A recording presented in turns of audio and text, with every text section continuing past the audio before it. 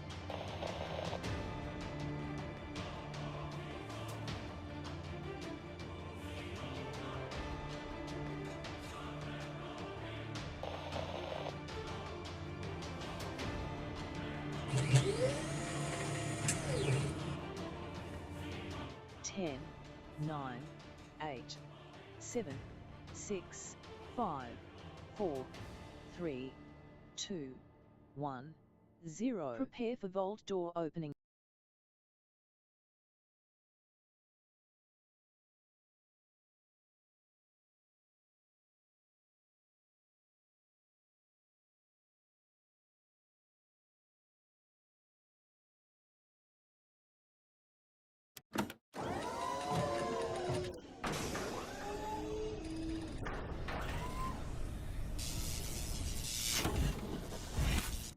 Hello and welcome everybody. Welcome to the stream. Thanks for coming in and hanging out. Put a 1 in the chat if you can't see and hear me. I knocked all my stuff over there. Getting everything going. It sucks being sick, everybody. It sucks being sick all the time, but you know what you do? You push yourself as far as you can. You rest up. You keep trying again and again and again. I've been doing that for nearly a decade, everybody. I've been doing that most of my life. Because it's always something, technical problems, or you're feeling ill. In my case, I have multiple medical conditions that make it difficult for me to sleep and do things. But what can you do, right? It's not something that you can just solve through doctors. You just have to live with it and integrate it into your life. So that's what I do. So remember that my schedule is more of a guideline than a hard, fast rule. So I try my best. And if I can't make it, just know that I am resting or dealing with some medical conditions or whatever it is I have to take care of. And then I shall be back as soon as possible and be doing more streaming here as well. Now, I'm wearing my awesome partner, Twitch partner shirt. I appreciate them giving this to me a while ago. This is actually one of my favorite shirts now. Absolutely love it. Got it quite a bit ago. Now, we're going to be playing some Starfield tonight. Let's get it going. There we go. There it is, hanging out right up there. We're ready to go because guess what, everybody? We're going to be working with the big ships today. Just bought me a ship. Cost about 350,000 credits in-game. And I'm going to go buy another one today, too. We're going to get 2 of them and mod it out and see how we like it. We're going to turn one into a gigantic cargo ship. We're on the C-class ships, the biggest ships that you can actually get in the game. And we're going to see what we can do and maybe spend $1 million or 2 today. We might have to do some more cash runs to get that cargo one going. I want to see what we can max out. Now, remember, everybody, to tell me nothing, right? Let me discover things as I go along. Unless you see it say learn to play or you hear me say it here on stream, that it's okay. But tonight, of course, we're going to be exploring the very, very large ships, the giant ships. And how to build those out. And I'll show you some tricks that I've learned along the way because there is no manual on how to do all of this stuff. It doesn't even walk you through like a little tutorial or nothing. It's just like, too bad. Now, I kind of like that sometimes, but also it's a little frustrating that you can't find like tips or NPCs to say, hey, if you try this or try that, that kind of thing. I feel like the best one that has a good balance of discovery and then also at least tells you somewhat is Satisfactory. Satisfactory does an incredibly great job of giving you all the options that you need at the bottom. And so all you have to do is read of what those different things do. And then, of course, there's some hidden stuff that you can find that really helps you with your building. So we're going to get into all of that tonight, everybody. So settle in. Let's see the first person I see in the chat tonight. It is Ems coming in. Show us some love. What up, Ems? Thanks for coming in and hanging out. Don't forget to go out and retweet, everybody. Get those retweets going. We're just a few days away, starting on Friday, which is, just a couple days away. We're going to be doing a stream, a graphic design stream, and we're going to be starting our Fallout for Hope. And that's where we raise funds for St. Jude Children's Research Hospital. I do it every single year, part of the global super stream event of literally hundreds and hundreds of various streamers that work together to bring hope this holiday season to children with cancer. And so hopefully we can raise some funds again this year, and they can next year they can get out of the hospital and they don't have to spend their childhood in the hospital. So become a St. Jude hero this holiday season. Now, of course, I've had tons of giveaways and things like that. So make sure to retweet, hang out in the channel as much as you can. You never know, you might get a gifted sub as well. If you get a gifted sub, guess what? You're going to get 3 times chance of winning, get 3 times the Kids Cap just by lurking in the channel. So all of that cool stuff, including all of the epic Kismet emotes and all of that as well. So really great time to be lurking in the channel as much as humanly possible and participating in the channel as well. When I say put a 1 in the channel, I want to see tons and tons of 1s in there. If I see them, that means you guys are backing me up in the chat, and I'm going to give you a bunch of Kids Caps for it. If you guys crush those tweets, go over there, hit the like button, hit the retweet button, crush those. For every 5 retweets, we're going to give you 5,000. That's 5 times the normal we give you. And then if we hit 10 retweets, we're going to give you 10,000. So great time to participate in the stream over there on X Twitter, as I like to call it. So get over there and work together as a team in the chat and earn potentially tons and tons of loot here in the stream. Now, again, my awesome sponsor, Bethesda Gear, has stepped up once again this year to help children and to support the thing. And I got some really cool stuff, everybody. They really went out of their way. So big love to Bethesda Gear. Show them some love, everybody. Show my sponsors some love. They're down below in the panels here on Twitch. You can find them, twitch.tv/Kismet. Follow those links. Show them lots of love over there, everybody, because they really stepped up. I've also got a bunch of game codes. Just a giant list of things, everybody, which I'm going to drop all that info on December 1st when we start our Fallout for Hope charity raising stream. Now, I'm going to try to stream as much as humanly possible for 24 days in a row for the kids, all right? This all goes directly to them. It does not go through me. I'll have a special link that goes through Tiltify, and it goes directly to them. I don't see it or want to deal with it. I want it just to go directly to them. I never see it or have anything to do with it other than, bring a little joy and positivity into your day, and hopefully that makes you want to give to St. Jude's to be a St. Jude's hero. So let's get to it, everybody. Let's do it. J. Din coming in as well. So Ems is number 1 in the stream. Let's give her, on her behalf, 1,000 Kids Caps to the entire chat. There we go. J. Din coming in, said, hello, J. Din. Did those emotes came out amazing? They just came out so good. Every time I see them, I'm like, man, those are like my favorite I've ever done.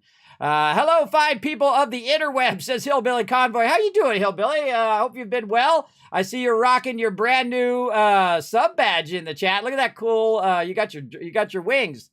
You got your wings in the chat there. Very nice. I'm doing well, Jay did. I'm doing well. I'm feeling much better now. I've been taking my medicine like a little good boy.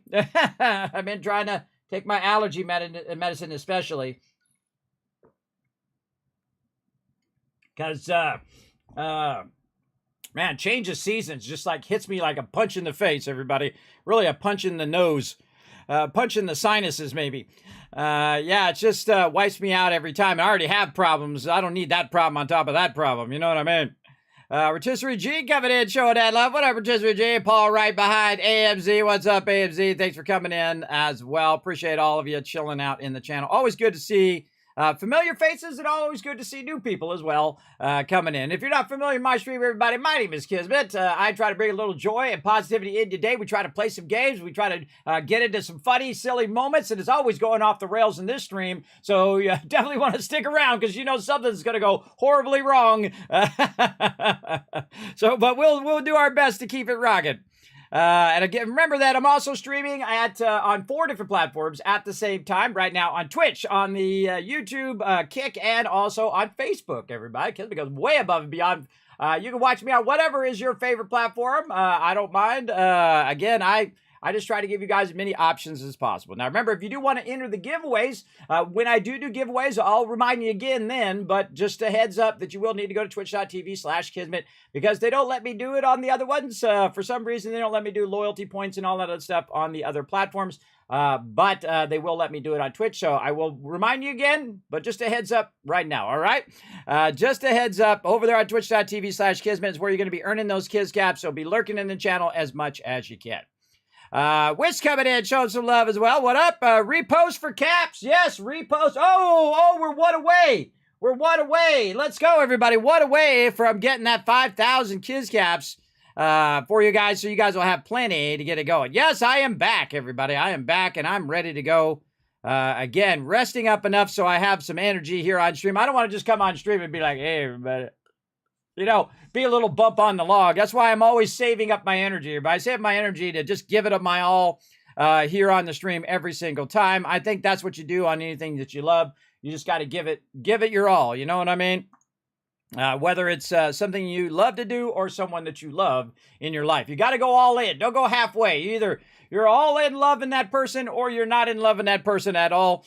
You got to dive into the deep end, everybody. Hey, Cameron, what's up? Thank you for showing some love over there on the YouTube. I see you over there. Thanks so much for hanging out. Kismet for the win. You guys for the win. That's what it is. That's what it is today. Thanks for all those ones as well. Nice job. LOC coming in says, Kismet, how you feeling tonight? Well enough to cause some ton of trouble. I love getting into trouble. We're going to get in some big trouble today because we've earned our way to the big ships, everybody. We're going to try to build out some big ships. We haven't quite unlocked all of our ability to modify those ships, but we're going to get them going at least a bit. And then, of course, tonight, hopefully we get to the point in which we can build anything that we want to build, and then we will build out the big mama jamma. We'll build out the big boys. And I have an idea, too, that I'm going to try to get one of each type of ship and then try to build the biggest of each of every one of those ships as well. So we'll get into that as well. That's kind of the rough outline of what we're going to be doing tonight. But you know, all sorts of things going to go off the rails. We're going to get into battles. We're going to get into fights. We're going to discover new things. You know how it goes in my stream. We have a good time. Thank you, Wits. Thank you, Flair, for those ones. Haven't played this game lately. I've gotten into an indie game called Sunken World. Ooh. Oh, Waterworld. Oh, I actually like that movie, everybody. I'm a big Mad Max fan. A lot of people said, that movie sucks or whatever. I've seen a lot worse movies than Waterworld, everybody. And I actually love the premise of the whole entire thing. I like the actors in there. I thought they were decent for what they did. I have nothing against Kevin Costner. I thought he was incredibly good, especially good at Dancing in Wolves, everybody. That's a really good one.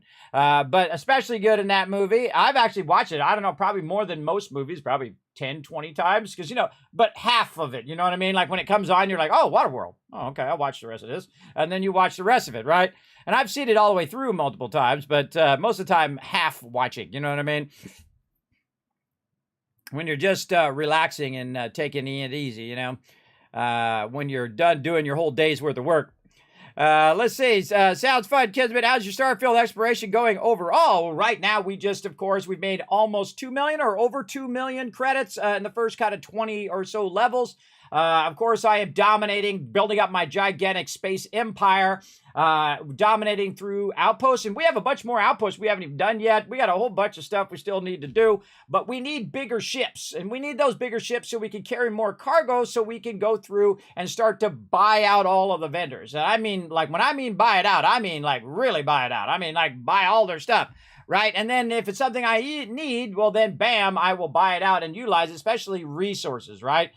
Resources are actually really, really cheap. And I suggest while you're in your first playthrough or second or fifth or 10 or whatever you're on, to utilize those low cost resources, man. Just buy them suckers out because they're way cheaper than med packs. Med packs are like 500 credits, which seems way expensive to me. And then the same thing with ammo. Those are fairly expensive for ammo and stuff like that. But the stuff that's the cheapest is the resources. So you can just buy a bunch of resources, go over there, start an outpost, and that outpost will nonstop generate you cash right now, making about 200,000 credits every few days in game. And I could actually sit here just tonight, spend maybe 3 hours on it and probably make between $1 million to $5 million. Just by doing that over and over again. I could forward time if I wanted to, which I don't like to do, because I like to, do one thing, let that sit for a couple days while I'm busy doing something else, like questing or whatever, and then once it's reset, then okay, then I come back, and then might do it once or twice a stream. But I try not to do too grindy, right? Don't make it too grindy, otherwise it's going to suck the fun out of it, for me anyway. Some people, they love the grind. I love looting. That's one of my favorite things, looting stuff and then utilizing that to, of course, forward the game and make me even stronger and stronger. All of those kind of things.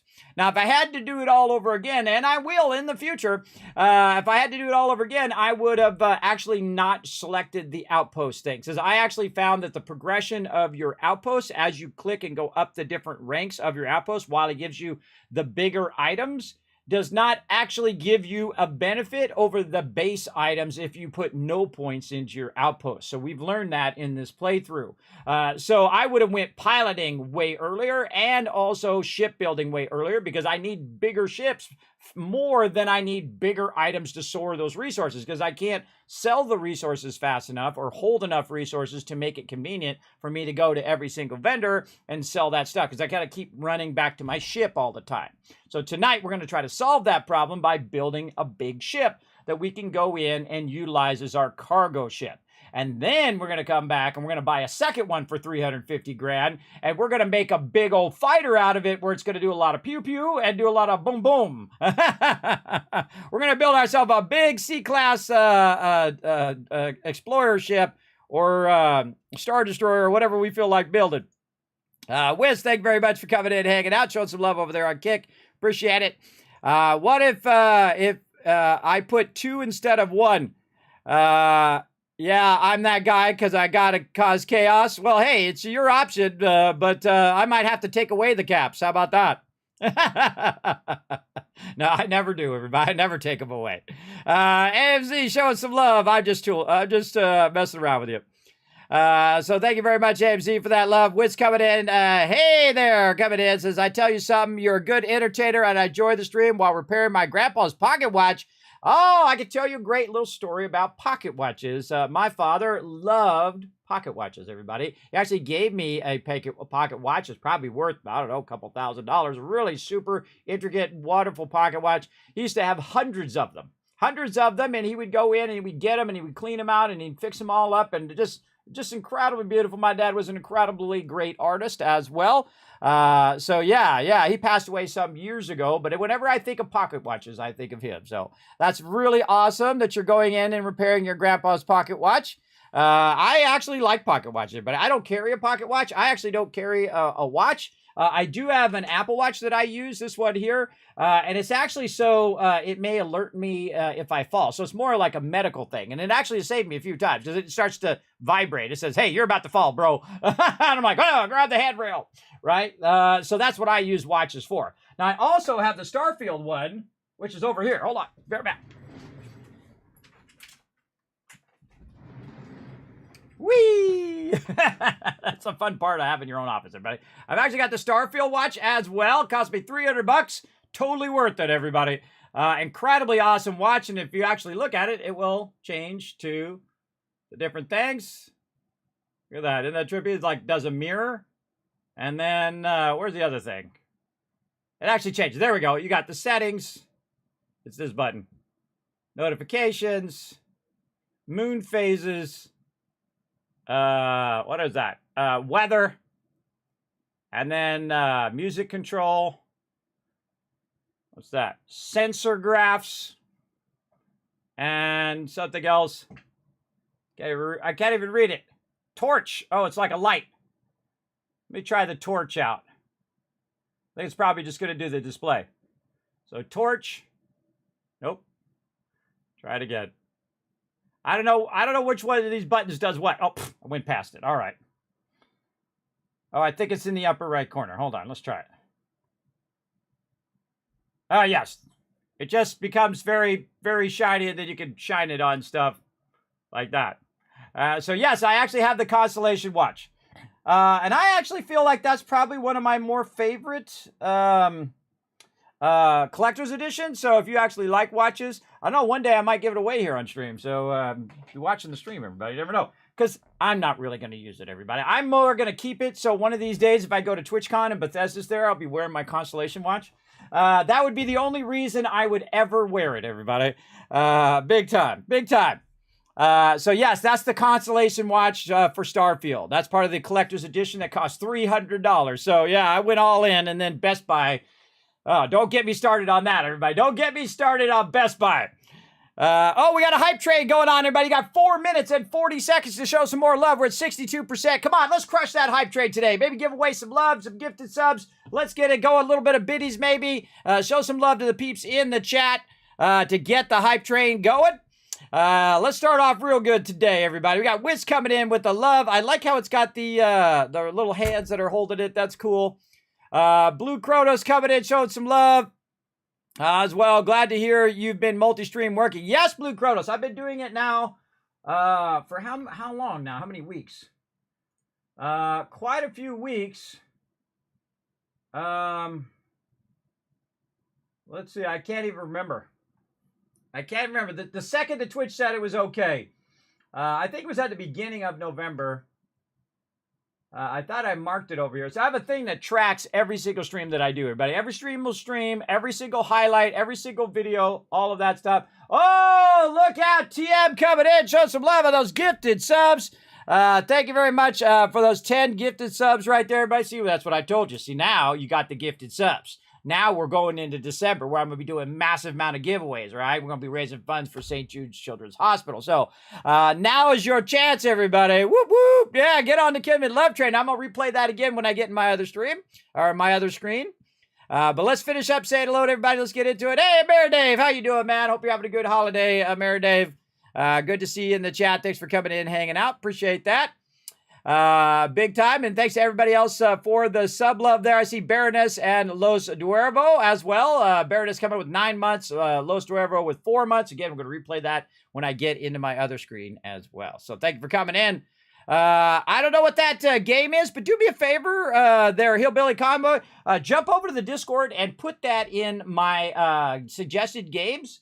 Because I'm not going to remember, or somebody go over there and put it in there in my suggested games for me, because I definitely want to check it out. I actually like that movie. I like that Waterworld movie back in the day. If you just turn your brain off, everybody, sometimes, movies don't have to be like deep existential, Shakespeare. They're just for fun. If you try to analyze it too much and you forget about the fun part, you suck some of it out of there as well. There we go. Sunken Land is like Raft, but underwater. The cities are underwater. Ooh, maybe we should play that with the crew. Is it multiplayer? That's the real question. Kick says I'm offline. Oh, hold on. Let me go see. Let me go see if my Kick thing is broken. I would refresh your screen over there on Kick, because I can see that it's working on my end. Says it's streaming and everything looks like it's good. There we go. Glad you're feeling better. Thank you. Pew pew. Yes. What's up, Raz? Hello. Welcome. I love my emote there, everybody. It actually waves. It's so cool. Thank you, Baroness. Thanks for coming in, hanging out. Appreciate you. You kill watches. The natural electric field in my body tend to fry the batteries after a few days of wearing them. Hey, that's a real downside there. Oh, that's messed up. That is messed up as well. There's TM bringing in that Kismet Love trade. There we go. Welcome. It's already suggested you put it in there. It's multiplayer. Oh, okay. Yeah, we might do it like on a Saturday. Now, of course, this Saturday, everybody, we're going to be playing the Wasteland mod for 7 Days to Die with my crew. One of my favorite times, I think, of playing any game, especially a multiplayer game, is when we first get in it. Like we were playing PAX Day the other day, the alpha. Oh, that was so incredibly fun, everybody. See, look, goosebumps every time. Those are my moments that I love most. When you're hanging around with people that you like, who love to work together, and you make a great team, that's what I love to do, play those type of games, for sure. So thanks for putting that in there. It's up to 5 players. All right, awesome. Did you see the Fallout TV series pictures that came out recently? I did not. I'm trying to avoid them. You can post them in my Fallout thing, but I will try to avoid them because I don't want to know too much about it because I want to just go straight into it and see it from release. Right? I hope they do a good job on it, everybody. I hope it isn't terrible, like a fan fiction, like fans did it. I hope it's like very believable and it's well acted. Otherwise, just don't do it. Just don't do it at this point. That's the way I am. That's even though I love Fallout, everybody, just make it great or don't do it at all. That's what I'm saying for games too. That's what I'm saying. Believe it or not, I have a friend that does that too. Oh, well, there you go. There you go. Big time. Have you tried a mechanical watch? Not usually affected by bioelectric. Oh, there you go. Look, someone giving you a solution right there. Hi there. Howdy there. It says, yeah, I use a mechanical watch.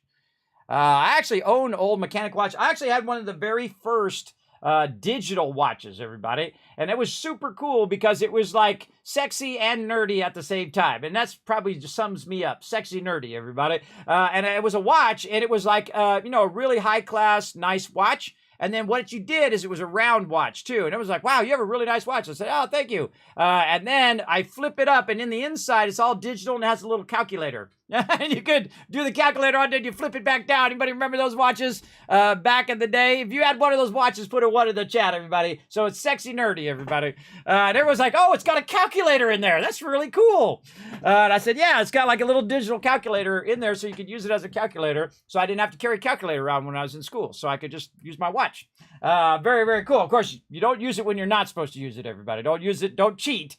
I never cheat, everybody. Cheating is for the weak-minded, everybody. What you want to do is work hard.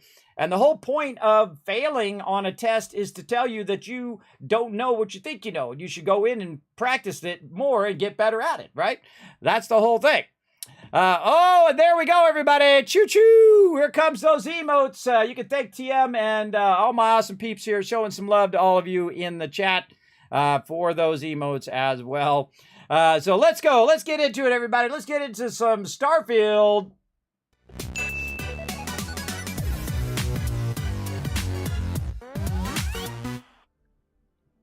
All right, get some hydration going on. Right over here. All right, let's do this. Let's get into it. Oh, man, super excited. Super excited to get in and work with my ship today. Look at this big gun I've got, too. Oh, there goes the Kismet love train. Coming through, showing some love. Let's see who's getting the gifted subs tonight. Let's see. Make sure to say thanks to TM for those gifted subs, everybody. We got SM Dragon getting some love. Josie getting it. Joey Blah, I think that is. Necro getting some love. Echo Beast, Harm Cohen, Air Julio, Ectroves, Chicken Jack, and QB Junkie. I know QB1 Junkie, a good friend of mine here on Twitch. All getting that love. Thank you very much for coming in and showing some love to everybody in the chat. Getting them ready for those mega giveaways that we're going to be doing all month long. Let me get my sound going. There we go. There we go. I'm one of the few people that do full screen alerts, everybody. Everybody else does little baby alerts. I call them little baby alerts. They're little alerts down in the bottom right-hand corner. I show you guys off because, hey, I think you deserve it for coming in, showing the love to the stream. Appreciate it big time. Right over there. There we go. Josie Wales getting some love. Then we got one more. We got SM Dragon coming up next after this. There he is.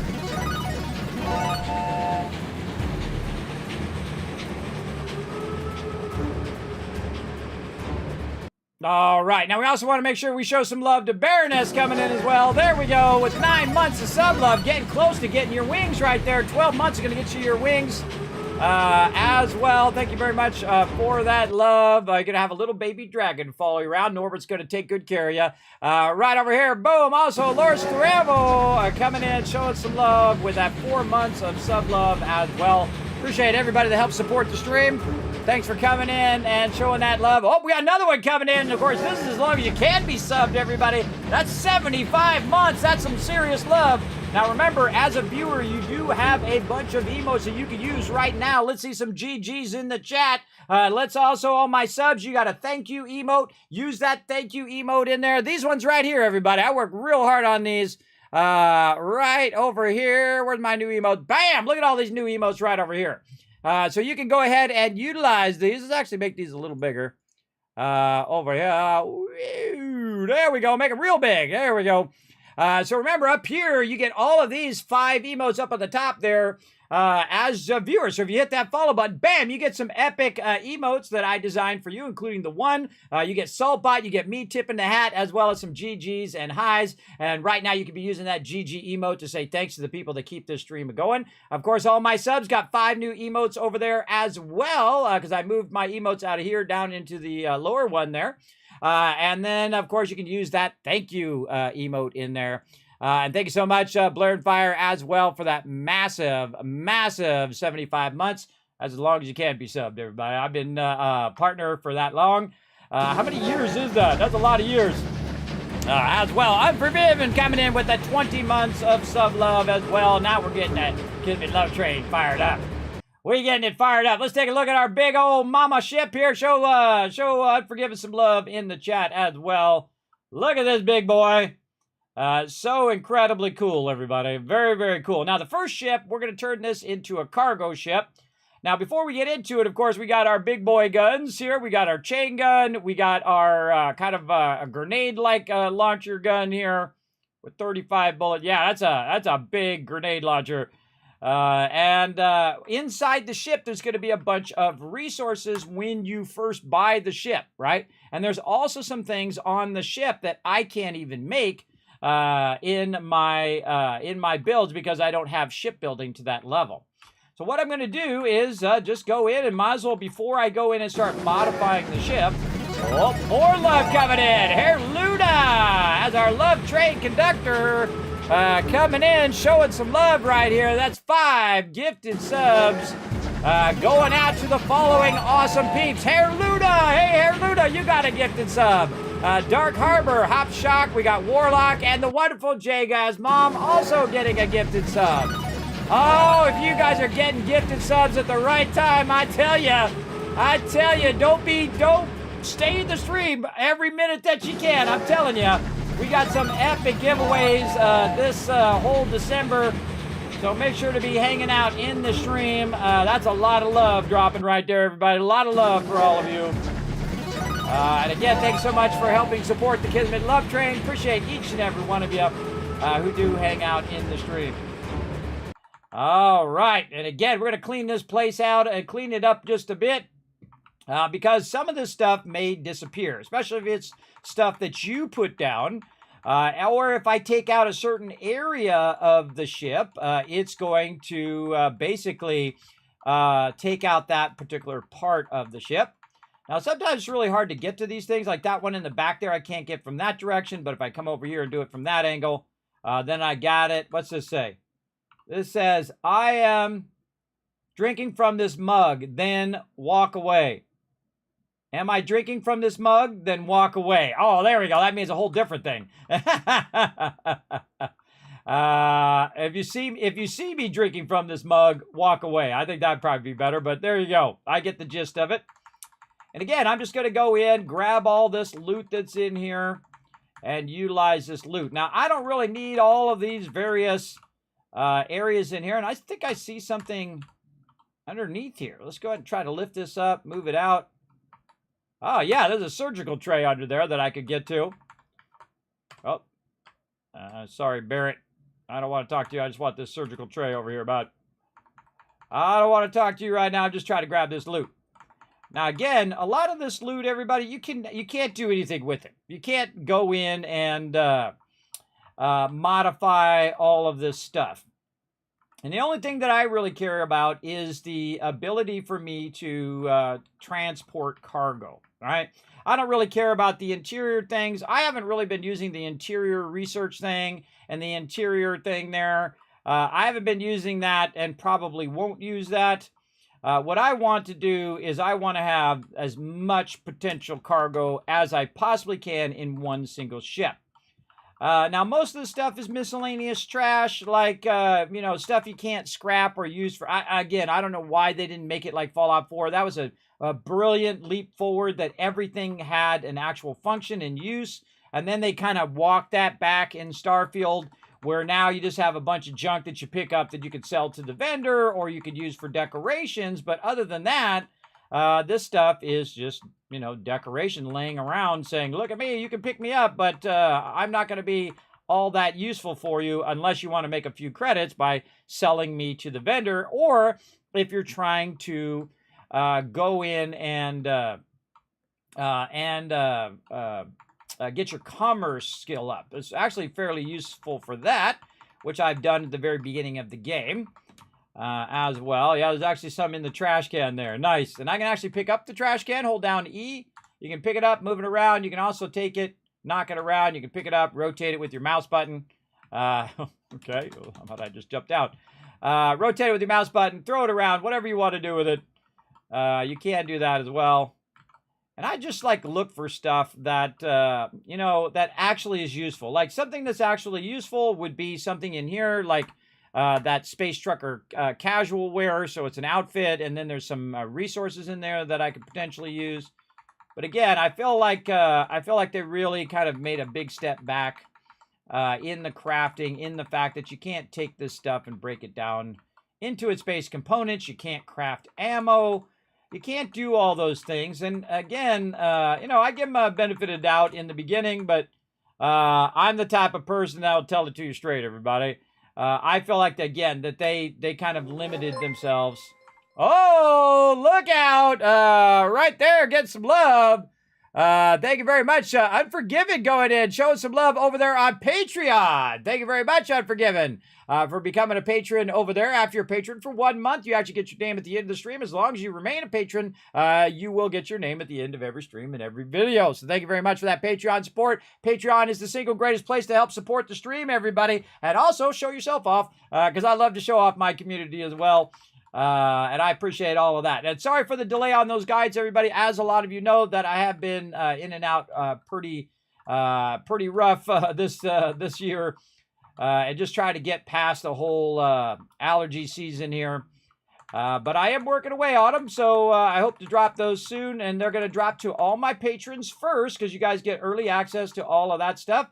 And then totally ad-free, by the way, to all my patrons. And then that'll eventually roll out on my YouTube channel as well. So be watching for those special guides that I'm making for all of you. Come on, come on. Give me that. Give it to me. Give it to me. You're going to make me pull that thing off of there, aren't you? Oh, I got it that time. I got it. All right, there we go. Let's see if there's anything in the toaster. Now, by the way, you can hold down E and you can rotate this stuff. Hold down E and then hold down E. Now, if you hit Shift, you can actually rotate it in different directions. No, don't do that. Get that out of there. Hold down E. There we go. Left and mouse button. And if you hit Shift, you can get it to a point where you can do that. Because what your Shift does is it changes the rotation. Like when you're doing 3D, right? So say you have an object, say your phone, and you're going to rotate it this way. Well, if I hit Shift, it's then going to rotate it the other way. Right? And then if I hit Shift again, it's going to rotate it this way. Right? So you can actually control the rotation of the object by hitting Shift, and you can actually open the lid, see if there's anything in there, grab it real quick when it's closing, like you hit E a bunch of times while it's closing, and then you can grab the item actually out of there, or you can pick the whole thing up, shake it, and then just shake the item out of there, which I've done many, many times in this playthrough. So very, very fun. So again, let's keep looking for loot, and I know there's just a ton of it laying around. And I'm less looking for the miscellaneous stuff and more looking for things that are of more of use for me, like first aid kits and things of that nature. Some of this stuff you cannot reach, or you got to find that like in-between spot in which it allows you to get it. Sometimes further away is better. Sometimes closer up is better. You can see sometimes it'll flash up like that. And again, I don't know why they made it so difficult to get that, because this is an actual crafting thing here. This is actually a cooking thing, so it's going to make it real difficult for me to get that stuff underneath because of that. But if you get it just right, and see, it actually says storage box. Sealed container. There we go. Yeah, so it's actually getting the storage box, which is somewhere around here. Somewhere else. So we'll go ahead and get all this miscellaneous stuff out of here. And I like to clear it because what it does is it triggers my loot response, right? For any of you know what I'm talking about, who've done a lot of looting, what you want to do is clear all that loot so you'll know what's left over. So you can find the real good stuff like the magazines, which are going to give you a permanent boost to your character and so on. Those are all the things that I'm looking for in this ship. See something down below here. Yeah, there we go. A little oxygen thing. There's something under the bed that's really a bit tough to hit there. Food tray under there. Got it. Wow, okay. And this is called scan mode, but I really call it loot mode because that's really what I'm using it for. Is in the inner circle here, this part here, this circle, and inside, it'll show you if there's any loot around there. It'll also show you other things like other baddies that might be nearby, stuff that you might have dropped on the ground, any loot you might have dropped. Very, very useful. Oh, I forgot to get all this stuff on the table. And again, now look at this container that I missed down there. Again, I usually multiple sweep through an area. Now, as I go up, I don't use the ladder anymore because I do have the boost pack, so I can use the boost pack to just grab on the edge. That's a much easier way of getting up. I think the ladder takes way too long and is super awkward when you get to the top and you have to step to the side. I'm not a big fan of ladders that make you step to the side. I'm more of a fan of ladders that come up to a landing. And I do the same thing in 7 Days to Die. I try to always make it come to a landing because it's just awkward to have to sidestep every time you come up a ladder. And that's the same way in real life, everybody. It's really awkward to have to sidestep as a human being. And again, just clearing all this stuff out because most of these modules are probably going to go bye-bye. And so, the books, stupid console command, which I cannot get rid of.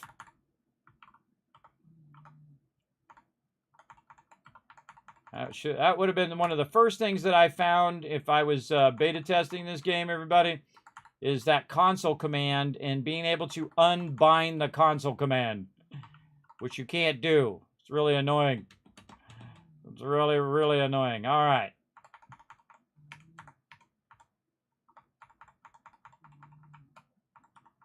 And again, just going through and making sure I don't miss anything. And again, looking mostly for... That's kind of annoying too, that you can't just double hit E to get through the books. Like that. There we go. Always looking in mirrors because I always think, oh, there's going to be some stem packs in those mirrors. That's Fallout 4. Fallout 4 and Fallout 76 talking right there. Again, most of the stuff I'm picking up is absolutely useless, but some of it actually is useful, including all of this little food and stuff here. There's some coffee and things like that we can actually utilize for cooking and stuff. So we're going to keep all of that stuff. And there we go. I think we've pretty much cleared out the ship. Oh, I got that storage box. The storage boxes are way too small as well. They're not only small, they're like ridiculously small, everybody. It's just like they were laughing when they set the size of those chests. They're like 10. So you can barely hold anything in them. It's like they'd be better if they didn't exist. But when you're actually at a location, you see they're 10 over here. But when you're at a location, like if you're going into like an area on a planet, they're actually unlimited. And so you can put an unlimited amount of stuff in them there. But for on your ship, nope, you can't put an unlimited amount of stuff in there. And that's just stupid. Why they would have it one way or the other, I don't know. Don't blame me. I don't make the games. I just play them, and I try to find all the tricks of the trade here as we go. Okay, so now we have got this going. All right. Looking very, very nice. Okay, so we got all of that going. We got all that loot. Oh, we should check the captain's thing. So we want to go up there. And then, oh, I'm definitely overburdened. And then go up here to the top level. Oh, I forgot to get all this on the top level. Okay. Back up. Love how it pushed me back down there. Get all this stuff up here. Again, some of that stuff is food. There were some chunks there. And some of that is resources that we could use for building. More resources. For building and for crafting. All that's good. And I have the sound off right now, so we're not listening to a whole bunch of overlapping audio. There's some adhesive that we could use. And again, just trying to clean out the ship. This is how I would keep the ship. I would clean all this stuff out of here. If no one's using it, it's just sitting there. It's a huge waste, I think. But that's just me and my crazy ideas. And is there anything up here on the front console? Doesn't look like it. Now, the cargo hold, we're not so worried about. The one we're worried about over here is the captain's locker. Because if there's something in the captain's locker and I change it around, potentially you could lose that. If you have stuff laying around in your ship, that stuff that's laying on the ground could be lost as well. So I suggest anytime you're about to modify your ship that you go ahead and grab all of the resources that are laying around anywhere. Especially this stuff, med packs and things like that. I missed that med pack. Definitely the med packs. I missed all of this for some reason. I don't know why. Stuff in there. Wow, look at this. Missed all this stuff too. Need a new adapter. Missed all this stuff. Now, see, this one's actually bigger. This one here is 150, so this one's actually useful. I feel like what I want to do is find the smallest version that has one of these lockers in it and just put those in the ship, and then I'd have a bunch of lockers in my actual or chests inside my ship. Now this one is a three level. You can see it's got this in one level, which I guess I could throw a bunch of resources down there. Then it's got the storage crate, and then it's got the backside. So the 3 one is useful. Now what I really need to do is to catalog all of these or find the ones that are the most useful for what I'm trying to do, right? Like I want to find ones that have the bigger storage. I want to find ones that have, what do you call it? Have the workbenches. There we go. The workbenches on it. And then also the ease of access of coming in and out. And then having a spot to drop all my extra loot. That is a really, really useful thing to be able to come in, drop off the loot. Also have areas in which it's generating pharmaceutical kits and medical kits. That's also very useful as well, as I've found in there. Now, remember, everybody, I'm going to put it back up here. And, of course, it says it in the chat rules and all that. Remember, tell me nothing. Don't say, Kismet, if you do this or click this or do that thing or do this thing. For most of you who've been in my stream for now, you should know by now. So keep that in mind. Most of the time, it will stay persistent. I've found the only time that it doesn't stay persistent in there is when I start to take away modules and modify those modules as well. Now I'm going to move over there. Look at my thing going up right there. Oh, okay. We'll slow walk it. Hopefully this thing is reset and I can sell all this miscellaneous junk to the actual vendor. Oh, it has reset somewhat. All right. So let's go into my inventory. Sell. And then we're going to go to miscellaneous stuff. Yeah, overburden. Then I'm going to sort it by weight. Now, the reason why I do it by weight is, one, to reduce my overall weight, but also I do it by weight because the stuff that I want to keep is at the very bottom, which doesn't weigh anything. So very, very important to try not to accidentally sell off all your stuff, because I've done it before already. I've actually sold my digipicks off when I didn't want to. So we're going to sell all this stuff off. Now, if you actually don't care if you get the money for this stuff, you can actually just keep selling it. And it will keep selling it even though it ran out of credits. It will just keep selling and selling and selling this stuff off, even though you don't want it. So a great way just to get rid of your miscellaneous stuff. If you want to just keep selling it, just keep hitting E, even when it runs out of credits over there. It'll still sell it to the vendor. Great little workaround. Of course, it would be wonderful if I could just say sell all. If I could lock the things that I don't want to sell all the rest of it. Because this part is really tedious. And again, watch out right about here. So I've got 99 digipicks that I don't want to sell. Sell the dart. Sell the tequila, Tranquila tea. I thought it was tequila at first. Sell that, and there we go. And then, of course, I want to keep my digipicks, and I got a bunch of credits for selling that off. Now, also, I can go into my main ship, see if we've got anything in there that we might want to sell off as well. Now, I've been saving a lot of the aid stuff and saving all that stuff to do crafting with it later. Okay, so we've got that going. Now, do we want to modify it here, or do we want to modify it back at our ship base? And I actually feel like it's way easier to do it at your outposts to modify your ships. And the reason why is you don't have to go through the dialogue of the NPC every time. You just go up to the terminal, you say, I want to modify my ships, and you don't have to have a big old conversation with the guy every single time, because that's annoying. Now, I've also made it, if you notice, that I can quick travel. And so remember that you can only build big ships so big. If they get too big, they will not land here. So we got to keep that in mind as well, because it will warn us when we go in to modify the ship. Go ahead, get down there. There we go. Come on. You got, wow, my jetpack must be super powerful today. What's going on? There we go. All right. So now we're going to start to modify the ship. Now's a good time to save, though, because we just did a bunch of stuff. There we go. All right, view and modify ship. So this is it. This is the Narwhal, everybody. And I'm actually going to leave that name because I think it's a pretty awesome name.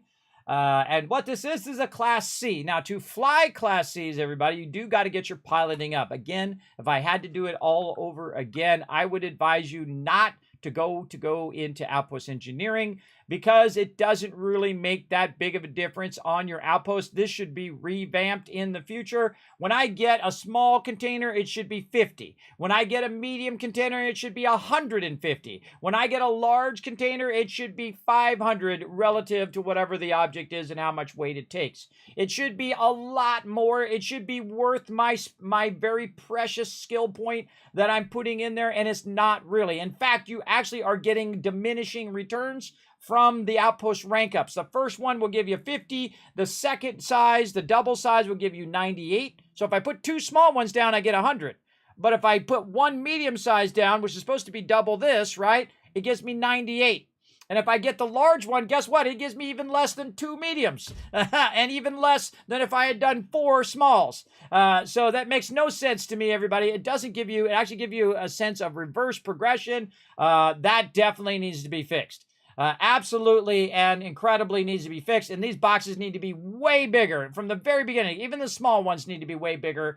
They need to be like 100, then 500, then 5,000. That's how they should be. They should be way bigger than they are. And if they had only asked me, I would have been happy to tell them. Because you know why? Because I've been playing games for half a century in real life, everybody. Not in game, not just in game, but in real life. So what we're doing is we've been going into piloting now. And the reason why we've gone into piloting is so we can pilot the big boy ships, right? The C-class ships, the largest of the ships. Right over here. We've maxed that out by going out there and taking out and battling a bunch of ships. We spent a good amount of time doing that last time. It was super fun, getting into all sorts of battles. Of course, I used my economic power to go build myself what I call the Bulldog. I bought myself a nice ship with really big shields on it, the best shields I could get for level A. I then went in and added a bunch of weapons to it, and that's its only purpose was to battle. And then, bam, it blew away all of the competition. I annihilated them, except for a few times I think I got blown up there because they ambushed me or something. But I did get, I think, about 50 of them we had to take out, somewhere in there. And then we got our piloting to maximum. And then we had an extra point. We start putting it into our ship design. So now we can go ahead and get that going. Now, the great thing is while we're working on what we're doing here by upgrading our ship, we're going to be unlocking or utilizing our ship modules. So we're actually, to unlock a higher rank of what I'm doing here at shipbuilding, we actually need to do some shipbuilding. So that's what we're going to do to progress our challenge there, so that when we do level up again, we get rank 2, rank 3, and rank 4, so we can get all the way to the top level of ship modules. And just have the most obscene ships that we want. We have an unlimited, of course, modules to be able to use. So that I should have done earlier, everybody. Now, if you really want to go above and beyond, check this out, everybody. This is actually all my perk points and how I chose them in what order, because I do have a spreadsheet for that, because I'm on next level, everybody. I'm way beyond usually everybody else's level. And again, I would have definitely skipped all of this and actually went piloting much earlier. I'm going to do that in a future playthrough as well. And see how much of an effect that has. But for now, we're going to keep on rocking. I'm level 29 right now. We have made, really without trying too hard, 2.4 million, if I round that up, around 2.4 million in the first 29 levels or so. I actually became a millionaire in the game at level 14. Yeah, very, very cool. Now, of course, I did it through Outposts. You could also do it through battling and wiping out a bunch of peeps. You get massive amount of loot from doing that, or going to different areas and looting those whole areas out and selling it that way. You could collect resources and make items and then sell those, which is what I'm doing. So I'm doing Outposts and a bit of manufacturing, and then using that manufacturing to sell stuff to the vendors, and then, of course, get all the credits, and then I buy the things I want. Like in this case, this $350,000 ship. So it's already got some of the modules in there that I cannot make. So that's why I bought the ship as opposed to made it from scratch, right? Very important. Same thing with my other ships as well. What's up, Barrett? I gave him some of my legendary outfits. He's freaking me out just a little bit. Freaking me out a little bit there, Barrett. So we're going to go into our ship builder control. Here we go. Now, I can just upgrade the ship, but this ship is going to be my cargo ship, right?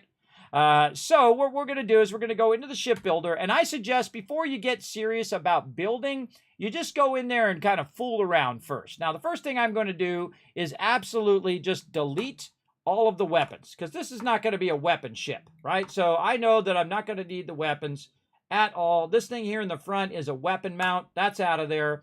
And you can see that it actually shrunk up the ship. The actual front, the fore of the ship has shrunk. Now, what else do we got in here? We got a foretop. Structural component are largely cosmetic and allows you to modify your ship size, personality, and silhouette. Well, I don't care about the silhouette. You know what I want? I want to put in a bunch of cargo. That's what I care about. Here in the center, same thing here. So I'm going to go ahead and take these things out. Again, these are all cosmetic right here. I like this connector here. This connector is pretty awesome. Now, if you do want to do something, you can go into this connector here, and I can just say G to duplicate, and I can move that connector forward, right? Well, it doesn't have a double connector underneath here, so I can't really connect it there, but I could connect it here or elsewhere. Now, this right here is a docking unit. I actually rather have the docking unit on the bottom than on the top. I also like the entrance, like right here. I prefer this to be actually in the front. So we're going to go ahead and move that around. We're going to go ahead and take this cosmetic piece out of the front, and we're going to go ahead and take this. Now, how do I take this? Well, you can just go in and hit Z to flip these objects. There we go. And then I can try to connect it to the front, just like that. There we go.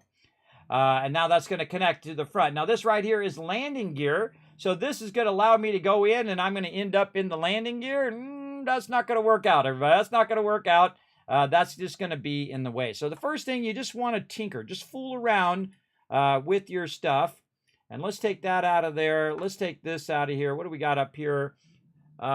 This is just to give it a little personality. We're going to take those out. We don't need that over there. This is a quarters. This is captain's quarters. These are just connections. This is a cargo hold, so let's move that off to the side as well. And then, again, over here, the cosmetic items, we're just going to go ahead and take these out. This is largely cosmetic. This is living quarters out of there. So we're just taking this out. This is our mid. This is our all-in-one berth. This is our infirmary. And then these are all our supports down here, right? So this is our science lab down there, down below. We've also got our Teo computer core. And up here, we've got, of course, our cockpit. So again, I suggest just to kind of pull our stuff out. Over here, we have our storeroom mid. And then, of course, we have our lower area here, which is basically our support. So I'm going to move our support out of there. These are weapon mounts. Just start taking it apart to get an idea, get a general gist of what everybody else is doing. Now, the back part here is perfectly fine. It's got a shield generator there, pretty decent shield generator, $9.95, a generator that I cannot even make, so I don't want to take that out. We've got a pulse laser that actually shoots from behind, which is pretty cool. But we're going to take that out as well. We're going to go ahead and take out these little weapon mounts. Again, we're not going to use it for weapons. We're going to use it purely for cargo. And you can see, by the way, also that I'm getting some cash back on there. I also have 500,000 credits on top of the value of this ship, which is 350,000. So basically, it's giving me some money back from taking that stuff back. Now, I do need these supports, so I do want to keep those. This is a 4 bottom. That's a cosmetic item. Cosmetic item. cosmetic item. All right, we've gotten that out of there. We've got some connectors here. This was connected forward originally. Kind of feel like that should probably connect over here. We'll get back into that. And so we have pretty much the components that we want to start with. And we've removed all of the cosmetic components that I don't really need, right? Now this one over here is giving me cargo of 1480. So we're going to try to drop that in there and do that. And then also, again, this is Starship Rank 3. We're going to try to see if it lets me grab this and make a copy of it, which it does not let me do. You can see over there, let me move my little tell me nothing thing up here just a little bit. There we go. Just above that. The reason why I put that on the screen, everybody, is people don't listen in the chat and they tell me stuff when I tell them not to. There we go. Does anyone know if magazine bonus is still active even if you don't have the magazine in your inventory any longer? I haven't figured it out. Well, yes, it is a permanent edition. Yeah, they're permanent bonus and you don't have to carry them. Just like in Fallout 4. Yeah. For this type, exactly, Blue Chronos. Exactly. And if you guys want to see my spreadsheet, you're like, Kismet, I want to take a look at it. Bam, there you go, right over there. I got a bunch of spreadsheets for extracting, for my skill progression, for notes and suggestions on Starfield. All of that kind of stuff are in there. You're welcome to go check that out. Save it out and use it for yourself if you wish. It's all about you. All right. Then we got Science Lab here in the bottom. All right. We're going to take that Science Lab out. We got Computer Core, taking out the Computer Core. And we've got the storerooms there, and there we go. Now, again, see some of these things, like this Starship thing here? I cannot even make these. Now, I'm going to hit G, which is going to allow me to go ahead and make an attachment to that cargo thing there, right? So what I like to do is I actually like to have the cockpit on the same level. So it's really easy for me to get to the cockpit and whatnot. And so I have different entrances I can choose from. And of course, the one I have right now, wherever it wandered off to. Oh, did I take it out? Oh, I might have taken it out. All right, well, that happens. But what I want to do is figure out what level do I want my actual ship to be at, right? So I can actually bring that down to the lower level, the cargo, and just kind of stack this cargo back here. Now, I would not get rid of that because that is a level 3 item that you cannot actually make at this point. And that's why you'll see some of these things I will not get rid of because they are things that I cannot make. I cannot make that shield generator, right? I cannot make this level 4 gamma drive, right? So be very careful. Same thing here. This is rank 4 reactor that I can't even make, so I don't want to get rid of that either. And I'd love to go in. Now, it did used to it. I think they patched this, everybody. It did used to make it where I could actually copy items and duplicate the items, even though I didn't have the rank for them. And it looks like they've patched that out because it doesn't let me copy this thing here. But let's go in and look at our cargo, because that's our thing we're looking for here, right? We want to add a cargo. So this would add a cargo of 950, and this would add a cargo of 1200. Now, the one I currently have right there, this one is adding 1480. So let's try to put one on the top. That's a top one. What about one on the side here? Notice how it gives you different options depending on where you actually put that object. Vitally important to know the difference and what is more effective. Again, our cargo galleon here is our most effective thing right now. It is the most expensive thing as well, around 6,000 to add 1,200 more cargo. And again, my job is to try to get as much cargo as I can onto this one ship, right? That's what I'm going to try to do. And so we want to use that galleon as much as we can. Now, I would much prefer if I could get more. Like this one right here is going to add 240 for 7,000. I don't know why it is so more, but maybe because we could just put those. Those are much skinnier, and I think they probably have less of a mass, 72 mass. There, actually, let's sort this. Can we sort this by value? Probably not. Yeah, so this gives 72 mass for only 240 cargo. And then if we go down to this one, the galleon, 252 mass. So that's a big about a mass, but that will give us 1,200. But I can't make that because, again, I'm not rank 2. So that's not really going to be an option for me there. So I can't really choose that one. So let's go back here. This one's 950. Let's just try to find one that we can do the most of. That gives us the most cargo out of any of these. It's like 950 is our option right now. Now, if I could, I would go in and I would just copy this one, because this one's really nice because you could just put it in the center of your ship and it would act as the core of your ship. And it would just be at the bottom. You could just spread it out at the bottom and just put your stuff there, and then have your entrance up at the top level. That would be pretty nice. Or you just have an entrance area, and then the whole rest of the bottom of your ship is cargo, and you can make the whole thing cargo all the way up. But again, it looks like the cargo hold is our best option. It's going to be about 200 mass, and it's going to give us 950 at this point. So that's just what I'm going to go with. So we're going to go with that one.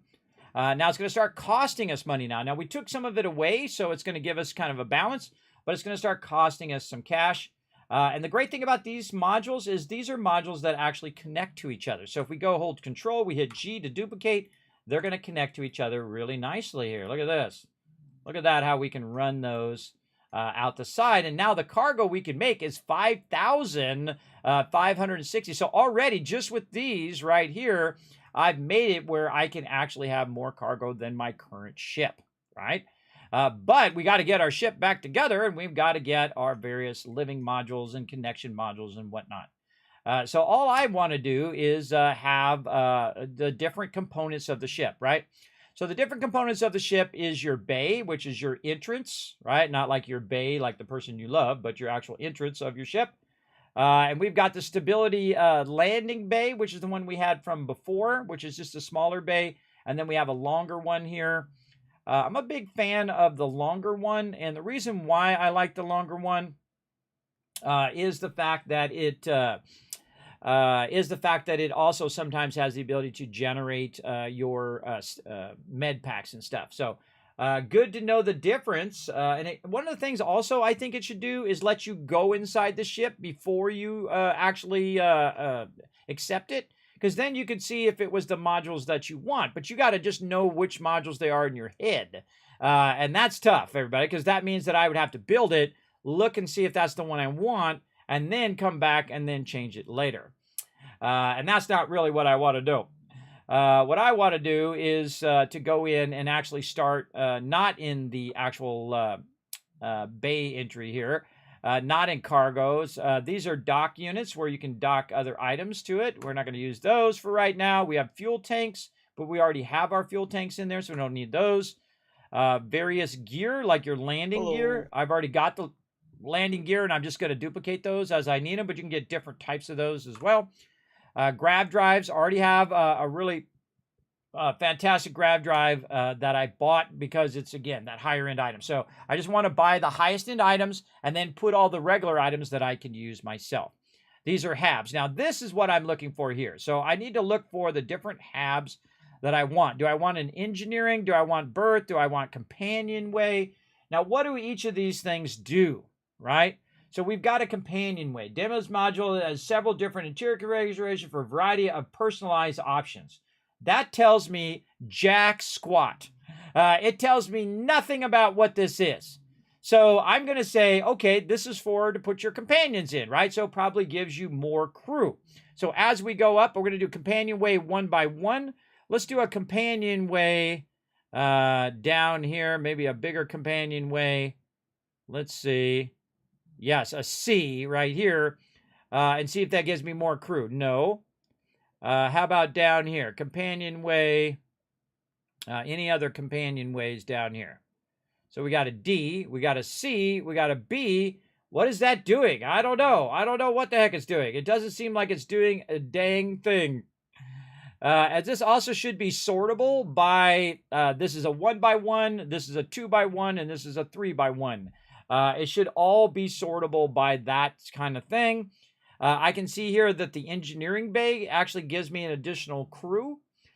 So that's good. So yes, and it doesn't say that. It doesn't say add crew. It doesn't say over here that you can add more crew, right? but it does say it right here. It tells you, okay, this is a whole item, and it gives you one crew station. So really, that's what we're looking at. We're not looking at anything over here. We're not looking at the description down here because that description is useless. We're looking at what it does right up there. That's where your eye should be going, right up there. So there we go. So this adds 2 passenger slots here. This is going to be a berth here. This is going to add 2. Which one can add 3 passenger slots? Let's go. Let's see if we can find the 3 passenger slots. I'm just scrolling down with my scroll wheel, waiting for that number to turn to 3. There's none. There's none. Okay, so we know that the maximum we can do is 2. So I do want to have a lot of passenger slots, and the reason why I want to have a lot of passenger slots is so that I can hire a bunch of people to boost the power of my ship, right? So if I hire a bunch of engineers, I hire a bunch of people who are really good at shields or weapons, and they can repair those weapons while I'm in the middle of battle, right? So you want to use your not only your companions, but also all your other people who are going to boost you in theory. Now, I have seen no indication at all that any of my companion skills is helping me in any way whatsoever. Whether I put them on my ship or whether I put them on my outpost, I don't know why that isn't more obvious, that it doesn't say, oh, hey, this is now effect, right? Great example is outpost engineering, right? So I put a companion there at my outpost. I say, okay, well, now I probably could do higher level outpost engineering, right? I could do more modules and things like that. Nope. Doesn't have any effect on it whatsoever. It doesn't allow me to unlock new modules or anything like that. It just waits for me to unlock it through my skill points. So I don't know what that whole part is about. And since there's no manual and there's no way of telling whether it's having an effect or not, we are still discovering that as we go along. Now, don't tell me, everybody, because again, I want to go along at some point and say, oh, that's why, that's how that works, right? Those are the kind of journeys I like to go on. Okay, so we got all-in-one berth that has less mass. Now, you also need to think about the mass of your ship. The higher mass that your ship has, of course, the harder it is for it to push it through space. Now, I don't care if it can turn. I don't care if it can get into battle. I don't care about all that stuff. All I care about is a big flying brick that gets the most resources from one location to the other location. That's all I care about on this ship. Now, of course, another ship we're going to get, that ship's going to be all geared up with a lot of pew-pew. We're going to get into that later. But we want to go in and say, okay, well, this is a 3-in-1. But do I need to do a 3-in-1? Why not just do, if it has the same passenger slots, why not just have 2? Why not just have 2 in there instead of 3? We've got an engineering bay. We've got a storage room, an all-in-one berth, which is a 2. This only gives me 1 crewing station, a Nova. Okay, so we got Demos, we got Hope Tech, we got Nova, we got Stroud, and we've got Teo, and what else we got? And just Teo, okay, and then Teo stuff. So Teo being, of course, the most expensive, they say, of all of those things. And I believe the modules that I'm using right now are Teo modules. Let's actually get out of there. Yes, these are all Teo modules that I'm currently using. And again, this ship cost me $350,000, and it's mainly because I can get those higher level items. Now, eventually, I can just buy those items when I have my engineering up. So again, we go over here and we go ahead and click on this thing. We're going to hit G and get back to this. So really, what we want to choose is which one of these is which, right? So these all probably are pretty much the same thing, but they are different manufacturers of the same thing. So if we go over here and we look at what's most expensive, because that's the first thing I would go to and say, okay, what's the most expensive thing from Stroud Ekman? Okay, it's a 5 and a 2. It is a all-in-one berth. It's going to give me 2 more passenger slots, and it costs me $12.15. Now, if I go down here to Teo and do the same thing, a berth, an all-in-one berth, right here, we need a 3x1 engineering. Where's my all-in-one berth Teo? Right here. No? All-in berth, 3x1. Hold on. Yeah, this is a 3x1 all-in-one berth. 3x1 engineering. So there is no all-in-one berth for Teo. No, see? So Teo doesn't have a 3-in-1 all in one berth. Okay, well, now we're learning, aren't we? And this is an engineering bay. And all of these engineering bays only has one crew station. And I'm trying to get 2 crew stations in there. And this is a 2x1. Let's see, I would want a 1x1 that gives me 2 crew stations. That's what I'd want. Because then I could put a whole bunch of them on there, right? So 2x1, like right there, that's a 2x1 that gives me 2 passenger slots versus a 3x1 that gives me 2 passenger slots. But it also might have an additional benefit of the fact that it might have a storage in there. It might have a crafting item in there as well. Like it might have a crafting bench in there. Now, I don't care about the crafting benches. The only thing I care about is using the most of my hull resources to carry as much items as possible. That's all I care about. I just want to carry lots and lots of cargo. That's my main goal with this particular ship. Now, you got to have your supports at the bottom so that it can hold up all of this weight. Vitally important. And then we can also go over here. We're going to get out of this. And we're going to grab this. We're going to put that back there so we've now got the whole backside connected to the ship. We've got our storage underneath there. And again, I try to maximize the space. See this? This actually could move back. This could move back again in the back here. Try to utilize the actual space a little bit better. Let's see. And then this is the lower side of this. So yeah. And then maybe we could get some more cargo underneath there. Let's go ahead and see. Let's go back to our cargo and see what we want to do with that.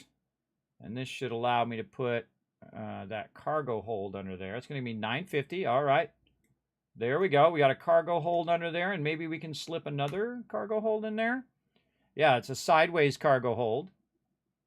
And it's going to be these ones here. And again, just trying to get the maximum amount.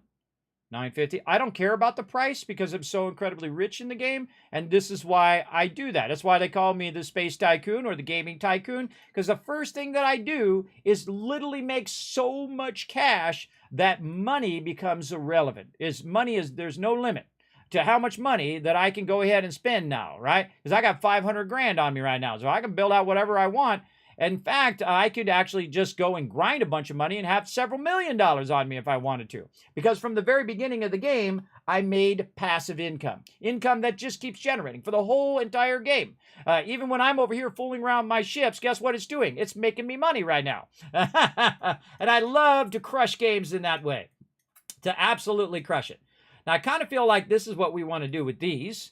Let's go ahead and grab this and flip this around the other way. Like this. I kind of feel like we want to do these on the inside here. Actually, I'm going to go ahead and take these ones out like this. And we can't put that on the side. So we might want to put our thing like that. Now, what we're doing is putting our support in the center like this, and then cargo on the side, and then like this. And then now what we do is we have a rail to work with, right? So we're putting our cargo on the underside, right up against this edge, like this. And it will automatically shrink down the thing. Now, this is one of my favorite parts. Everybody hit G. And then what you can do is build off the end. Or you can just hold this down and go grab this item here. And just say, hey, I want to duplicate this item, right? I want to take this item and move it. And that's super useful. So you do that by holding down the left control button. And then you say G to duplicate, and bam, bam, bam, there we go. Now, do I need that many supports in the center? Probably not, but that doesn't matter because we're going to do something super obscene here. We're going to go ahead and just keep making copies of this and see how much cargo. Now we have 9,000 cargo. My current ship holds about 4,000 cargo. It's a level A cargo ship. Now, there's a whole bunch of things that is wrong with this right now, including a problem with the ability to dock with other ships, right? So I'm going to need to go in and probably pull out some of these supports for right now and try to get my ship so it actually is just going to be on the lower side of the thing here, right? So I do want to go in and say, okay, let's just start with something that's going to allow me to get into my ship first. which is way back here, which is our bays here. And actually, I'm just going to start with a little bay here. Oh, we want to flip that bay around. Come on, little bay. We should have kept our other bay because it would have been easier just to rotate it around. So it does not want to let me put that bay there because I have to have some sort of interior location in there.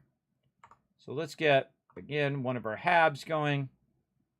And I'm just going to go with a 2x1 all-in-one berth here.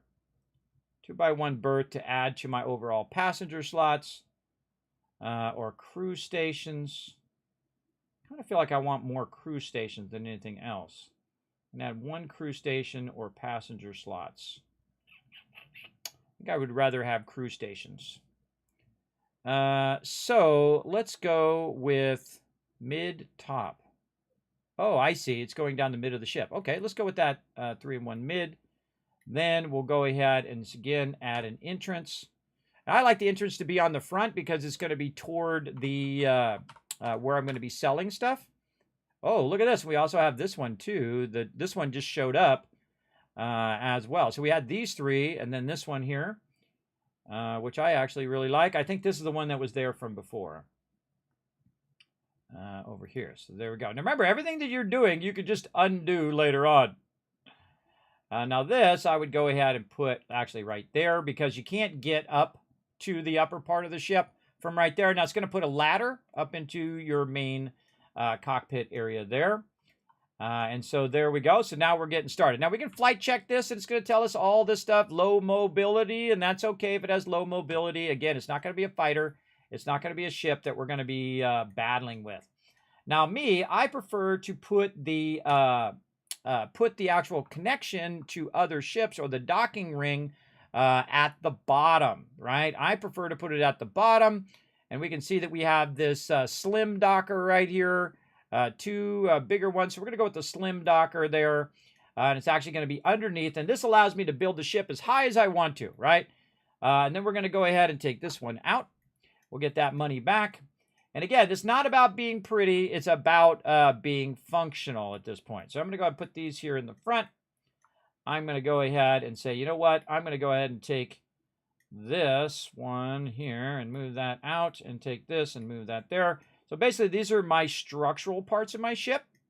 So I'm just thinking about the overall structure of my ship and moving this outward. There we go. Now the most thing that I can teach you about this, the thing that is the hardest thing in the game is the ability to take this and snap it to another level, right? Take this cargo and I want to put it up in this higher level cargo area up here, right? I want to snap it up there. But you notice that it doesn't just do it, but if you do it at the right point, kind of in the bottom left there, you see it'll snap.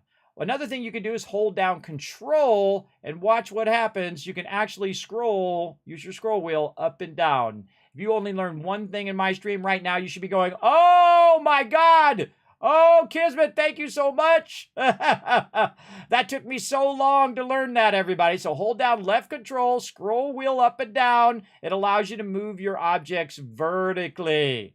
Vertically, it's so incredibly awesome, everybody. Really does help a lot over here as well. Now, the same thing here. We'll just scroll this up just a little bit and then be able to snap that in there very, very nicely. So there we go. There we go. And again, let me catch up. Shielded for contraband. I don't use contraband. Yes, it can be very finicky. Absolutely. It is pretty decent, by the way. It is pretty decent, but, you know, it does have its downsides for sure. Yes, tell me nothing. Remember, are the parts by level or by money? They are by type. They are by type. They're by manufacturer first. And then they're 1x1, and then 2x1, and 3x1. So they're all by manufacturer. It's kind of stupid because I would sort it by value because I would want to see the one that's cost the most. And that one, in theory, is probably the one that's worth the most to add to my ship, right? Because it has the highest value. Because I don't care about the value right now. Now, right now, I'd have to spend $22,000, which is nothing. It's a drop in. I can go make that in 2 seconds. So I can run over there and sell it to the vendor and make me $22,000. That means nothing to me. And I don't care about the look of the ship because remember, this is a cargo ship and its job is to carry cargo. And that is its only job. I'm not going to take it out in battle with this ship. Now, I've got all my stuff in there that I want, but we've got to do a flight check. The ship has unattached modules. Okay, where did I unattach the modules at? What is not attached? Okay, so we've got some stuff up here, our fuel stuff that's not attached. So let's go ahead and take these over here. We're going to go ahead and grab these here. We're going to hold down Control, and let's see if it's going to let me flip these. It doesn't let me flip these tanks. Scroll this down. Yes, not letting me flip the tanks. All right, let's go in and just go to fuel tanks and see if it lets me put those fuel tanks in. Yes, these are beyond what I can do. So again, if it doesn't let me flip it, then I really don't have any choice in the rotation of it. Holding down Control, when you roll over it, it should allow you to flip it. Like, I can go to this here and hold down Control. I can go to this one and then see if it gives me the option to flip these. Not really giving me the option. Flipping into this stuff.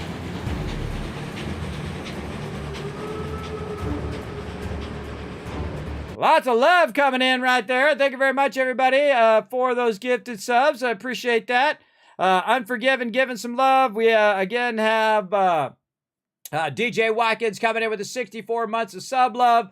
Unforgiven, gifting a gifted sub out to Zedwalk as well. Thank you very much for that awesome support. There you go. Do you need to allocate skill points into the skill that able to use up all the companion slots on your ship, or did they change that? I don't know. I haven't got to that yet. And again, don't tell me. Tell me nothing, everybody. And the reason why I do that is, again, just like everybody else, I do like to discover things, make mistakes along the way, learn from those mistakes, and go from there, right? I feel like that's always the best journey that you can go on in a game myself. Again, this definitely needs to be able to be rotated and adjusted, but it doesn't give me that option. Yeah, see that I can flip right there. This, if I grab it, it does not give me a flip option, only gives me the option to go there. Okay, so what if we went in and did something different here? Let's go ahead and move these back out. Let's grab this out of the way. Let's move this back. And then we could move this back to snap down to there, this back, this here. And again, I'm just reducing the overall size of it now. And then, let's see, cargo here, maybe up like this. And then these ones up, this one up, this back. There we go. And see, I'm reducing the size just to make it easier for me to manage it. Maybe bring this one up above. I don't think I could snap it this way without putting another support in the center. Again, holding down Control using my scroll wheel. And this needs to be back there. And so what I'm doing first is getting a general sense of how I want all my stuff to be, right? How do I want all my different areas and cargo areas to be first? Now, I can also try to bring this up by grabbing one of these and saying duplicate, and just bringing that up like that. And then I can bring this up and bring that up. And then I can snap this back behind here. Holding down Control, using my scroll wheel, and snap that up there. Look at that. Very nice. Okay, now we don't have anything that's not disconnected. So what is our other problem? Ship has unattached modules. Which modules are unattached? They look all attached to me, but maybe somewhere out here I have some more modules. I don't see unattached modules. Oh, right there, my cargo module. Let's move that forward. Is that going to help that module attach? Ship has unattached modules. They look attached to me, everybody. And this goes down into here. This will allow you to go down in there. In fact, this could actually be moved way to the back, so I don't have to worry about it back there. So we've definitely got something that's not attached, so we need to go in and look at this. We can move that way to the back there. Get some more use out of that. Way in the back.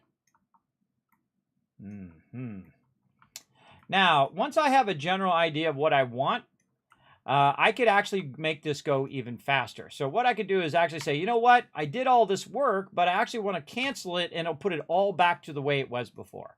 So you could just go in and tinker around with it, get a general idea of what you want, and then revert back to where it is. In case, especially if you're at a point where you're having a problem like that, where it's like, wait a minute, everything looks attached to me. You can actually back up and then do it again as well, which is I highly recommend, by the way. I highly recommend backing up and redoing. So again, we're going to do it again, but we're going to do it way faster this time. We're going to go ahead and take out all of this. We're going to take out these weapon mounts, and we're going to do it way faster. We're going to take out our cosmetic items over here on the side and whatnot that we don't really want. We're going to take out all of our weapons in the front there. There we go. Our cosmetic items here on the side that are just making it look nice. There we go. We're going to take this out. These are all cosmetic items. Cosmetic item is just adding to the overall weight of my ship for no reason. These are different cargo modules here and whatnot. And right now I have a cargo level of 3. Now I have 3 errors. Now what's the problem? Ship has unattached modules. That's these ones here at the bottom. These ones here at the back I can take out. Those are cosmetics as well. And of course, we have our entrance. We have all of that stuff down below and so on. So we already have a entrance area here, and then we have some areas that are just holding on to the ship. So we're going to move those. And this here is just for structural. These are weapon mounts. Again, just taking out all of the stuff that I don't really need and revamping the way my ship is. Now, again, I could go ahead and move this down, and there we go. And now I'm down to 2 errors. See, now look, it still has unattached modules, but I'm down to 2 errors there. So let's go ahead and add our cargo again. Again, over here, and then the one that we can utilize here, and so on. More cargo. And over here. Look at that, how it's the opposite direction. I want to flip that. There we go. And then just hit G. There we go. And then we'll just take this one out. And our goal is to get to the point where it says that, oh, yeah, everything's attached. Now, I believe the reason why these are not attached is that the bottom of these, and we'll go ahead and flip this around, these here do not have an attachment at the bottom. They sure do. They sure do have an attachment. Again, remember, this thing is kind of wonky. So keep that in mind when you're doing this. Like, that stuff should be attached. This is all attached, and so on. Then we'll also go ahead, again, put back in our thing at the bottom. And again, this is a lot of trial and error, I find, to see if you can get this to do what you want it to do. I'm going to move this back up to there. There we go. And again, ship has too few landing gears. Okay, well, that's no problem. We'll just go ahead and go right here and duplicate that. And hopefully get to move it. What are you doing there? There we go. Go to this, duplicate, and then see if we get it to move. There we go. And bring that down up in there. There we go. All right, landing gear over there. And then duplicate this one. No. Duplicate. There we go. That worked a little better. How are we looking now? Okay, now we have enough landing gears. Reduce mass or add engines to improve mobility. Now, I could add even more engines to this, which I am going to do. Ship is whipping weapon assignment. Now, this I don't need to worry about. Weapon assignment thing. But the ship has unattached modules is probably my biggest issue. Something in here is not properly attached. This is a cosmetic item that allows me to attach multiple modules. I don't need that. And right here is where that problem is, right? It's that same problem I had before where my my items here, my fuel is not being attached, right? So we've got to find some way of attaching that. So we're going to go ahead and move this out. We're going to go ahead and grab this piece here. We're going to duplicate that piece. We're going to put it right down at the bottom because we're going to move it down just a little bit. There we go. Then we're going to put this in here up just a little bit and then do basically the same thing on the other side. So we pull this out. We grab one of these. We duplicate that. Move it down just a little bit. There we go. Then take this, move it up. Again, we're looking for that error to go away, right? Trying to look for that error, that flight check error. Ship has unattached modules. Oh, wait, there's a weapon thing right there. All right, let's take that out. See if that's it, right? And again, it's going to be some stupid thing that you're going to go, oh, that's why that is. That's why that thing is not working. Because you have something floating out there, some item that's not attached. Let's take out this weapon here as well. We've got another thing here that we've got attached that we don't need. We could actually move our shield generator back. And it's all about trial and error, right? Trial and error over and over and over again until you figure out how to attach all this stuff to where it doesn't feel like it's not attached. Now, this should all be attached here. This should be attached here. Not sure what it is that's telling me that it's not attached. What is not attached in here? Ship has unattached modules. These are all attached. Ooh, might be... Well, these are attached to each other. This is tricky. Now, remember, tell me nothing or I will ban you from the channel. Because you guys do it so much, I had to actually put it on the thing. So there you go. Yeah, don't tell me anything. Tell me nothing. Yes, that would be I'm sure the modders will come out with that, Cypress, where you can come in and do it. Yeah, people spoil stuff all the time. They're like, well, why don't you want to know how to do it, Kismet? I don't understand why you don't want to do it. I'm just going to tell you how to do it without even asking you first.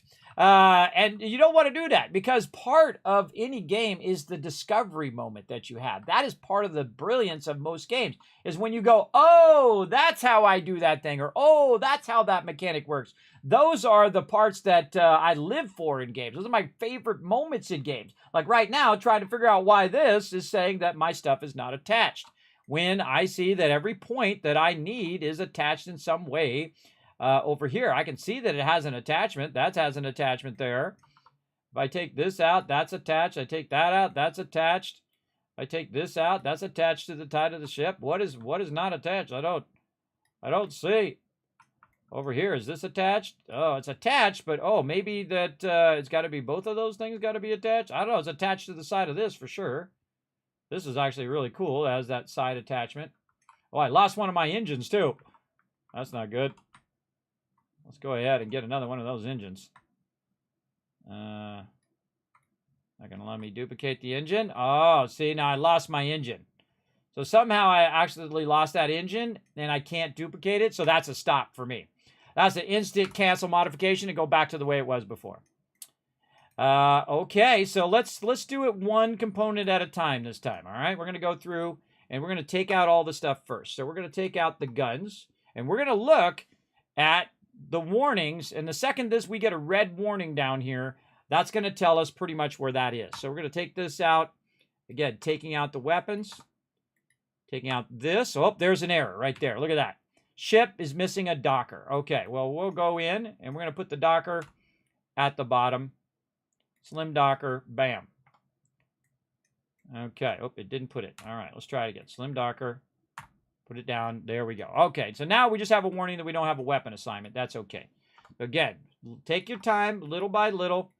And I already know how to fix all this, everybody. I'm just doing it little by little just so you guys can get a general idea of what I'm doing. Okay, now these little side panels here, we're going to take these side panels out. See if that gives us a warning. No, side panels are fine. This over here, now if we take that out, definitely going to have a missed attachment there. Take this out. More little side panels that we can take out. Side panel, side panel. Under part here, we can take that out. All right, still looking okay for right now. We got a little weapon attachment there, another little weapon attachment there. And just be super diligent about what we're doing. Now, we've also got a workshop that's here. We don't want that workshop. We want to take that workshop out, and then bam. Now we've got that error, right? It says, hey, ship is unattached. All right, we're going to grab one of these because it's only 3 mass. We're going to duplicate. We're going to put it there and see if the error went away. Yes, it did. Okay, so we fixed that problem.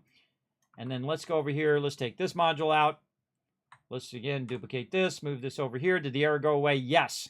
So you might want to, if you're having a struggling in the game, to find out where the errors are, you want to work very diligently, just little by little, and figure out those issues as they come up. And again, my goal is to maximize the overall mass of my ship. So I want the mass to be really all engines and all cargo, right? And less anything else. And so I want to reduce the mass. Like this is 8 mass here. This one up here is 3 mass. So I'm going to go ahead and take this out. I'm going to go ahead and duplicate this down into there. And I still have an error. Ship has unattached module. So this one is the unattached module, even though it's attached there. What if I move it forward? Okay, now it's attached, right? If I have it out here, it's not considered attached. It actually considered back here is attached, and actually don't even want it because it's just a kind of a silhouette thing. So I can just get rid of that. And now it says, hey, guess what? This module in the middle is not attached, right? This is a passenger slot.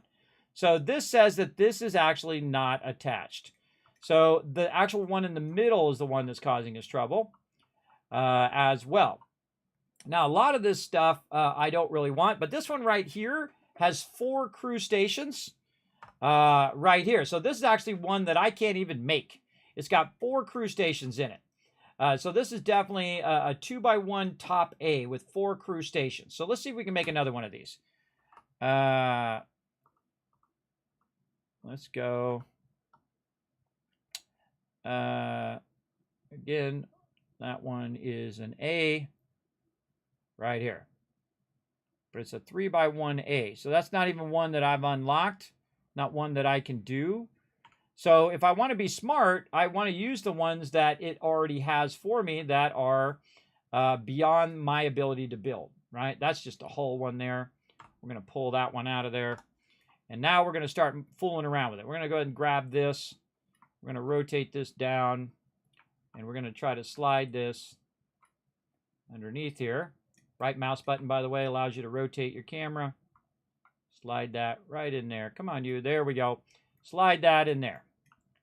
Okay, do I need this core module here? Probably not. Get it out of there. This one here is a storeroom. Out. This I want to put back there. This I want to take out. These here. This is cosmetic. This over here. Now I still have the error of ship has unattached modules, right? And I feel like it has to do with the ship itself and the way that the cargo areas are. And so again, I would probably move this to the front like this. Oh boy. Like this, and then flip this. Come on. Flip that around. Scroll that up. So awkward. There we go. And see how it went back down on the bottom? There we go. So we can just come in the front way. And again, there we go. Now what we just did, everybody, is we just fixed our problem. If you didn't notice it, look, it doesn't say there's unattached modules. So all of that I did it very systematically and got it to a point where now I can go in the front. It goes into this long one that actually gives me 4 crew stations. So that one's really nice. And I can get in there. I can get to my dock to dock to other things, as well as I can go up into this berthing unit, which is up above, and then get to the cockpit up here in the front. And that is what I was trying to do, is just kind of fix that particular problem. Now, another thing that I want to do is see if I can replace these objects here. And I'm going to move that out, or actually I can just delete this because I can make more of those. And add cargo to the side. Now that we know kind of what our problem was. Cargo, there we go. And again, we want our side cargo object here. There we go. But look, now it's working, right? So slowly work on it. Again, if it gets frustrating, everybody, I suggest to take a break. Take a break from it. Again, I'm kind of walking you down the road. I'm making mistakes on purpose so that you can see what you're going to run into and basically saving you hours and hours of frustration that you might have when you are doing this kind of stuff. Now, again, I don't care about the reduced mass or add engines or do mobility. I don't care about that. All I care about is getting the most cargo in the ship that I possibly can. So again, I'm going to copy this. Oops, G that. There we go. And then what we're going to do, grab it, Control G for duplication. Keep control down. Use your scroll wheel to move that down. And there we go. Now over here, I have another infirmary. Do I need that infirmary? No. So I'm going to take that out. And then over here, I have a connector. Up here, I have a connector that's not doing anything. So we're going to try to slide that under. There we go. And see, now those are connected. See, this whole side needed to be connected to each other from the top side. And we see that that is now gone again. So very nice. And then more cargo. And our actual ship is looking better, by the way.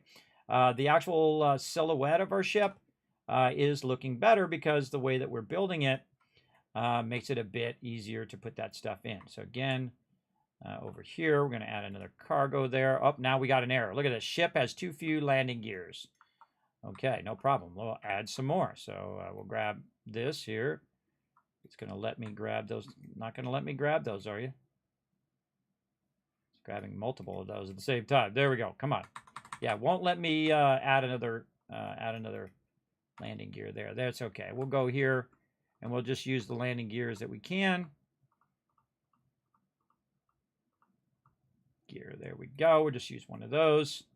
And then now our landing gear is not a problem. So I just keep adding one when I need one. Or even better, I can take this landing gear and just slide it to the back where it kind of helps the profile of the ship a little bit more. Then going in and duplicating this forward again. I'm at 7,400 cargo. Again, don't care about the mobility. Don't care much about the crew and all of the weapons and all of that. This is a cargo ship. And I'm going to push it to its absolute limit of what I can get away with. Now, do I really need this interior cargo space here and whatnot? Not really. And I can tell you there's also a problem with this is the fact that it's way too far forward. And I would like it to be more back here like this. So can we get away with moving all of this stuff backwards? Let's take this one out. And actually, let's take this, and this out. And can we move all of this backwards, right? Can we move it back in such a way that we could utilize it a different way? Maybe even taking these and moving this here at the back. There we go. Very nice. Put one of those back there. Pull these out. And again, condense the size of the ship, right? Because the ship is pretty long, unnecessarily pretty long. Now, again, we'll put these back over here. Maybe putting these across the top like this. There we go. And again, we still have our still too few landing gears. That's okay. We're going to go ahead and flip our landing gears here. Flip our landing gear back. Move this back. Move that back. And again, this one does not have a connection at the top, so I need to leave that there. Flip that across there. Put this here. Flip that back there. Look how small our ship's getting there. Again, I call these ones like this, when they're real small like this, the Bulldog. It has too few landing gears. No problem. We're going to go ahead, add another landing gear there, like that. And there we go. Now we don't have a problem with our landing gear again. All right, more cargo. So again, right here, duplicate, duplicate. Remember, the purpose of this ship is purely for cargo. There we go. What do we got? Too few landing gears again. Well, let's just go ahead and duplicate this one. We'll put it over on this side. Now, of course, you probably want to, when you're moving this, you probably want to flip that around just for cosmetic reasons. Doesn't really matter. But just flip it around for the cargo. Cosmetic reason. And then again, cargo forward. All right, what's the problem now? Ship has too few landing gears. Pull it forward again. And you know what? We're just going to do two of them. And here, and here, and here. And there we go. So we see our error again. Too few landing gears. And then what we're going to do is use our landing gears in the center. Or actually in the back, maybe. We get more cargo landing gears in the center back.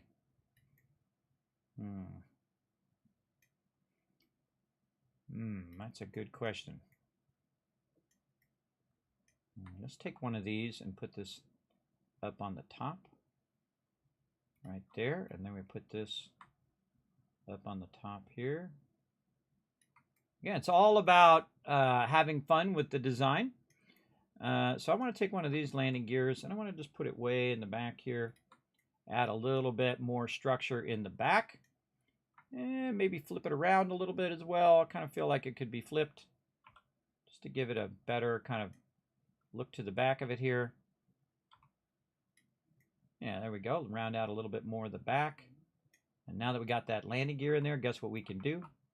Put that right in the very back. Utilize every one of those little connection points. There we go. And then we can take this out. Takes out less mass of our ship. And guess what we can do now, everybody? Add more cargo. You guys are staying with me there. Look at that. I can build this ship right now.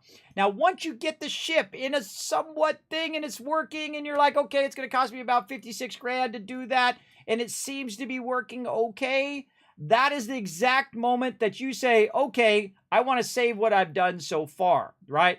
I want to go ahead and just do it so that I don't have to come back and redo the whole thing again. So I'm going to hit escape, and it's going to say accept modification because it actually will work. Or I can cancel it. I'm actually going to hit enter, and then that ship is now like that. So now I've built myself a pretty cool cargo ship, everybody. If you missed it, by the way, it can hold 15,000 cargo. And that is what my whole goal of the ship was. And you saw all of the issues I've had along the way. You saw how I fixed those issues and how I backed up and went through and took out all the pieces and parts and made sure that it had enough structure to hold what I want. Now, I still haven't maxed it out because it will get to a point where it says the mass is too much and I can't build any more. So I'm just going to keep going. Now that I've kind of, oh, wait, there we go. Error up, too few landing gears. Well, guess what we're going to do, everybody? You guessed it, more landing gears. Now, one of the things I would probably do at this point is to say, wait a minute, you know, I've got actually some room on the side here that I could be utilizing for more cargo. So I could be putting these on the side of my landing gears like this. Over here, well, I'm trying anyway. So awkward sometimes. There we go. Oh, nope. Get in there. So I could be doing it on the edge of my landing gears as well, just kind of widening out the ship, so I don't have to run so far back in the ship as well. There we go. Oh God, so awkward. So awkward the way that it moves the camera sometimes. All right, there we go. And then this one here. Move that one down. Like that. And then what I can do, of course, is grab the ones in the front and move those back here like this. And then move the other side. Come on. And move these back so they don't have to be so far in the front. So what I'm doing now is widening the ship, right? Widening it out a little bit. So I have this kind of stacking of my supports, and then the ship's not as long in the front. Now also I can put these on top here. I can then work these backwards and so on. Again, too few landing gears, such is the way it goes. And just kind of stack those on top of each other. And now when I go to run in the interior of my ship, it's not going to be so far. Now also what I can do is just bring this forward like I did before. Bring this forward and keep it on the lower side. There we go. This is going to be eventually on the upper side. Let's see if we can bring this down just a little bit. This cargo thing, I'm trying to actually get it back here. There we go. Tuck that under there real nice. There we go. And then this is going to be up above. And then, of course, you might want to put one of these little cargo guys right in there. But the problem is if I do that, it's actually not going to be attached to any other modules there. And you can see ship has unattached, too few landing gears, landing bay needs to be connected to the cockpit, and so on. So we start having all sorts of issues with the landing bay. Now also when I adjusted this, we moved the thing straight up and down. When I adjusted this, I've got to get underneath here. It was easier to go underneath there. What is going on with my rotation right now? Not orbiting. Come on. All right, cancel that. Something weird going on in my orbiting. There we go. Now I can orbit. See, that's what it should have done before. It's some weirdness with my orbiting. Okay. So, let's see if we like that. I think I kind of liked it the way it was here. And we should probably just widen out the supports. So let's go in and modify. And well, there goes with the weird camera stuff again. Don't do the weird camera stuff. See, what it should do is orbit around the center, and it's orbiting around like way off in the middle of nowhere. You know, it's orbiting way over there. It shouldn't be orbiting like that. I don't make the games, everybody. I just play them. All right, so this one we want to go ahead. Oh, we can't duplicate those ones because those are ones I can't do yet. But these ones I can duplicate. And we're just going to duplicate these. Remember, I have an unlimited amount of funds, so I can just do whatever the heck I want until it gets to a point where it just says you can't do that anymore. Right? And again, this is all about the cargo. Let's just really go crazy and just put a bunch of supports down here because we're going to end up adding a ton of supports anyway. And then we'll just say, you know what, grab one of these and stick it there. And all we're doing is going until it says you can't do that anymore. Right? And if you look over here on flight check, it says you got to reduce the mass to increase my mobility, but I don't care. As long as it lets me build that, then I've done it right when it comes to my cargo. And again, I'm trying to get the most obscene cargo. Right now, I'm at 24,000 cargo on this ship. And again, just bring that forward. And this is just nothing but a cargo bulldog right here. Very, very nice. Now, how can I get more cargo in there? Well, hey, I could just add a little thing here to the top, which should connect all of this together in theory. Over here, structural. There we go. And I'll just find something easy. Something very simple. God, what is going on with the camera? Camera, stop being freaky. It's not, I should get out of the shipbuilder. All right, hold on. This is going to let me do this. So what I'm going to do is accept that. And then what I'm going to do is just get completely out of the shipbuilder because the shipbuilder's acting funky. And then we'll go back in again. There we go. Okay, now, shipbuilder. Okay, there it is. Now it's orbiting in the center when I'm modifying. You just go all the way out, come back in again. And now it's not so incredibly funky. So 26,000 cargo so far, but I think we could do more, don't you think? I'm all about the doing more. But if you see, I removed most of the excess structural items that I don't really need and just really need the landing pads. And so what I really want to do is just add more cargo as much as possible. So let's just try to add some cargo down the center here. And there we go. So again, we're at 29,000, almost 30,000 cargo. What if we add a cargo up here and just start making a bunch of these? Go down the center. And then we'll grab one of these and put it over here. And again, we're just trying it out. Oh, there it goes. Okay, now it says too few landing gears. And again, I don't want to block my entrance to my thing, and I actually would prefer my entrance being way further forward. But I do kind of like the way that it's kind of nestled back in there. It's kind of cool. I kind of dig that. I don't like the fact that this is kind of offset because it's not symmetrical, but we do what we can do. And right now we're at 34,000 cargo, 35,000 cargo. Very nice. I like all of that. Again, if I move this over, it's not going to let me do that. I'm going to have something that connects those two together. And then I could do another row. So, in theory, I could add more of these, widen this out, or even lengthen these. That's even better. Just lengthen these back like this and like this. Then take some of these cargo things and stick them down here and duplicate that one. Duplicate these and this. There we go. Now we're at 37,000 cargo. And again, over here, we'll duplicate that. We'll duplicate this and this. Again, you're always watching over here to see when you've hit your max limit. And I kind of feel like what I want to do now is just do this with this, right? Just kind of work this backwards. Just kind of work that cargo all the way down the side of the ship because the rockets will still work. I don't want to block the rockets. You can block them and they still work, by the way. You know, it's kind of like one of those things that it still works, but it doesn't look right. It's kind of like building stuff that's floating. It doesn't look right, but it still works, even if it's floating.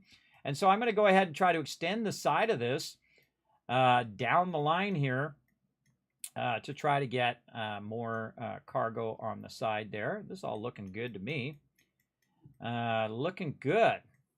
Again, I probably want to put this more in the back.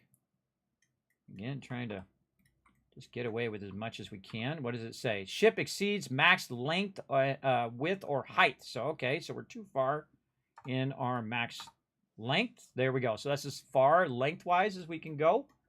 Is this going to let us for right now? And that has to do with landing on our landing pad. But maybe we could go wider, right? So let's go ahead and take one of these. Take one of these out. Add a connector in here. I wish I'd kept that other connector right now. Not HAB, structural. See if we can find that same connector. I usually use this connector, this Nova bracer, because it's very low weight and it's a good connector. Really like that blue connector that we had. Is it connected? Yes, the Tayo spine right there. By the way, you can't change the color of these. I'm not going to do it, but you can. Let's see. Can we flip this? Different variants. Ah, okay. So we have different variants. There's one that goes down, one that goes up. I would like to rotate it. Yeah. One that's down and up. Okay. I don't really like that one because it doesn't connect on the outside, which is what I wanted to do. I really wish I had that other one back now. But we will use our other one here.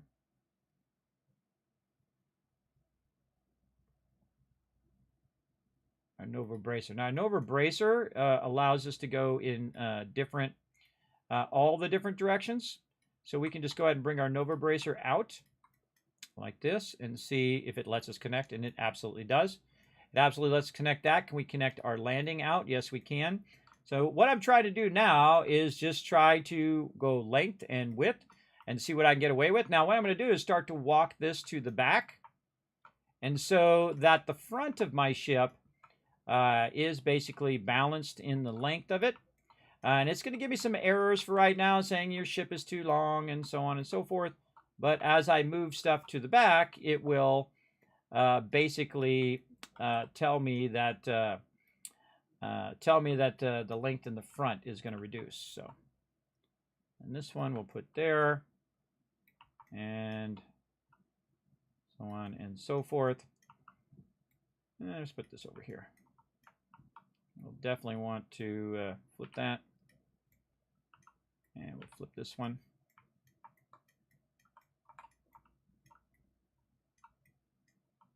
I feel like we could put this shield thing over there. And take this and just run it across the top here. In the back direction, utilizing that vertical space. Take some of this stuff off the top. We can worry about the directions of the ship later. What we're just trying to do is get the front part further toward the front and put kind of more of this weight in the back. Again, exceeds the overall length. So we've got to get all of this stuff to be utilized in here as well.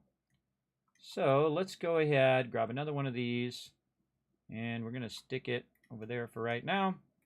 And we're going to grab this. Whoa, okay. Keep it under control there, guy. Just slide that up in there. There we go. And then we're going to duplicate this down. And then we're going to put more cargo modules in there.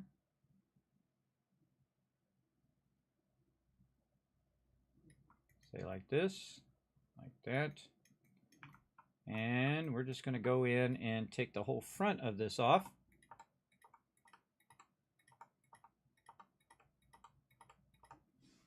Okay, now we've kind of more centered the ship, right? So instead of having it really far out the front, And I want to be able to get in the front as much as possible. And I want that to be close to where I'm coming in and out of selling my stuff, because I don't want it to be so deep in there, though it is kind of cool looking. I would rather it not. I would rather it be as close to the front as possible, because then it's going to put me right here. And then I'm going to have all of this cargo. Now, again, I'm still at 35,000 cargo. I'm still looking good.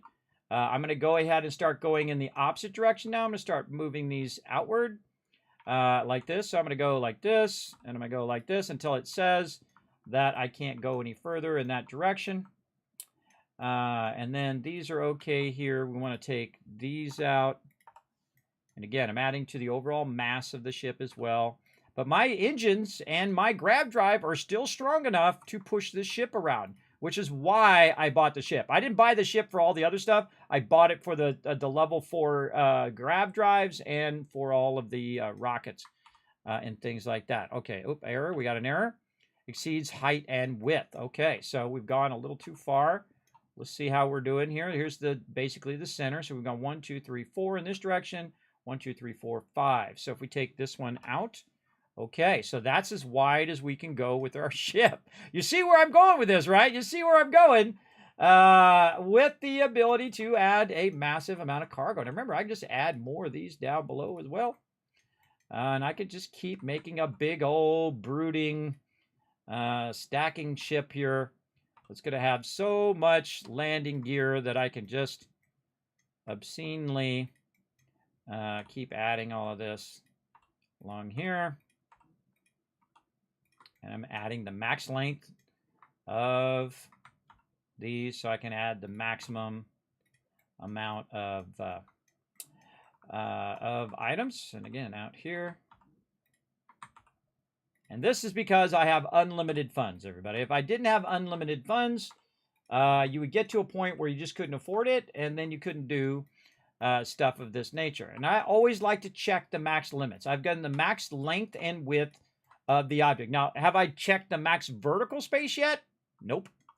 But this is the max length and width of my ship. Now, I could also move these back further and try to put some stuff in between the middle, but I'm always watching my mass down here and trying to not worry about the overall cosmeticness of the ship, and more about how many of these cargo containers can I put on this ship.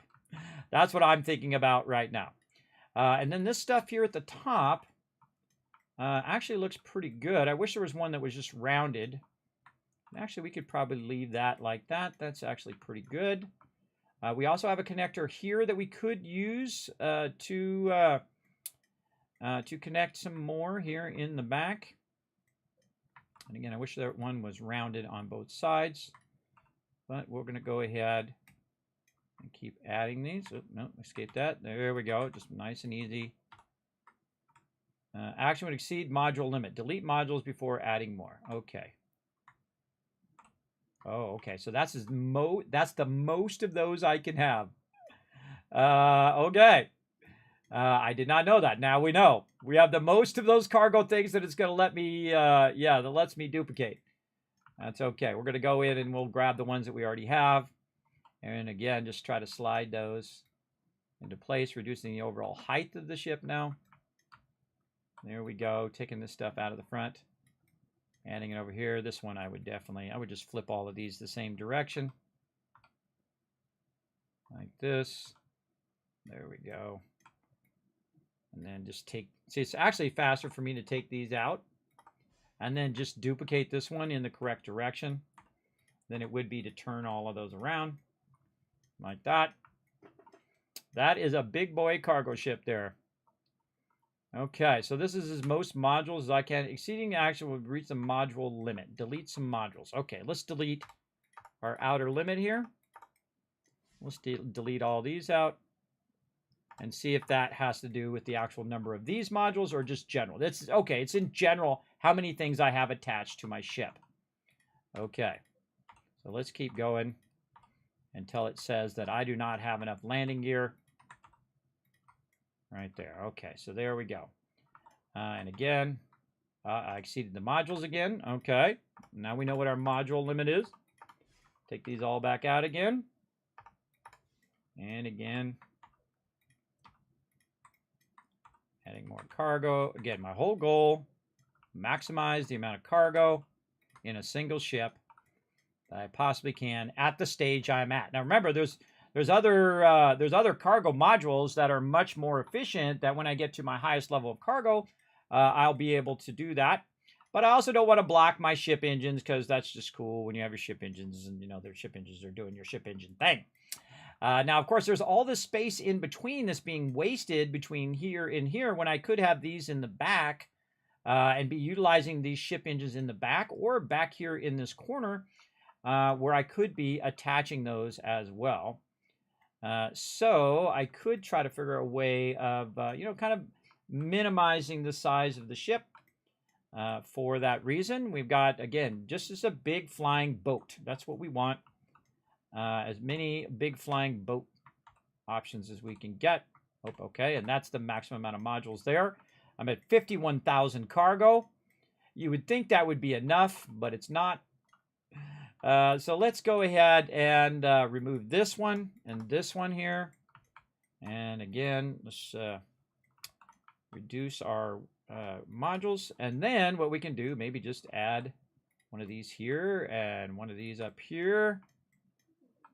And again, all about them cargo modules. There, yes, okay. And then another one, nope, cargo limit. Okay, now what about our thing? Now remember, it's not giving me a warning that I have too many of these. So now my next thing I would do is try to reduce these ones. Ooh, actually escape that. There we go. Just wanted to move that under here. There we go. Right there, and then this one under there, that one, so we have the center. Okay. Now, does my ship need to be that long? Is the question. Can I just take this and put that back over there instead? There we go. What about this one here? There we go.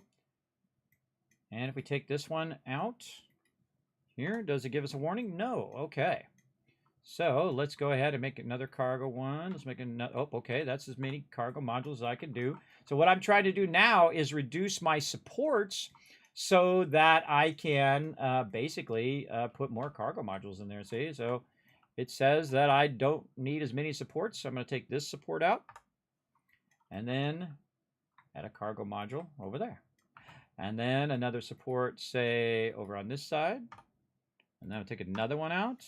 I'm going to take another one, and another one, and another one, and another one, and another one. Take all those out, and then maybe take these ones that are hanging off the end here and just kind of put them more back in the center, because we don't necessarily need them to be hanging way out at the end there. Another thing we could do is take these out of here and say put that at the end. There we go. Maybe move this one forward. Move this one forward. Move this one up on top. Just reducing the length of the ship now, because it's unnecessarily long. Really doesn't need to be that long, I don't think. We'll move that over. We'll pull this one from the side. Put that there. Do we need this here? Yeah, probably to connect to this and to hold those. And again, reducing these down because we have hit our module limit. There we go. And reducing our overall length is actually a good thing. This one we'll actually just take out and then just duplicate, duplicate, duplicate. Oh, we got 2 errors. Ship has unattached material. Ship exceeds length and width. Really? Where does it exceed the width? This one? See, it's max length, width, or height. Huh. Oh, because of this over here. There we go. A little thing floating out in the middle of nowhere out there. All right, get rid of that. Oh, it actually was from right here. We have unattached modules, I bet. Yes, right there. There we go. Okay, now our modules are reattached. And again, just trying to fine-tune the ship now. And we're actually looking really, really good on our ship here. We're adding massive amount of cargo. Oh, and there's our max modules again. Okay, and then we'll delete. Oh, what's going on? I bet you it doesn't have enough landing modules. Ah, too few landing gears. What a surprise. Okay, put that landing gear back in there again. Let's go ahead and and we're at max modules again. So that's it. That's game over. That's as many cargo things as I can put in there, and I have to have all of these supports here to hold all this stuff up. And that's pretty much it. So now we can just go through and think more of the cosmetic bit of that. We'll take this out, and then we'll duplicate that forward. Take this one out, and then just kind of make it just a bunch of stacked things on top of each other, right? Very nice, very nice. And then, of course, we can also go through, put this through the center, and put these now in the back. Again, that was kind of my end goal, was to end up with those things in the back. Like that. And we are looking pretty good. What could we do here? We could probably add another one of these. Oops, nope, we're out of modules. So, if I take this out, it's going to say it's unattached. The ship has unattached modules. Okay, so I gotta have one of these there, so it's attaching to all of this. Okay, very nice. Got this empty area in here now that we could slide these back. Really make this super dense. Take this one. I should probably put these in the very, very back. Something like this. This one we're going to take out because it's blocking our thrust. And we can take these ones in the front. We'll take this one out. And then we'll just duplicate this one so they're all kind of nice aligned. So now I'm doing more of a, oh, it looks pretty. It's so pretty. It's so pretty. Now we're doing that part. All right. And then we're deleting that out. This is actually no longer attached. So we're going to have a problem there. Let's grab this other one here. And now we're just kind of working a bit more with the symmetry of the ship. There we go. And then this one underneath there. Do we need these modules anymore? I'd probably say no. Probably don't need these modules anymore. So now that's going to give us 2 more modules there. This forward, that's looking real good there. We've got our thing there. If we need another one of those, we can add it. And then forward, we're at 60,000 cargo, everybody. 60,000. And still good. Still good. Oh, too much. Too much there, but maybe we could add another one of these. Nope, we're out of modules, so we can't add another one. So we have to take one of these out. So we'll take one of those out. We'll put this in the back just to give it a little bit of style on the top. Maybe we can put this down here. Maybe a little something like that. Give it a little bit of style. Maybe take this and put this down there. This one. Like that. Flattening those out. I'd probably take this one out. Just duplicate that one so it's going the same direction. Grab this. Can that snap in there? No, but it could go there. It's going to be blocking our engines. I don't like the look of that. And now we've got ourselves an incredibly huge cargo ship, everybody. That's a level C cargo ship. And I think that's about as much as I can do. Now, just in case the game crashes right now, and I just did all of that work, everybody, we definitely want to go like this. We want to hit accept right there to accept that modification. And look at this. We did our starship design, and so we've unlocked that. So when we are able to do more, then we definitely want to actually save the entire game, not just save the modifications that we did. We want to save the entire game because we don't want to do that again, right?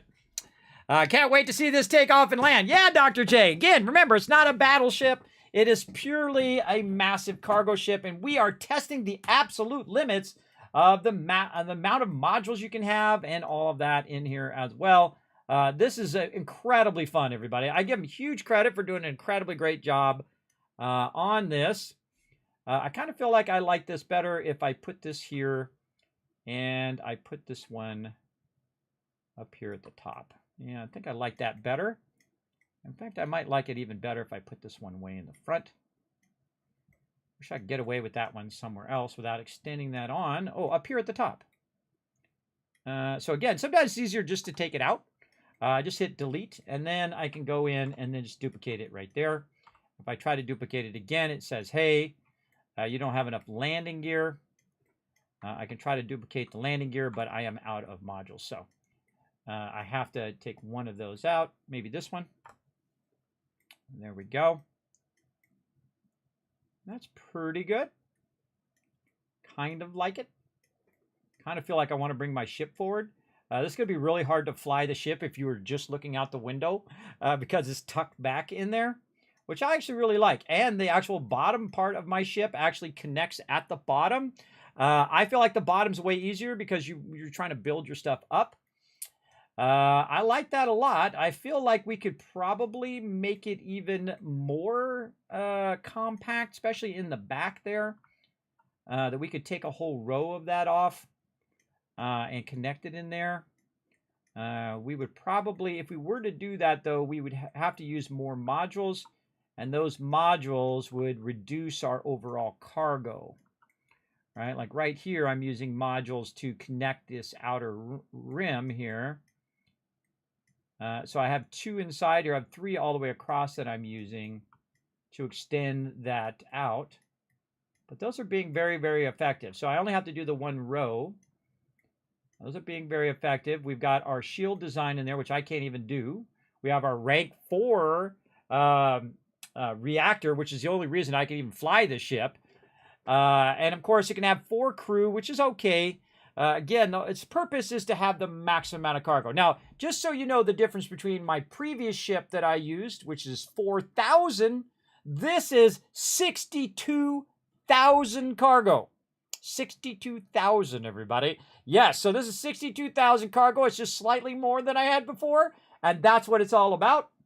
And again, its job is not to battle. Its job is just to carry an obscene amount of resources to make it where I can just go ahead and buy out all the vendors. And that is its job. Okay, there we go. I think we are going to go with that. Now, the other ship that I'm going to build out of the same narwhal here is going to be a battleship, right? This one is our cargo ship, and the other one is going to be a giant battleship. So there we go. Now, again, I don't have to make it fancy and make it look good. The goal of it is to make it functional. Always functional first and then fancy later. And I could go in and I could make it all fancy and put in all the cosmetic stuff, but I've run out of the number of modules that I can put down because I need a lot of stability, because it's got to hold up all of that cargo that it is using. So I feel like this is the perfect ship for me to use right now. Now, it still has an 18 jump capacity there. And I could potentially, I guess, add some more jump capacity to it. Or even look and see if there's any upgrades that I could do, right? So I've got my upgrades right here. And so I've got my different Nova engines and whatnot that I could do. Right now, this is a 1,000 engine, I believe. Yeah, so I could go to 1220, but I need to get my rank up. And the same thing with my shields here. I could go ahead and go to that. Next category. My different engines. Oh, I actually do have the engines. I do actually have 1020 engines. What about these? Can I go 1020? No. See, I don't have the ability to upgrade those because I don't have that ability. But I've already got them on my ship. So I'm actually getting that 1020 value out of it because I bought it with them on there, which is pretty awesome. So upgrade ship. We'll go in and we'll look at our... why is this not rotating around? Can I not do anything else? I don't think I can do anything else because I'm not... I don't have a high enough ship upgrades. Yeah. See, these are all grayed out, so I can't even adjust any of those because those are all super high end that I can't even do. All right, there it is, the Narwhal, everybody. She is a 62,560 cargo ship, and I want to see if she sits right there. Look at her. Oh, she's a big girl. She's a big girl in her big world, and she just barely fits on the platform. Oh, she's a chunky monkey, but we love her. We love her all the same, that chunky monkey, right? There we go. Look at that. It barely fits. It just fits on here. Look at Bosco's like, what the heck you doing here, Kismet? Holy mackerel. So yes, I think actually Bosco still thinks that the connector is in the back because he's standing right there. That's where he was when the connector was there. But look at the size of those engines, everybody. Beautiful. Loving it. She is a big, big girl. Let's get up here on the top. Take a look at it from up here. Just stick your face in the engine and hope nobody starts that up while you're looking at it. She's a big girl. And you're like, Kismet, you don't need no ship that has 62,000 resources on it, do you? Absolutely. And you're going to see why here in just a second. Now, I've gone from 4,000 to 62,000 cargo, all right? So what we're going to do is we're going to pull up our previous ships. We're going to view modify our ships. We're going to switch back to the hauler here, which seems very small by comparison, but this is a level A ship and is the best I could do before I actually upgraded my ships. So we're going to go to our hauler here, and we are going to decommission our hauler now because we no longer need it. Now, I could keep the ship, no big deal, but that's kind of pointless. I find to keep stuff that you're not going to really use.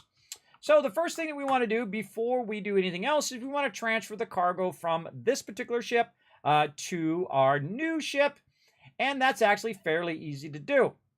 Now, when we come into this ship, the hauler here, we're going to jump up here and kind of look around.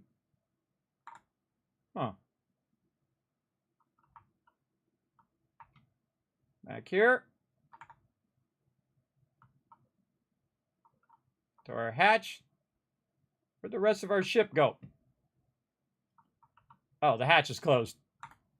I was like, where the heck? Because when you get a new ship, sometimes it messes around. And I have the sound off, everybody, so we're working. Now, in this ship, if you only learn one thing about shipbuilding, you hold down control and scroll wheel to make the things go up and down, so it's easier to attach. The other thing you should learn about this game is the fact that you can use the interior space of your ship, which is a persistent instance, to put all your stuff in it. Like right here, look at all this loot I've got sitting down here. This has got all my stuff sitting here. And just to give you a general idea, I'm going to go ahead and pick up all of this loot that's sitting right here. And all this stuff over here. And all this stuff I have sitting here. It is way beyond what I can put into this ship. This ship can hold around 4,000. So let's go look at the cargo hold of this ship. Right over here, around 4,515. And currently on my character, resources-wise, I have 56,598 weight worth of mass worth of stuff, which is way beyond I could ever put in the cargo hold of this ship. Now, what I want to do is take every single thing out of this particular ship. Now, if you notice, my character is walking very slowly. And the reason why, if I take my caps lock off, watch what happens right over here.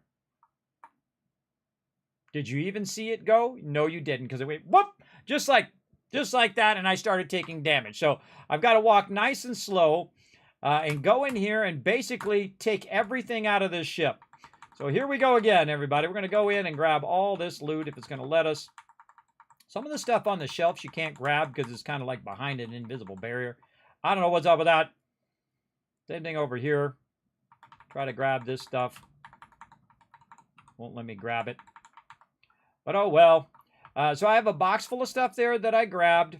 There's also a locker here, by the way, which you can open. You can put stuff in there. It's kind of cool. Just like in there. Barrett chilling out. We got Sarah hanging out. We're going to get these slippers. We've got a first aid med kit thing generating there. And of course, eventually on my main ship when I'm flying around, I'd wanted to do med kits and I want to do all that stuff for sure. Oh, and look at this. We got some stuff hiding in there. Some tungsten hiding way in the back. Now, when I get rid of this ship, anything that I have in the ship is going to go bye-bye. So we definitely want to go through and see what we can grab. Anything that we left behind. Oops. See, I hit this shift key by mistake there. And you can see that it made my thing go way up. Now, again, you can carry basically an unlimited amount of resources as long as you have your slow walk on. So that's what I'm doing right now, just slow walking. You can see I've kind of cleared all this before. I don't like all this kind of stuff just laying around saying, hey, Kismet, loot me. I like to go in and just grab all this stuff out. And again, I have the sound off so we don't have to listen to the NPCs. constantly talk and talk and talk and talk in our ear. Okay, so we've got crazy tons of loot. Okay, now right here is going to allow me to go to the outpost. But what I want to do is go up here. And again, I'm going to take a little damage from that. Now, what it's going to do is say, look, you're almost dead. But I've got plenty of med packs to help me out. So I'm going to go ahead and utilize those med packs right now. Bosco half in the ship there. Very weird. And then, let's see. We've got a fire extinguisher over here. A little bit of miscellaneous stuff. Nothing in the crate there. See, I like this one. This is a really nice crew area. Now, we're going to really get into our interior design of our ship with our nice windows and our crew design stuff when we get the ability to do the highest end modules. But for right now, I just want to make sure that I'm emptying out everything in the ship. Definitely the captain's locker. You want to make sure you get all that stuff. And then just kind of sweep through anything that you might have missed behind. Because guess what? When you sell this ship, all the stuff that you left inside goes bye-bye. It doesn't transfer anything that's in the interior of the ship to the next thing. Now, it will transfer anything in the cargo hold, though. And so this ship is basically getting decommissioned. And this ship cost me, I think it was around 200,000, somewhere in that ballpark. Don't really remember all that much. And honestly, don't really care. Again, its only purpose is to carry resources for me. Now, I don't even need to take these resources out of here, by the way. I could just as easily sell it with all the resources in there and just get the resources again. Because it is generating a massive amount of resources for me. Now, I've got to do the slow walk of shame back over here to switch it to my other ship. And then we're going to see how much it is. Now, the amount of resources I have on me right now is probably in the neighborhood of 100, 200, 300,000 credits worth of stuff on me. Maybe even 500,000. I could just go in and look at one item alone, which is our Tau grades right here. I have 9,000 of those. Hey, Suri, what's 9,219 times 13? 9,219 times 13 is 119,847. So there's 100 grand on me on just that one item. And that's what this particular location is generating, the Tau grades. Tau grades are super easy to make, and they make you crazy tons of cash. And I could actually even be making more and more and more if I so chose to. But again, I like to bounce back and forth between one thing and another. And so here we go. Look at all these other ships as well that we could fool around with. But there's the giant narwhal. Make that our home ship. Now, let's see what happens if I take all of these resources on me and I just try to throw them all into the cargo hold. And again, remember, I have 58,597 weight worth of stuff on me here. The first thing I'm going to store, though, just so I know that it stores my stuff that I want, is my Tau grades. There we go. Okay, all of the Tau grades went into the storage. Now, let's store all the rest. It absolutely just stored all of it into the cargo hold. And now if I go look at the cargo hold, the narwhal is currently holding 58,700 because it's holding that much mass, right? So it's all about mass. So I had 58,000 on me. It can hold 62,000. So now, no matter where I go, I can put every type of resource into this ship and use it for building at the different locations in which I'm going to be building my outposts, which is why we stopped doing outposts and we switched to doing ships. So that now I don't have to keep all the resources at this one location. I could put them in my ship and then take those ships from different places. Now, I think they made a mistake. I think they made a mistake in the fact that when I switch ships, it takes the cargo from my ship I currently have and puts it in another ship. I don't think it should do that. I think each ship should have its own individual cargo. And so when I put a bunch of resources in this ship, this is more of my transport ship and my building ship, right? So if I go somewhere and I want to build a bunch of stuff, well, man, I've got all my resources in it, so I can just land there, do my thing. Now, I probably should bring first, when I go there, enough resources to build one of the big landing pads first. So then I put my outpost down, I build the big landing pad, I leave, I come back with my ship. Now my ship is there nearby where I can access those resources and actually craft from my ship itself, right? So I don't no longer have to keep the resources on me. That's the important part of this whole entire process, is to move the burden of carrying all of those resources on your ship, in your cargo hold, instead of it being on you, instead of you having to be overburdened all the time, because that sucks. It sucks being overburdened all the time. You know what's really awesome is to have tens of thousands of resources that you can use now from one place to another, which is very, very cool. So there she is, the big girl herself in there. Now, say I wanted to go to another location now, and I'm no longer overburdened. All of my resources are now in my ship that I had in the ship originally. So say I want to go build something. Now, here at this location, I have a backlog of massive amount of resources. And you're like, well, Kismet, how'd you do those? Well, some of them I actually made myself by extracting them. And some of those resources, let's see if we can run under here. Oh, we absolutely can. Cool. And those other resources I bought from the vendors. So I extracted some and I bought some from the vendors, and I now have them stacked up in here because you can craft from outpost box. Very important to know the difference between an outpost box and a box in which you're decorating, a decorating box where you put it down inside your base, right? Inside the little outpost thing that you put down, or the little things that you build that's on the other side. I'll show you that here in a second. But these outpost ones, these ones allow me to use these resources and build from the actual storage areas. So one of the smartest things to do in the very beginning is to get to the point in which you can start making storages. Then you can go ahead and go to the vendor, buy a bunch of stuff, bring it back over, put it in these boxes, and then you can craft from those boxes, right? So it basically makes it where if you have a burden of you don't have a big enough ship to hold it all, you can put it in these boxes. Now, if I go to craft here, and I'm going to craft something at this particular outpost, it's going to not only utilize my inventory, my ship inventory, but every one of these boxes over here, and these are in order. These are solid boxes, so these are like raw resources like iron. Then these are manufactured boxes, also called warehouse boxes. These have all my things like tau grades and adaptive frames and all of that stuff. This over here is gas, so any gases like helium and other gases, and also fluids on the other side down here, right here. So these are just stacked and stacked with resources. So if I go to build here at this location, you can you can see that I have right up here, I have 18,341 aluminum. Because not only is it in these boxes, but also the other boxes that I have backlogged for each and every resource over here. And you can see that here it comes, everybody, with the sound on.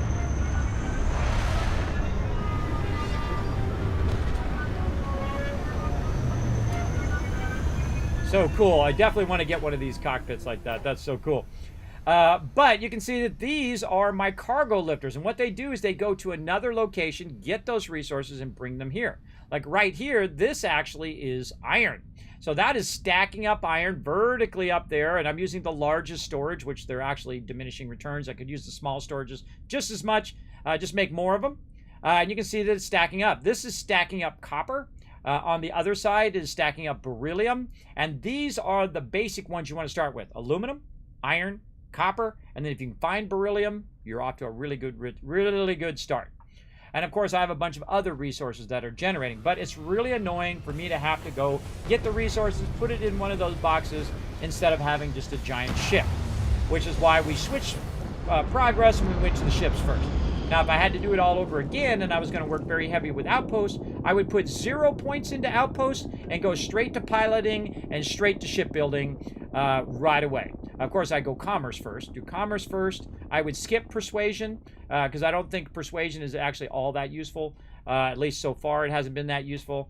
And then I would go straight to ship piloting and then shipbuilding so I can have a large enough ship to build out my outposts to an extreme degree. So there we go.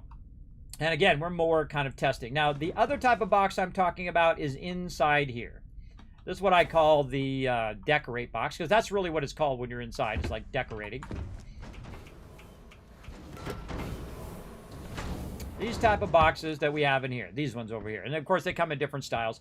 But these ones, when you put stuff in here, and I don't know why, everybody. I don't know if someone fall and hit their head at Bethesda or something, or they just never thought it through.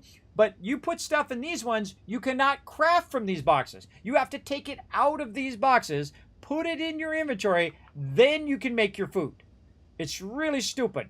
One of the great innovations that they did with Fallout 4 is the workbenches. You can put stuff in the workbenches, and then you could connect all your workbenches together, and then you could craft from those workbenches. They actually have like done a huge step back, I think, in a bunch of the mechanics for the game. They came up with a brilliant idea that everything has a use in Fallout 4, also in Fallout 76, by the way, because they are kind of like, you know, brother and sister siblings game, because they use the same engines and the same resources.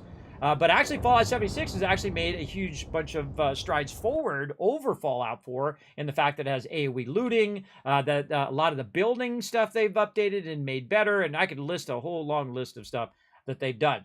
So I feel like in the crafting of the game that they've actually stepped backwards. I feel like they should make everything useful, that you could scrap it down. Even if you scrap it down and it just becomes like paper, well, hey, at least you got something out of it, right? Your time of collecting those resources is worth it. Now, they do have mods where you can add the mod, and it will basically just block your ability to see those items and pick up those miscellaneous items because they are basically useless, right? So if it's something that's useful, like food or something like that, that would be something. But all that other stuff is useless. And I think that they should add that in the game. They should add it where you go into your preferences, right over here, settings, gameplay, and right here at the bottom, do not highlight miscellaneous items. Boom. Right there. Put that in, everybody. Everybody put that in. Send that suggestion in. Because at some point, sometimes you want to see the miscellaneous, and most of the rest of the time you don't. You just want to see the loot that you need. And I just put it in here because I can't actually put all of the food stuff in an exterior box. Oh, there it goes. Look at them all fly away. I can't put it in an outpost box. So I have no other option is to either put it in my ship, put it in my inventory, or put it in one of these boxes that I can't craft from. So I have to take it out of the box. It's like World of Warcraft, like 15 years ago, everybody. What is this? What are we regressing now in games? Are we going backwards? Crafting from box or crafting from bank is one of the great inventions, everybody. I don't mind if it does it in the beginning. Like in the beginning, you have to manually get the stuff and you craft a little bit and you get going, you level up a little bit, and then you have the ability to craft from bank, or you just have the ability right from the very beginning. But to not have the ability from these storages, I think is a huge mistake. I think they should have that ability that automatically detects what's in these storages, and when I go to this crafting area here, I can just craft whatever I want. Because it makes it tedious to have to keep taking it in and out, and you're just And they also don't have the option of going in and saying, transfer all of my 8 items into this box at once. They don't have that, which is a complete and utter oversight. Because if you are transferring massive sums of stuff in and out of a box, you will want to put all of it in there. Because it's faster for me to put all of it in and take the few things out that I need than it is for me to go in and hit E. You've seen me done it. I mean, they should calculate how many times you've hit E in a playthrough, which is going to be thousands of times, tens of thousands maybe, of the amount of times that you got to hit E to take things in and out of the storage. Now, sometimes I don't even know what the components are, so I just take it all out, make whatever I need to make, and then put it all back in, which takes a long time. Again, they have mods for that as well. But they shouldn't make the modders do all of the work. They can come up with the ideas, but I think they should definitely integrate that into the base game and give people the option to have it on or off. And they still haven't fixed stuff in Fallout 4, everybody, so it really it makes me nervous a little bit in the fact that there's stuff in Fallout 4, like the targeting HUD, that they have never fixed all of this time. You know, and it came out a long time ago. Hey, Suri, when did Fallout 4 come out? Fallout 4 was published November 10th, 2015. 2015, so 5, 6, 7, going on 8 years ago, and they still haven't fixed that targeting HUD, making me have to disable my achievements so I can put the unofficial patch in so I can use the targeting HUD. I don't think so, bro. Get in there and fix that stuff. Now, they did say they're working on an HD version, which has a lot of bug fixes and stuff on it, but we'll see. We'll see how it goes. Okay, now, another thing that we want to do, go right down here, because this is actually generating a ton of cash for me right now, and you can see I have my Tau grades. This is another thing that's really dumb, everybody. This thing should be as much as you can feed into it. This thing should be 10,000 or 50,000 of whatever it is you want to feed in, because it makes me have to do something that's tedious. But let's go first, look at what's going on, right? For those who haven't seen my build here. Oh, I got to aim away from it, actually. There we go. I'm trying to get to my build thing. There we go. So this is connected across this way to a little bit of storage over here on the side. And you're like, well, that's not much storage, Kismet. Oh, really? You think it's not that much storage? That's a lot of storage right there. So basically, we've got a bunch of storage. These are the large versions of it. And what it's doing is it's taking the beryllium and the copper, and it's manufacturing it right down here. Then you can see it's being distributed into each of these. And then the output is going into these. And these are actually full right now, you can see, because they're all green. Now watch what happens if I go to this thing, because those are connected to this, and I start to pull this stuff out. Now this particular one works kind of funky, and this whole game works a little funky. But I have to roll out so that it refreshes the thing each time. Now some of them you can just keep hitting E, and it will just keep pulling them out. This one in particular is kind of in a funky spot. I've also had a problem with the outpost thing, where if I move it to the center, it causes it not to show the icon on the planet. If you have that problem, everybody, if you ever have the problem of all of a sudden your icon disappeared, do not leave, because you can lose your outpost, especially if you don't have a landing area. You can lose the whole thing, and I had that problem in this playthrough. So what I did is I went and took that center beacon and I moved it back over to the side, and you look for like a cutoff, right? It's cutting off your base. Let me go back into fly mode. Like it was cutting off. There was a yellow line going right down the middle of the base because there's something nearby that's cutting off half of my base. So I had to move the beacon, which is right here, which you can move it after you put it down. It doesn't actually move your whole entire thing. It just moves the beacon at that point. So I had to take the beacon and move it off to the side, past that yellow line over here, and then boom, all of a sudden the icon reappeared, right? So I had to work around some of the features of the game. And it kind of sucks because I teleport way over there every single time and I have to run over here every time. And I would like it to be right over here. So when I teleport here, it acts like a teleport point like you have in Fallout 4, right? You have that mat that you put down, and it's a teleport target. That's what basically that beacon does as well. Acts as that target. All right, so now I'm going to really go to town. I'm just going to keep going until all this stuff is gone. I'm just rolling up and down again, working around the mechanics of the game. Again, this should all just drop in here. As much as it possibly can should just drop in this thing. It should definitely be more than 76, which is a funny thing anyway, because it reminds me of Fallout 76. I cannot see the numbers cannot see the number 76 without thinking of Fallout 76 now. So you're like, well, Kismet, why didn't you just go ahead and go in and utilize your transfer container by going H to get to your ship, F to go cargo hold, Q to go to the transfer container, which is this. The name of my transfer container is the name of my mine, which is aluminum helium mine, and then just transfer this into your ship. Well, the problem is it doesn't refresh it, but I can just hit Q, Q, Q again, and look, it doesn't refresh the new stuff that it just got. Okay? It's not there. Now, I can tell you if I go out of here, if I hit tab, tab, tab to go all the way out, and I look down, I can see there's nothing else in there. Now, in a minute, it's going to start recrafting some more, and there it is. There it is there.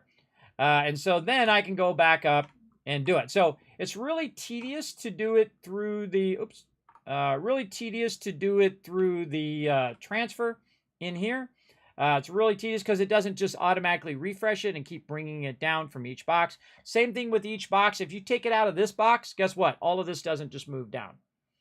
Why? I have no idea. The only way you can get it to move down across the box is to use the transfer container, which is what I just did.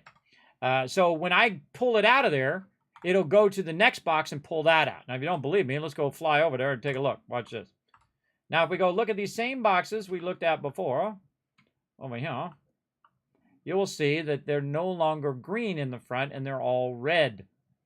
If you can see that little red light on the front, that's telling you that these are all empty now and starting to now fill back up again because I have a bunch of backlog of resources. It's going to go. All my manufacturers are going to go. Make sure to watch your power because you can see over there that says that I need more power.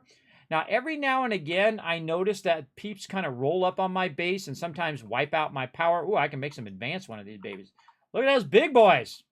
We'll put my first advanced one down. There we go. That'll give it some power. That's 100 power right there. Very nice. And again, we're trying out some of the more advanced building items which is pretty cool, but I feel totally unnecessary, buddy. You could get away with just using the base level stuff. Build is just as big a base as mine. You could be manufacturing just as much without having to put any points into outputs at all. I don't find any other ability or really use of doing that. You actually would probably be better off going into the one that actually adds it to your workbench, where you can just make it in your workbench. And then you just put it in some storage, and then you can just build the stuff that way. There is a trait that does that. Let me go ahead and try to remember what that trait is. It is down here somewhere. Is it outpost management? No, those are cargo links. What is the name of that one? It's one of these. Don't tell me. Part of the fun is me trying to remember. Where is it? Special projects? Yeah, special projects right here. Will allow you to craft unique items in the actual workbench instead of having to do the manufacturing itself. So there, I got all that stuff. Now I want to take this out of my inventory and put it in my ship because right now it's about 10,000 in my inventory. So I'm going to hit T, and it doesn't all fit in my ship. I know, crazy, right? So I've got about 2,610 on me. So what I want to do now is go ahead and walk this into my ship. And see, now you know why I put the front. Oh, I totally missed. Now you know why I put the front of the ship way in the front like that, so that when I get right here, I don't have that far to walk. And I've actually moved it forward further than it was before, because now the way that it's landing on there, you see I'm taking health. It won't actually kill you, but if I fall, what I've done is I've had that happen, where I've done that and then I fell down and died because I was such low health. But another thing that we can do as well is we could go into our inventory here. We could grab our resources. Let's actually go to our ship. I'll show you a great little trick. You go to your ship. I'm going to grab the tau grades back out again. Right over here, all my taus. There we go. Got about 10,000 of them in there. Then what I'm going to do is I'm going to drop the tau grades. Oop, got to get in my inventory. I for inventory. There we go. I'm going to drop these 13,000 tau grades on the ground, which is about 100 plus grand.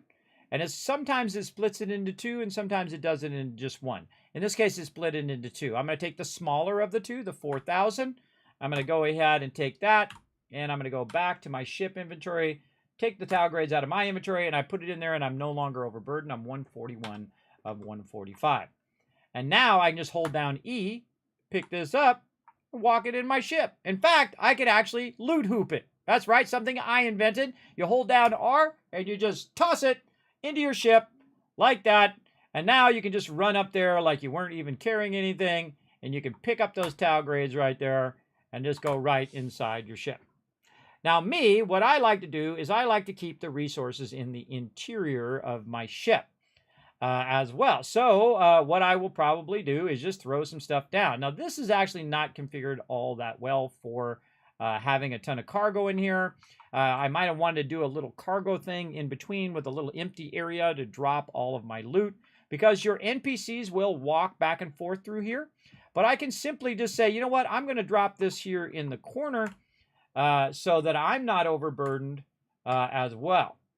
And then also what we're going to do is, hold on a second, we're going to go into here, into the resources. Oh, we want to take it from our inventory. Put as much of this in here as we can. There we go. And then drop whatever we have left, like this, onto the ground. And there we go. What is the cargo capacity of it? 62,000. 62,000 cargo capacity. If you don't believe me, right there. Now, if you missed it earlier, remember that these VODs are available on Twitch, on YouTube, right after the stream. So you're welcome to pop back, watch how I built that out. I showed a lot of issues that you're going to run into when you're building, a lot of ways to work around that stuff, especially holding down the control and using your scroll wheel, super useful in shipbuilding. And you too, if you become a space tycoon like me, could have a ship that has 62,000 in it. Okay, everybody, now we got the big boy. Now remember, this ship is not for flying into space, okay? But we are going to fly it in space right here in a second. Hold on. We're going to go outside first. We're going to go outside first because we've got some other things that we might want to do. Now, in the back here of my location, I have a bunch of storages. I could go ahead and take all the stuff that I just put in my ship here, right? All of the various resources that I just put in there, adhesive and all of this stuff, and put that into here. Now, I've already got a bunch of resources in there. I don't necessarily need to put more of them in there. And what I really want to do is take some of these resources that I actually don't even need in there. Take some of these resources to other locations in which I can use them, right? Now, if there's stuff in there that I absolutely don't want in there, now's a good time to take it out of there, like those tea leaves and whatnot, or to put it in this storage back here to be used at this location. Now, my goal is to get all of the various base level resources into that ship when I go to make other settlements, right? But first thing I want to do is go in here and take some of the stuff that I absolutely know can't go into one of the boxes here at the outpost.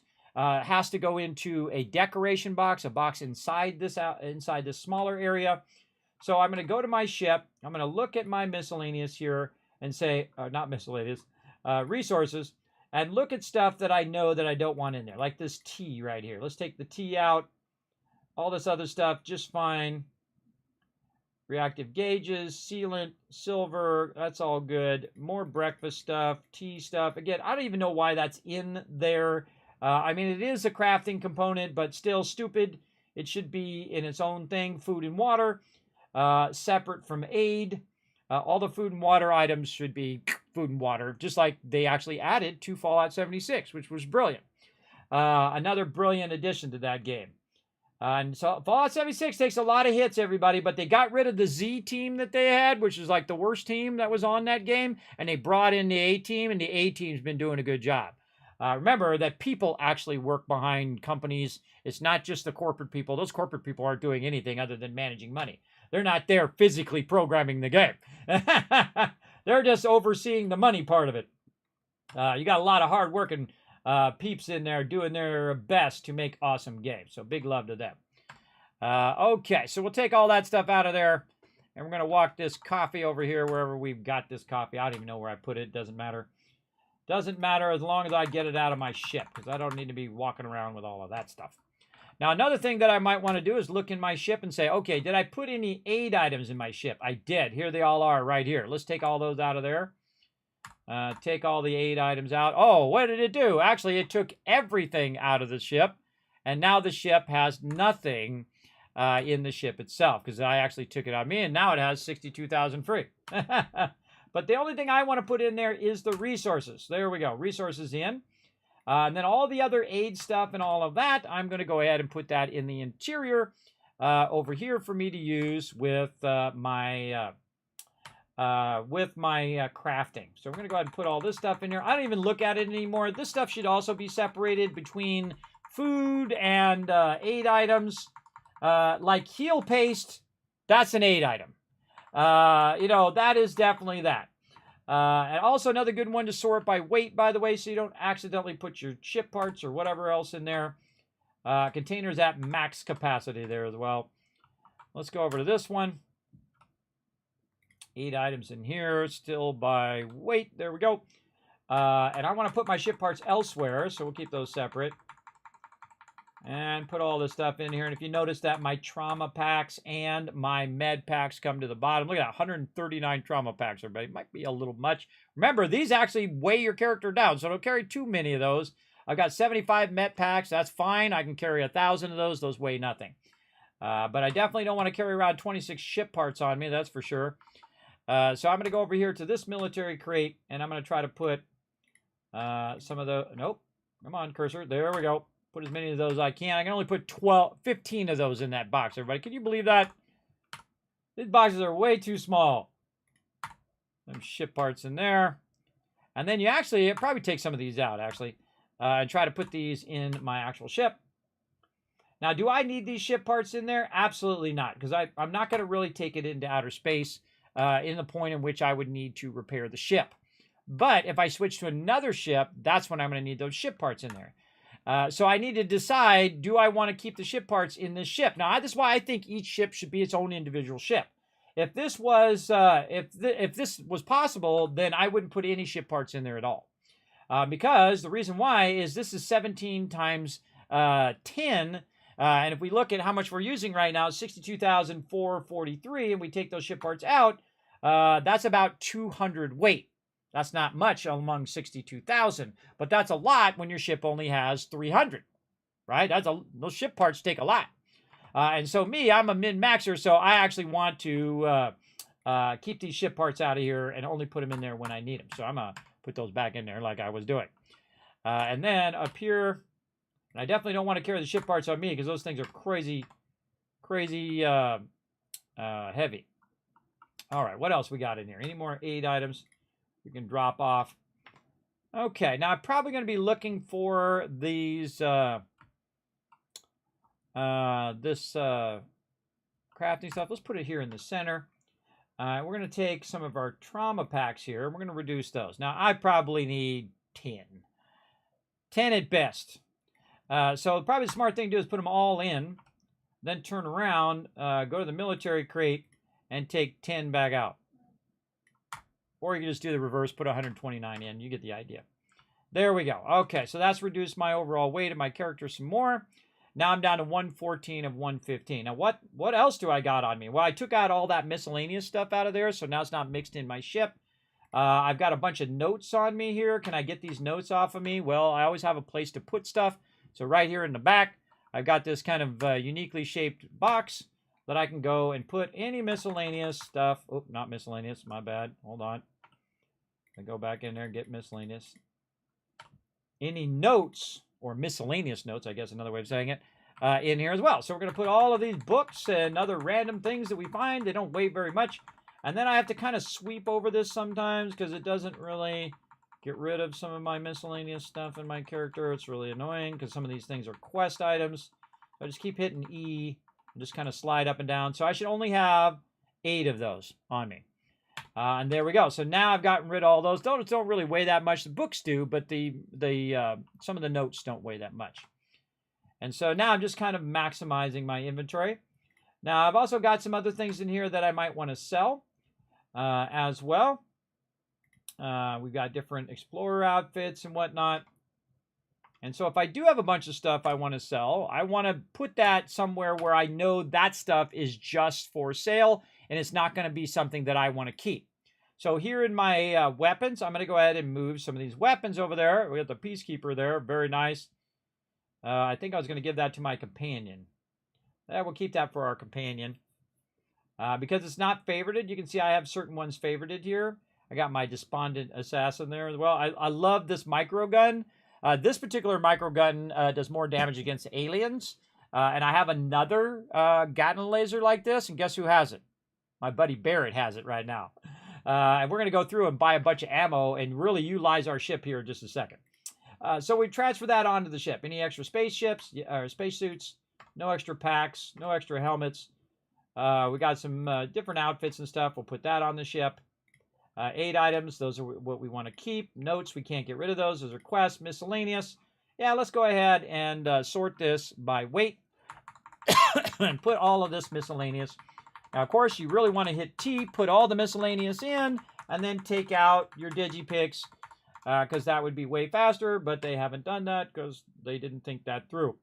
Now, I'm down to 79 of 145. Now we're talking, everybody. Now we're talking. We've cleaned our inventory out, looking pretty sharp, have just the stuff that we need with different varying weapons. This is probably the most weapons I've ever carried in any game, and that's because you run out of ammo a lot. And so you might have ammo for another gun. And I actually ran out of ammo on all of my weapons before. And that's really crazy. When you have 7 weapons and you run out of ammo, that's really, really crazy. Okay, so we got all the stuff on our ship we want, and we got all the stuff put away. And that's a definite save right there. Now we're ready to get on out of here. They've been fixing bugs? A couple. I feel like this is the slowest I've ever seen them patch a game because the game's been out for like 2 months. And this is why I'm not playing really fast, everybody. And I had the same thing in Fallout 4. Is you're waiting for them to fix a lot of the things that you might run into hurdles. You might run into progression that you can't progress and whatnot. you might run into all of that. And instead of me running into that, I would rather them fix it while I'm just kind of, doing my thing right now.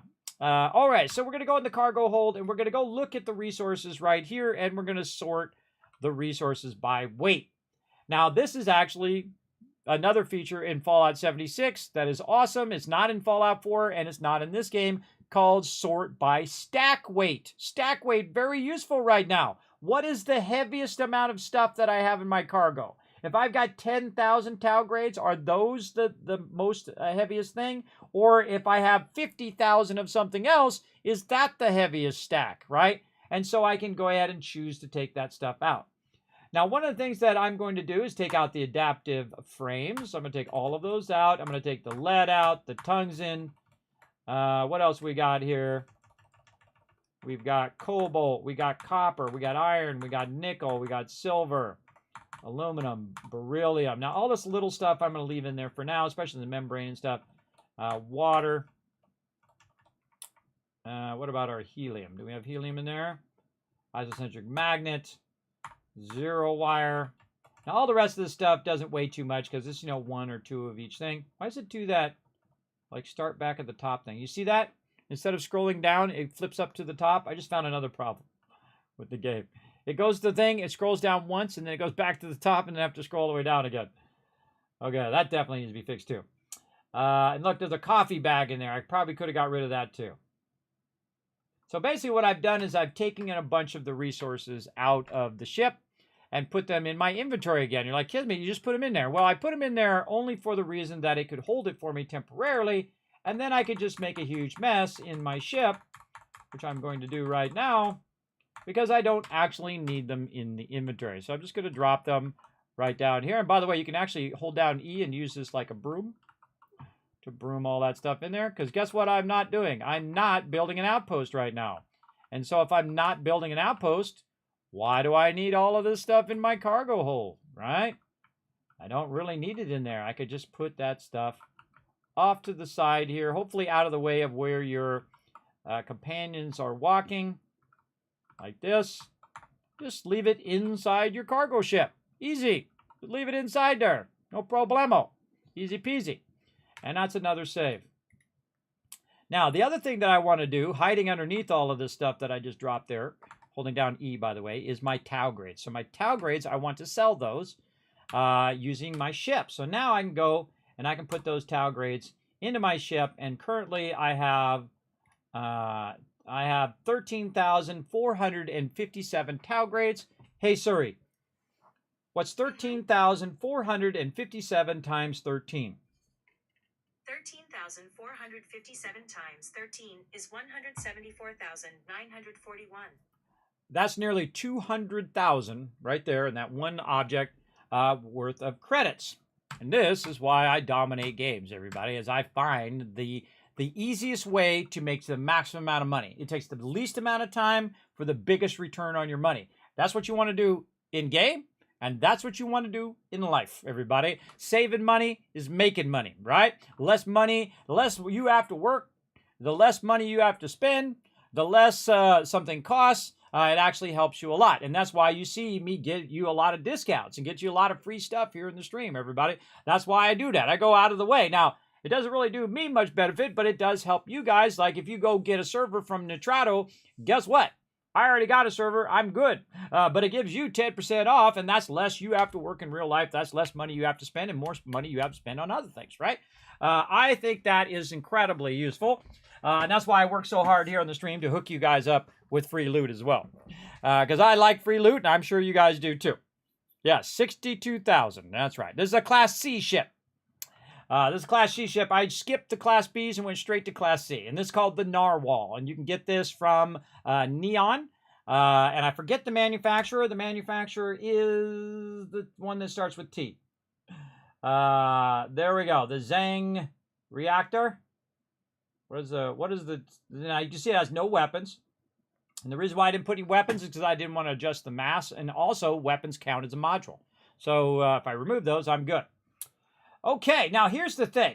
I just went and did all of that stuff. You saw me do it. You saw me collect all the resources and whatnot. Now, another one that I would put in there for sale is going to be Deprosium, and I'm looking to see if I have any. I probably already sold it all. Absolutely did. Okay, let's save again. I'm actually going to save over the last one. There we go. Now, while I was doing that, everybody, and this is why this is so incredibly powerful. I did this from level 2, everybody. I could have done it from level 1 if I'd skipped the dialogue, just went right here. I did this at level 2, and throughout the whole rest of the game, it's been doing this. So while I was gone over there working on my ship, it's making me more money. It's over here generating. Now, you can have an infinite amount of resources. It will just keep collecting the resources and never run out, which means that you have an infinite amount of income as long as you have the ability to transport that income and be able to sell it. Now, here I go again, everybody. While I was busy doing all of that stuff, it's been over here manufacturing more Tau-grade rheostats, or retrostats, as I like to call them, which triggers my chat. I know it does. I don't do it on purpose, but it'd be funny if I did, huh? So it just generated 1372 in the time in which we came over here and picked it up, put it in our ship, did a little bit in our ship, and then came back. So that is, hey Suri, what's 1,372 times 13? 1,372 times 13 is 17,836. So that, we'll just round it up to 18,000. So it made me 18,000 credits while I was busy doing something else. And if I really wanted to get crazy, everybody, just like how much money could I make in the first 5 or 6 levels? I could literally make hundreds of millions, easy. But I'd have to grind, right? I'd have to grind. I'd have to come over here, pick it up, forward time, sell it to the vendors. Come over here, pick it up, forward time, sell it to the vendors. No, thank you. No, thank you. I'm not doing that, though I totally could and make hundreds of millions and probably billions if I really wanted to, because it's an infinite source of income. An absolute infinite source. So right here, now I can drop it in my ship, and now I've got even more in my ship. Now, we're about to have a big problem, everybody, and I'm sure most of you already know what the problem is, and we're going to go try it out right now. Here we go. Now, because I can quick travel, I'm not overburdened. I don't need to go into outer space, but I'm going to save before we do the quick travel, and we're going to travel to the cockpit. We're going to take off just to see this big lumbering ship take off. Let's go. Let's go. The moment you've been waiting for. Good night, Em. Thanks for hanging out. Okay, here we go.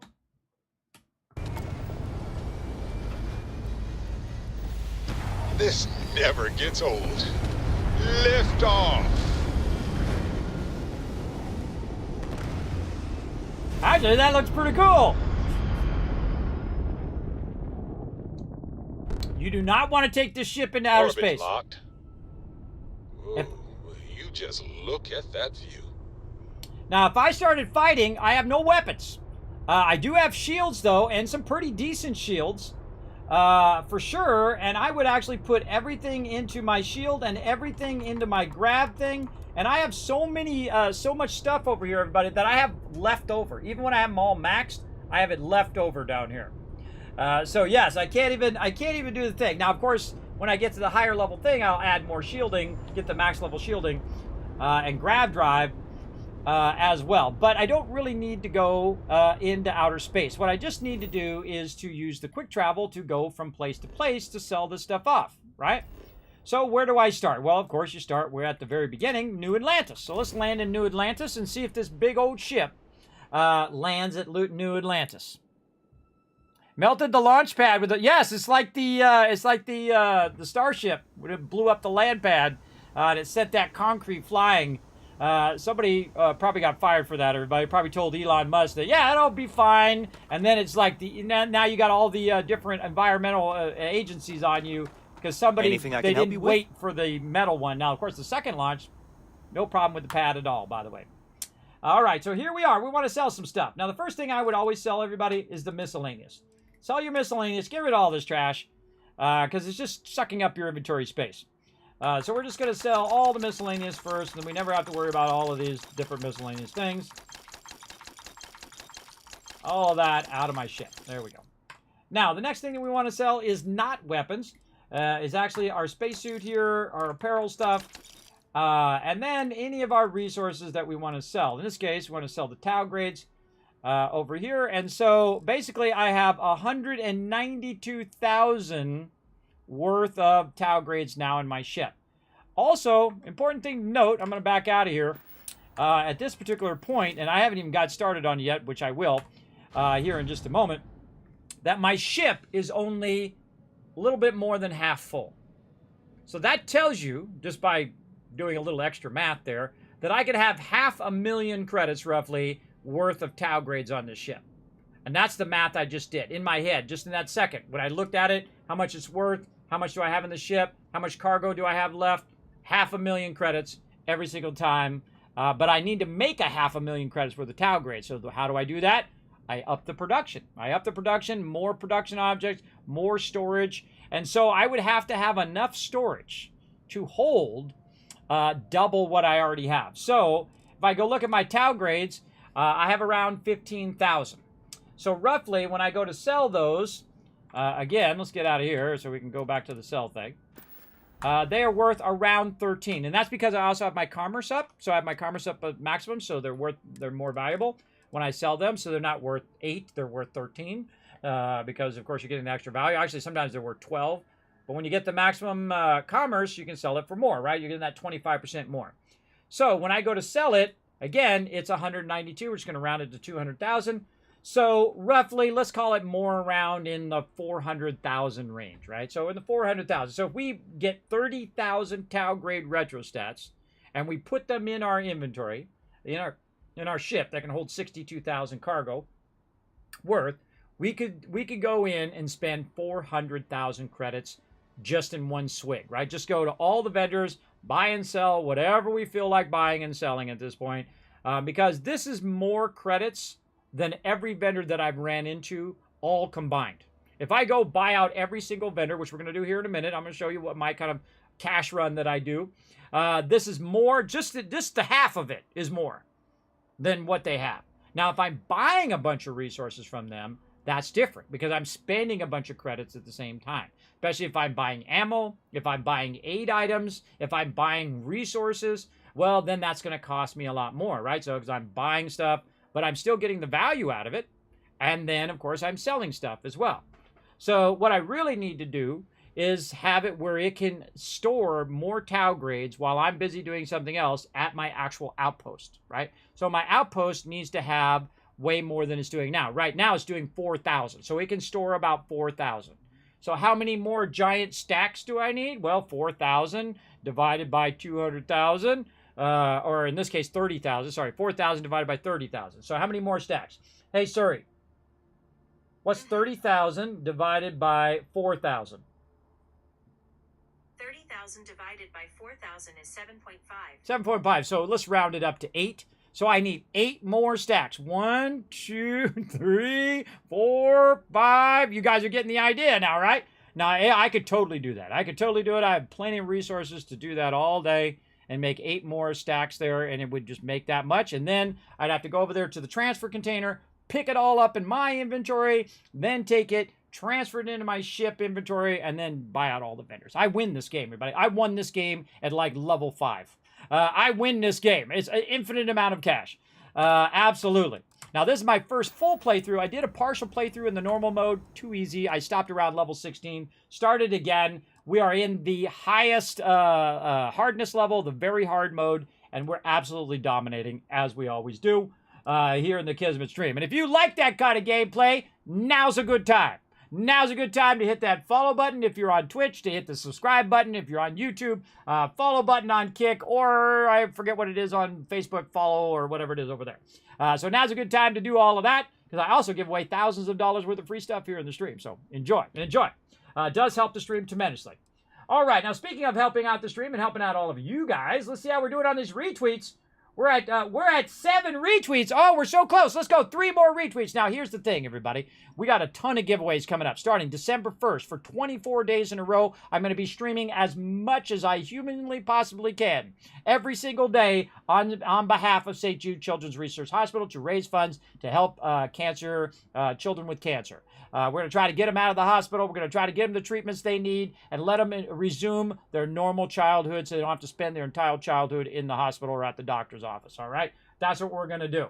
Now, here's what I'm going to do for you guys. every time we hit a different milestone of tweets, I'm going to 5 times it. So if you have 5 retweets, I'm going to give you 5,000 caps instead of 1,000, which we normally do. If you get to 10 retweets, then I'm going to give you 10,000 caps. That's right. We're really going to scale it up right there. And then we get to 15, we get 15,000, and so on and so forth. And very quickly, you can earn those Kiz caps. And then you're like, Kismet, what are Kiz caps and what do they do?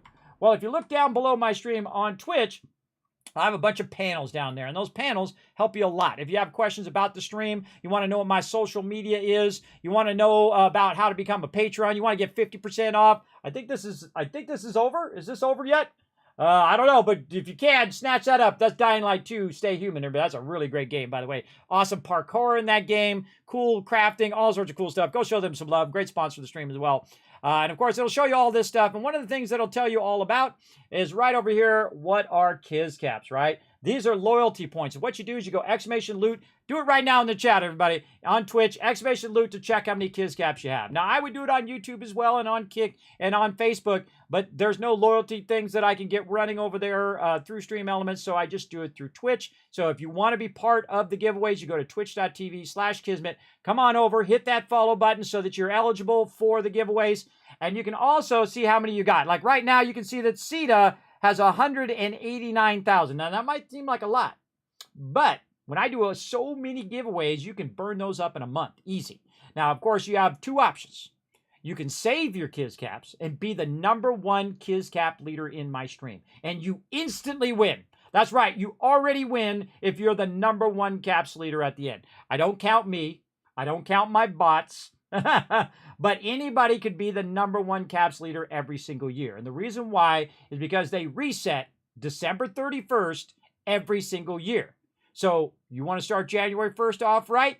Be here in the stream. You want to try to win? Be here every single stream, because I'm just going to be showering you guys with caps for participating in the stream, for participating in the chat, for retweeting and doing all of that stuff. I'm going to be giving out tons. Then when it's time, you see that thing that you want. You're like, oh my God, kid, that's awesome. I want to get one of those for sure. Maybe it's something that's worth $140. Maybe it's worth $200 worth of games, right? I've given away tens of thousands of dollars, everybody. I give away thousands of dollars every year. I've been doing this for 9 years. You can do the math. Sometimes it's $2,000, $3,000, $4,000 worth of stuff in a year. I don't even know sometimes, because when they send me stuff, I just give it to you guys. I don't keep a running total of every single value of it, but I do keep a running total of the stuff I've given away, so I could go in and figure out the value, and it would be some giant number that my accountant would slap me for.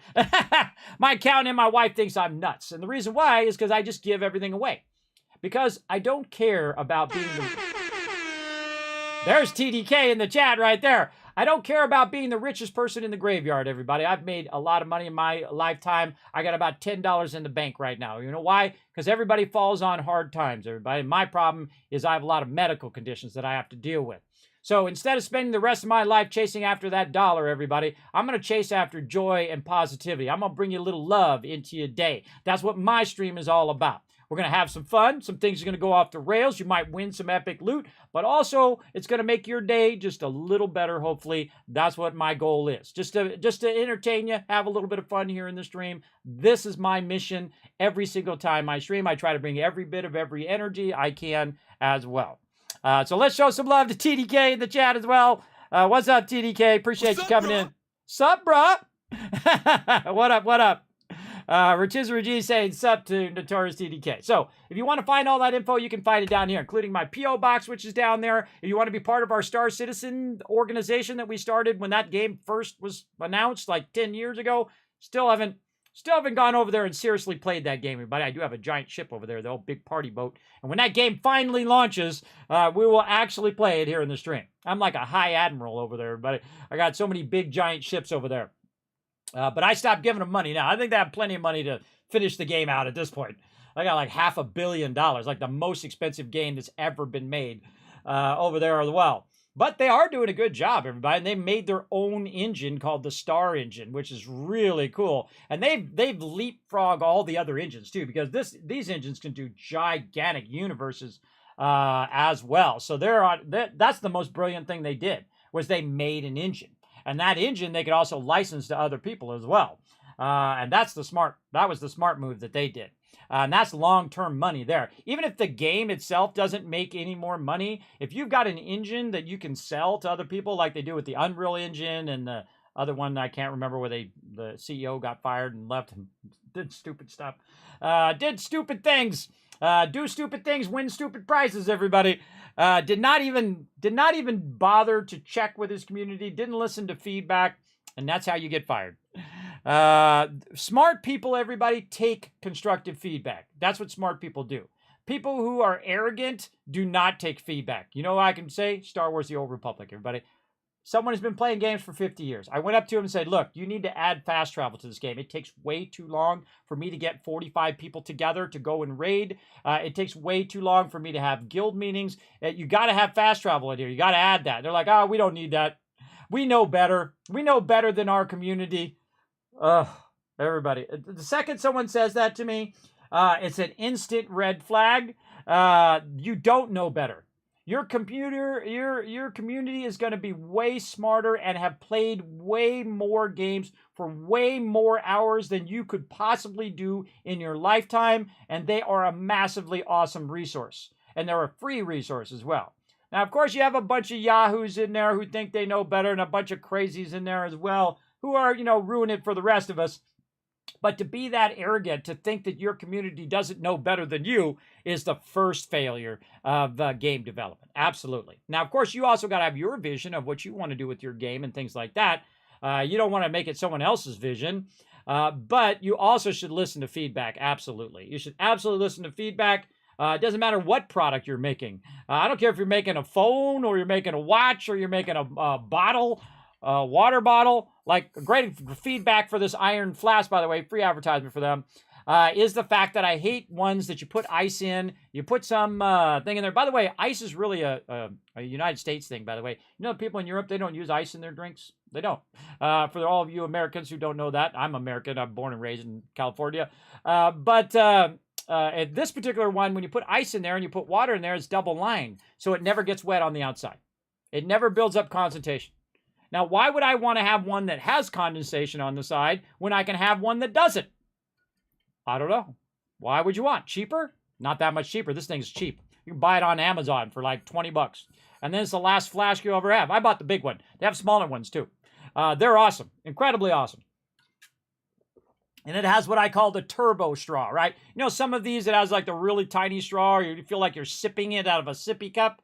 This one has the turbo straw, so when you're thirsty, boom, you get a big blast of water. Mine's water. And no, it's not like gin or alcohol or something like that. I don't drink alcohol anymore. I fall down without the alcohol, everybody. I can't drink alcohol because of my constant dizziness. I will fall down and hurt myself big time. There you go. I have not been to Sweden. I've not been out of the United States other than I think I went to, what was it? Oh, God, I went on a cruise to somewhere in Mexico. I forget where it is. It's I can't think of the name of it. But my wife has. She's been to different places, and I did make several trips. I bought tickets to go, but never ended up going because I'm basically was a workaholic as a kid. I loved to do graphic design. I spent all my time doing it. I would work all the time, and that's why a few of my ex-girlfriends are my ex-girlfriends, because I'm so obsessed with loving what I do every day. And it's really important because you got to have a reason to get out of the bed, everybody. Even if you're the wealthiest person in the world, you got to have a reason to get out of the bed, right? If you don't have a reason, some sort of focus, some reason why you're living, even if it's just, if you are the richest person in the world, maybe you like hiking. That's your reason, right? Maybe you like just sitting in your, thing, drinking some pina coladas. That's still a mission, gets you out of the bed, you're good, right? It doesn't matter what the mission is as long as it's something that motivates you to do stuff every day. Otherwise, lay down and die, right? Even the richest people have the worst problems, everybody. You think it's easier with more money. It actually, in some ways, makes it harder because you have to keep that up, especially if you're trying to, compete with the Joneses, which I suggest you never do. Compete with yourself. Level yourself up in real life. Like who you are. Despite everybody else who are terrible people you might be around, like who you are, because that's the hardest thing you'll ever do in your life, is like who you are. And I like who I am. I'm a decent human being. I'm kind to people. I try to do the right thing. I don't lie. I don't cheat. I don't steal. Not because I don't have to. Not because people tell me I can't. It's because I choose not to. I mean, I could lie like anybody. I could do anything. I could steal. I could, go crazy and, do all the crazy stuff that people do. But I choose not to do those things because I don't want to be that person. And that's the hardest thing, everybody. Now, if I could just choose not to eat so much sugar all the time, that would be even better. Because nobody's perfect. Nobody's perfect. Nobody is infallible. No one in the world doesn't make mistakes, no matter how much they beat you up on your mistakes. Believe me, they've made tons of them. They've made tons of them and will continue to do so. You do your own stunts, not intentionally. 64 with arthritic hip. Yes. Yes, doing some stunts, especially on stairs, is not good. They're still showing. Yeah, not good at 64. God, I'm hoping I make it to my 60s. I just hope to get one more day, everybody. That's how I am every day. If I wake up, okay, I got another day. What am I going to do with this day? Okay, what am I going to do with this day? That's pretty much how I do it. And if I get up and I'm too ill and I can't stream or whatever, I just say, okay, everybody, I'm going to rest, regroup, do it again. And that's what I do. Spend time with my family, see how the wife and kids are doing, and just spend as much time with them as I can in between streaming and whatnot. Because they're busy, everybody. They're off at school. They got a bunch of events that they're doing. And you don't want to have your kids do as many things as they possibly can to kind of learn what they like in life. Because my job is not to tell them to become a graphic artist or to tell them to become a lawyer or a doctor or whatever. Because they're going to go do that thing and hate that thing. Because it's something that I told them they should do. They need to find their way. They need to find the thing that they love to do because that's what sustains you in life. If you're just grinding all the time, you all know, right? Put a 1 in the chat if you've ever had a job that is purely a grind job. Maybe you might have it right now. It's a grind job so you can pay your bills, so you can, have food and water on your table. It's just what I call a grind job. I used to be a stock boy, everybody, at 18 years old. I used to lift 60-pound printers at this computer place that I worked. And so I'd lift these big old printers. And I was a skinny 135.9 kid, right? But I got really strong doing it, everybody. I got super strong because I used to work out with my friends all the time as well. I got super strong. I'd be lifting these things above my head, 60-pound printers that are super big, awkward boxes above my head, stacking them 5 high, everybody. Pretty crazy. So that was a grind job. That was the thing. But I turned it into also a learning experience. I go into the tech room where all of those people spent 4 or 5 years of their life going and learning about electronics, and I'd ask them all sorts of questions, and they loved that because, then they can show off their knowledge. And I say, what's this? And they say, oh, that's a hard drive. I was like, okay, what's this? Oh, that's the CPU. That's the thing that runs the whole computer. Oh, really? And so I got an education being a stock boy, all about computers and how computers work and how the electronics work, and they do component level repair, everybody. Not this stuff they do now. Oh, your computer's bad? We'll throw the logic board away and put another logic board in. That's the replacement level they do now. Oh, your phone broke? Okay, we'll just throw your phone away and give you another phone. That's how they could repair stuff there. But I learned component level, why all of those components are there, how solder works and why you're soldering stuff in the first place. All of that kind of stuff, how your power supply needs to be balanced. You got to have enough power for all your different components and all that thing. So I got an education in electronics by being a stock boy. So wherever you work, you want to learn everybody else's job too, because you get all of that knowledge for free. And every bit of knowledge, just like in a game, everybody, just like your perk points when you're playing a game, just like this over here. And this is where this comes from, by the way, everybody. These are like your life skills. How great are you at talking to other people?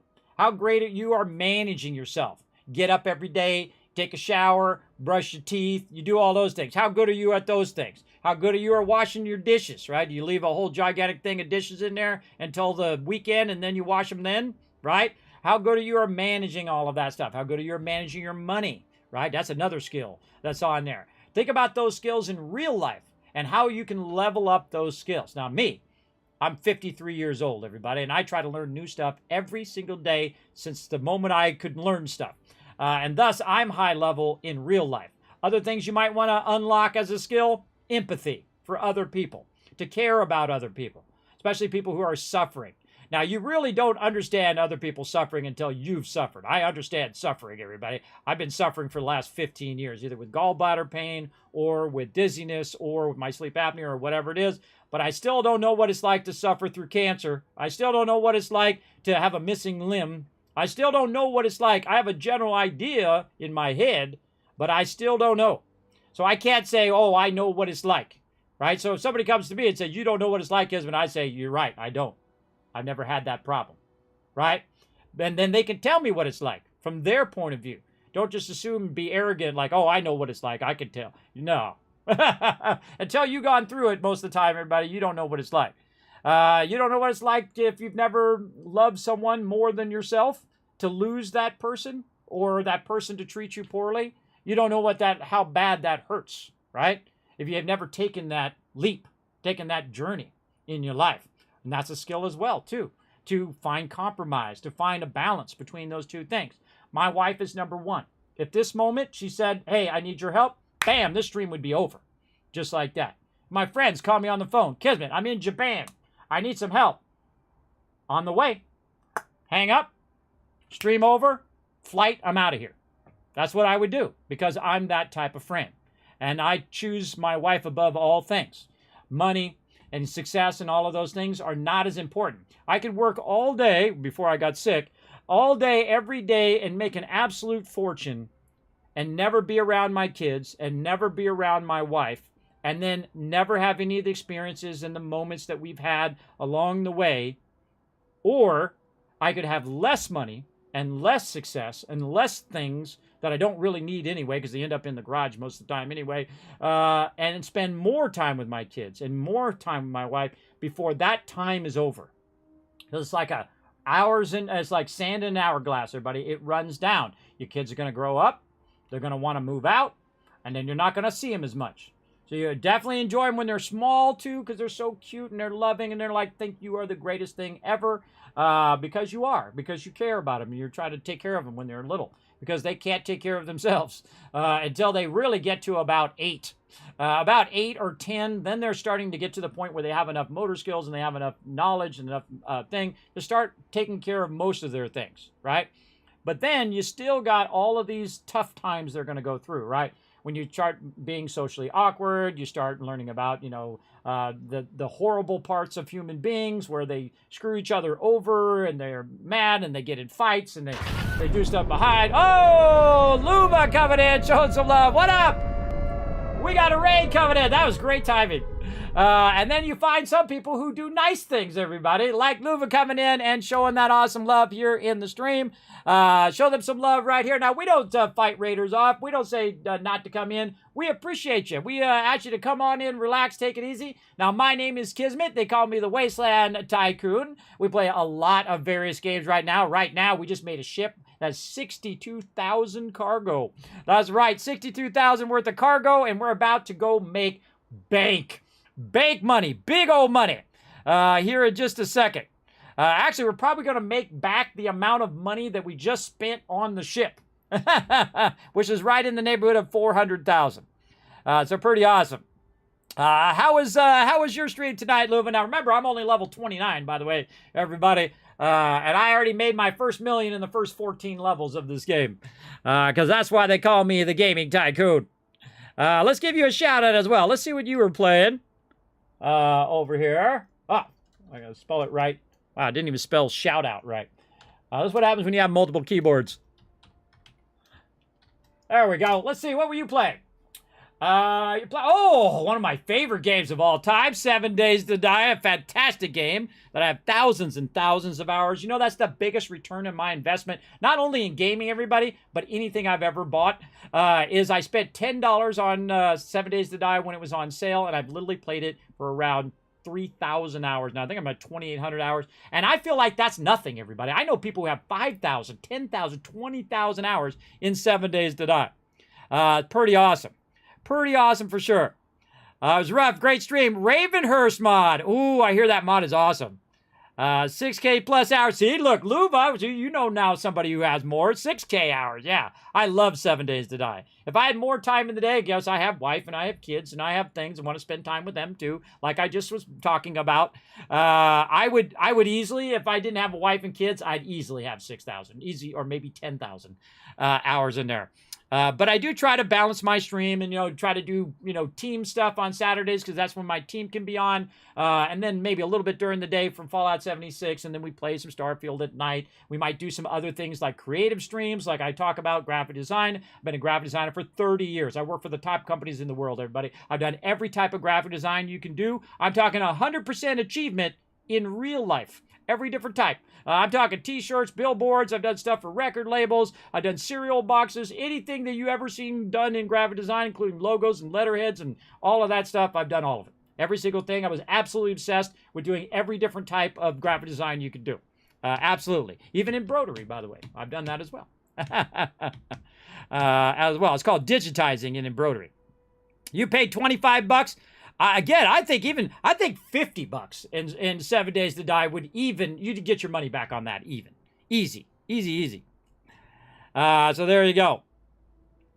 Yes, we're going to be resetting the server this Saturday, by the way, everybody who does love 7 Days to Die. If you're a great team player, you like to work together, I have up to 20 people that I can have on my 7 Days to Die mega server, brought to you by the awesome people at Nitrato. And again, if you want to get your own server, you can use my name, Kismet, get 10% off because saving money is making money, everybody. Right there through that link in the chat. For sure. But we're going to be resetting the server again. We're going to be playing some Alpha 21, and we're going to be doing the Wasteland mod, which is basically like a Fallout mod for 7 Days to Die. So we're going to definitely try that this Saturday at 10 p.m. Eastern Standard Time. So definitely be here. It's going to be super fun. Speaking of wife and kiddos, got to get the dishes done. Otherwise, it's my behind. I'm sure you're familiar. Yes, Luva. Actually, I got some towels in the washer right now that I got to put in the dryer and put some more towels in the washer. I actually forgot to do that. I got all wrapped up. It's 4 hours of the stream. And because when you know you love to do something, everybody, and this is everyone, this is how you know you love something. I'm playing some games. I'm talking with you peeps in chat, and 4 hours have gone by like that. Just like that. It's like talking to someone you love to talk to, like your significant other or friend or whatnot. You might go out to eat, and then you realize, oh my God, we've been here 3 hours. Right? That's how you know you love it. And that's how I know I love a game. If I don't like a game, the great thing about being my age, everybody, I answer to no one. I don't care if they're my sponsor. If Bethesda's my sponsor and I didn't like Starfield, I would tell you, I don't like it. I'm not going to play it because I don't answer to them. I don't answer to anybody. I can do whatever I want and play any game that I want to play, and I only play games that I like. If I don't like a game, I don't care how much they came in and paid me. Say, hey, Kismet, go play League of Legends. Here's $10,000. I say, nah, it's not my game. Not because I'm so affluent. I've got like $11 in the bank right now. Not that I have so much money that I could choose that choice, but it's not something that I would enjoy, and I know that it would be very apparent on stream. It would be super apparent. It would be, I feel, kind of dishonest to say, oh, I love this game and play this game when I didn't actually enjoy it. And I don't ever do that. So you can always get the straight shot from me. I think trust is more important than money or anything else that you can build in life, is to have that trust with your significant other, have that trust with your children and with your friends and with all of you. That is the way I like to do my life. Now, I'm just saying from my point of view, it's your life. You do whatever you want. But that's the way I like to live my life. You worked 37 years at United Airlines. Oh, we got a pilot in there. Are you a pilot, or were you? Did you work the desk at the United Airlines and whatnot? I actually used to fly United all the time when I was younger. We might have ran into each other still, Shrum, way back in the day. Who knows? I used to fly it all the time, like 20 years ago, 25 years ago. All the time. Look at that kid's face when he saw the animal horde last night. You know what? You want to see my face, everybody. You should see when I was playing the PAX Day, because we got into the alpha. They're super kind, everybody. I have a small stream, everybody. I don't have a gigantic stream. It's not like I have 10,000 people in my stream all the time. And they were kind enough to give me a bunch of codes for my crew and me to jump in there. And the second I put that post down, and I could take a foundation and attach it to that post and then rotate it off the post. Oh, you got me. You got me right there at that exact moment. Bam. That's when they drew me in. That you could just see the absolute joy in my face. Because I love building. Building is my favorite. I love building in games. I love doing factory games like Satisfactory, things of that nature. The only one I answer to is Miss. It's always yes, ma'am. There you go. Yes, ma'am, or you're right. You know what? That's the way it goes in life, everybody. I don't answer to the wife either. I told her, I said, I don't answer to nobody now because I'm ill. So I do what I need to do every single day. Oh, you guys did what you need to do. Watch this, everybody. You ready? 1,000, 2,000, 3,000, 4,000, 5,000, 6,000, 7,000, 8,000, 9,000, 10,000 caps. You guys came in here at the perfect time. And you're like, Kismet, what are these caps? Those are for winning giveaways. Now, you know who my sponsors are? Bethesda. Bethesda gear, right? So I give out tons of Bethesda gear. You know who else is? Elgato. That's right. They help out my stream. I appreciate them greatly. Blue Yeti, also part of my sponsors. You can see a bunch more down below, like Lucid Sound, who make the best headphones, everybody. Big love to them. They've sent me a bunch of headphones or drop-shipped headphones to my community, which I've given away a bunch of headphones. These are like $200, everybody. So I've sent those out multiple times from them. Appreciate them big time being a big sponsor. So all of those Kids Caps I just gave out, those are for buying tickets for the giveaways. Now, starting on December 1st, I do it every single year. I'm part of Fallout for Hope, which is the global super stream event of hundreds of streamers who work together to raise funds for St. Jude Children's Hospital. Now, the first year I did it, we raised around $3,000, which is incredible. That's amazing for my stream, everybody. That's an incredible amount. Then last year, we raised $7,000. So we've raised a total of $10,000 for St. Jude's now. And this year, we've got another goal of around $5,000. I had a goal of $5,000. We actually hit $7,000, which is pretty amazing. And so we got that $5,000 goal up there again. We're going to be doing tons of giveaways from December 1st to December 24th every single day. That's right, for 24 days in a row. And I'm going to stream as much as I possibly can on each and every one of those days to help children with cancer. They do cancer research. So some kids can maybe get their chemotherapy, they can get the treatment that they need, and they can stop spending their childhood in the hospital. They can go home to their families and spend time just being a kid again. And I think that is one of the most incredible things you can do, and that's why I love St. Jude's so much. My kids have actually gone to St. Jude's, not with cancer, but they've gone to local St. Jude's when they were little. One of my daughters was having like a seizure, and we took her over there, and they told us, oh, she'll be fine, whatnot. So that was lucky. Lucky in that case. But they are in a great organization. I think they do great work. So that's why I go ahead and go above and beyond here in the stream to raise funds each and every year for that charity. So I appreciate everybody coming in and hanging out. So I think it's time to get back to some back to Starfield. So we were talking about skills, and we were talking about actually selling our stuff off. So what I've done is I've made this big old giant cargo ship, everybody. If you guys didn't see the ship yet, here she is. She's a big girl. Now, this is a C-class ship. This is as many modules as you can put on a ship.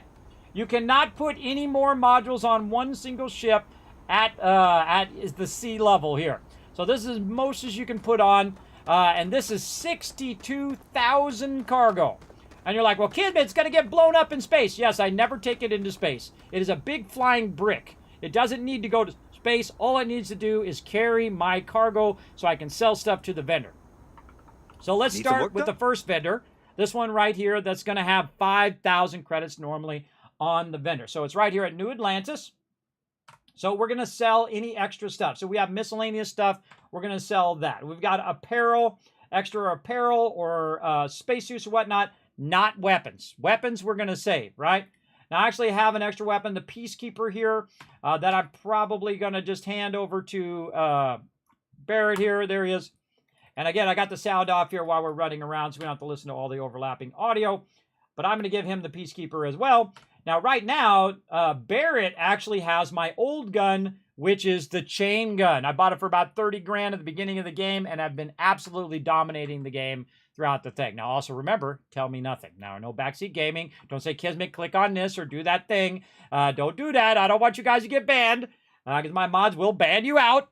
Remember, we got some chat rules here, and I love to make mistakes and learn from my mistakes. That's going to happen a lot here in this stream, right? Now, there are some times that you can backseat game all you want. That's right. When I'm doing things called learn to plays, I might be playing a game for only an hour or two here on stream, and then it's like, okay, tell me everything you know about the game. Let's learn about all of that stuff, right? And then, of course, try to maximize that time as well. So keep that in mind here in the stream, everybody.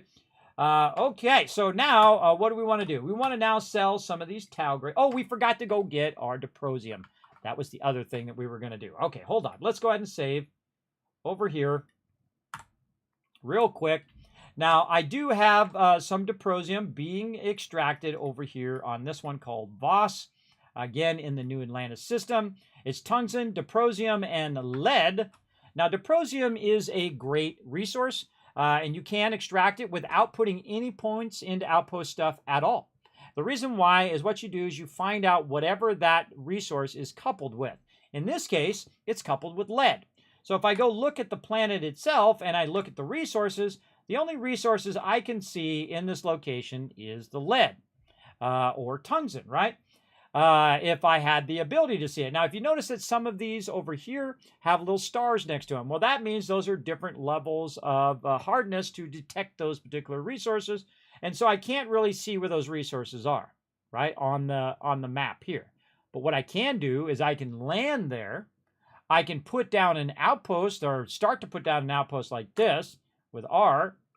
I got to go outside the outpost. Hold on a second.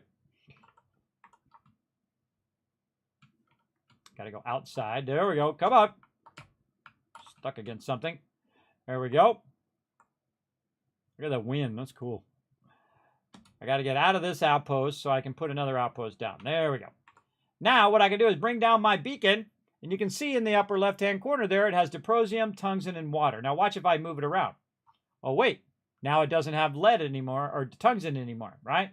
So I could just kind of take a survey of what's around in that area just by using my outpost beacon before I put it down. And that actually is the easiest way. Now you can also do it like this. And you can survey and say, okay, that's lead over there. That's stupid. That takes too long. Just put your outpost down, move it around until you see as many resources as you can. And then you basically go in and try to center it around those resources by picking it up and moving it, picking it up and moving it until you get it exactly centered how you want. And then you have the items that you want, even though you can't even see them on the map. I can't see Diprosium and water on the map. They're not on there. Now, also in this direction, I happen to have some lead as well. Now, I've already got my my stuff down, so I don't really need to do it here. There's like some invisible thing there. You see that? I've already got it down, and what this is doing is extracting all of those resources and is putting them in boxes. Now, I could go in and make even more boxes if we backlog even more resources, but what I want to do is just grab the resources that I need and then take them away. So I'm going to go ahead and look at the tungsten here. Let's make sure that we do have enough power here. Our power's looking good. I actually don't see any Diprosium in here, but when I take this out, there we go. Now we've got some in there, and I can just keep taking that out of there like this. And then I can just keep taking it out of this box. Now I'm also grabbing lead and tungsten at the same time. I can then take all of those resources since I have so much room in my cargo hold. Right now I've got 38,000 in there. I have 62,560 I can put in there. And then take that all, drop it in there. Now I'm no longer overburdened. So that means I can quick travel. So now I can quick travel back to New Atlantis, and I can sell that stuff off. Now, I wouldn't actually sell it at New Atlantis later on. In the beginning, if you're trying to make some money, yeah, sell it off. But at this point, I'm actually going to save it for when I go to Aquila City because there's certain mobs that buy resources, right? That buy raw resources. And those are the ones I want to use. Okay, now that we got that going, let's go to our trade kiosk again. It's got 1691. This is one of my favorite things to do. Is to go in and just dial in the amount of cash that he's got there, right? So right now he's got 1691. I'm just going to dial that in. I literally have hundreds of thousands of credits worth of resources on my character now, or on my in my ship that I can use. And so now I can go in. I'm going to go a little bit over, get all of the credits. Now I've spent right over here a lot of credits. So you can see I have 177,000 left. I had about 700,000. So I spent a lot of credits, everybody. Spent a lot of credits. And to build up that many credits at the same time is actually very time consuming. Because what you have to do is keep buying out the credits every time you run by the vendors. Also, a big trick to this game, everybody, do jumping. You can jump, and you see that it slows down your progression. You can use your boost pack as well, which really helps a lot. So you're not running out of oxygen all the time. Very useful for when you're running to the vendor. So the second vendor we're going to go to is who I call the great grand descendant of Trash Can Carla from Fallout 4. She kind of looks like Trash Can Carla too. So she is my person I go to buy and sell stuff from. Now, the first thing that I do is do purchasing, right? And this is what you can really get screwed up in this game because they don't have the 2-window system, which I think they should have done. But they have the 1-window system, means that sometimes you can be on buy and you think you're on sell. And so you go into the weapons and you start like, selling this stuff up, but you're not selling it. You're buying it. And the second you buy it, too bad, too sad, you just lost money on it because you can't just sell it back and get all your money back. It will now be 1/12 the value. So it's basically about 12.5% of the 100% that you bought it for. So if you bought it for 10,000, guess what? It's worth 1,300 now, or 12. It's worth 1,250 actually, is what it's worth.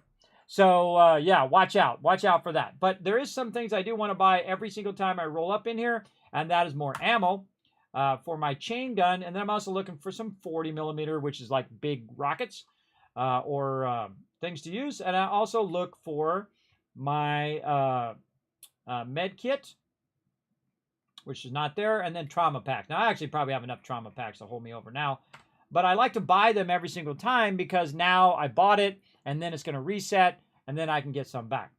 Now, also what I do is I'll go in and buy out a bunch of resources. Now, I have enough room in my storage now where I can just simply, every time I roll up in here, without even looking at what I'm buying, is just buy out all the resources.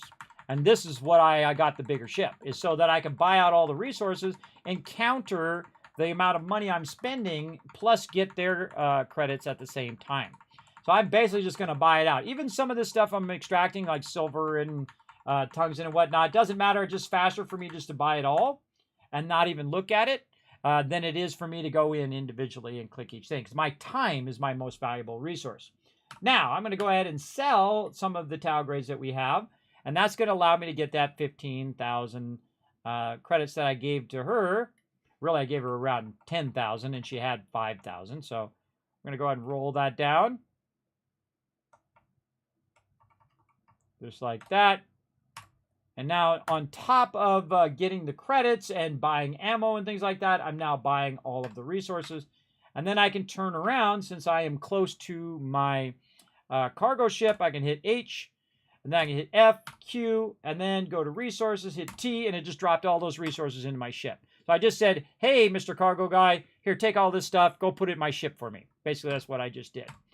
And that works great with vendors that are outside and that are near your ship. Usually got to be within 249 meters of your ship, and you can tell that by just hitting F. And then look around for where your ship is. Right now, it's 192. So if I get further than that, then I won't be able to just transfer it into my ship, or if I'm in an interior location.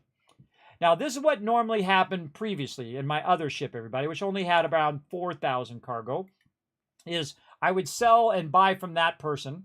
Then I would need to run back to my ship to put more Tau grades in the storage, so then I can go to the next vendor. Well, guess what? I don't need to do that anymore. That's right. I don't need to go back and put that in there. So that just saves me a tremendous amount of time, because I can now go to each and every vendor without having to run back to my ship to bring more Tau grades, or to manually carry them around, which I'll be overburdened the whole time. So I don't have to do any of that anymore, and that's the purpose of buying the bigger ship. Now, this guy over here has a bunch of resources. I don't know what they are. Do I need them? I don't know.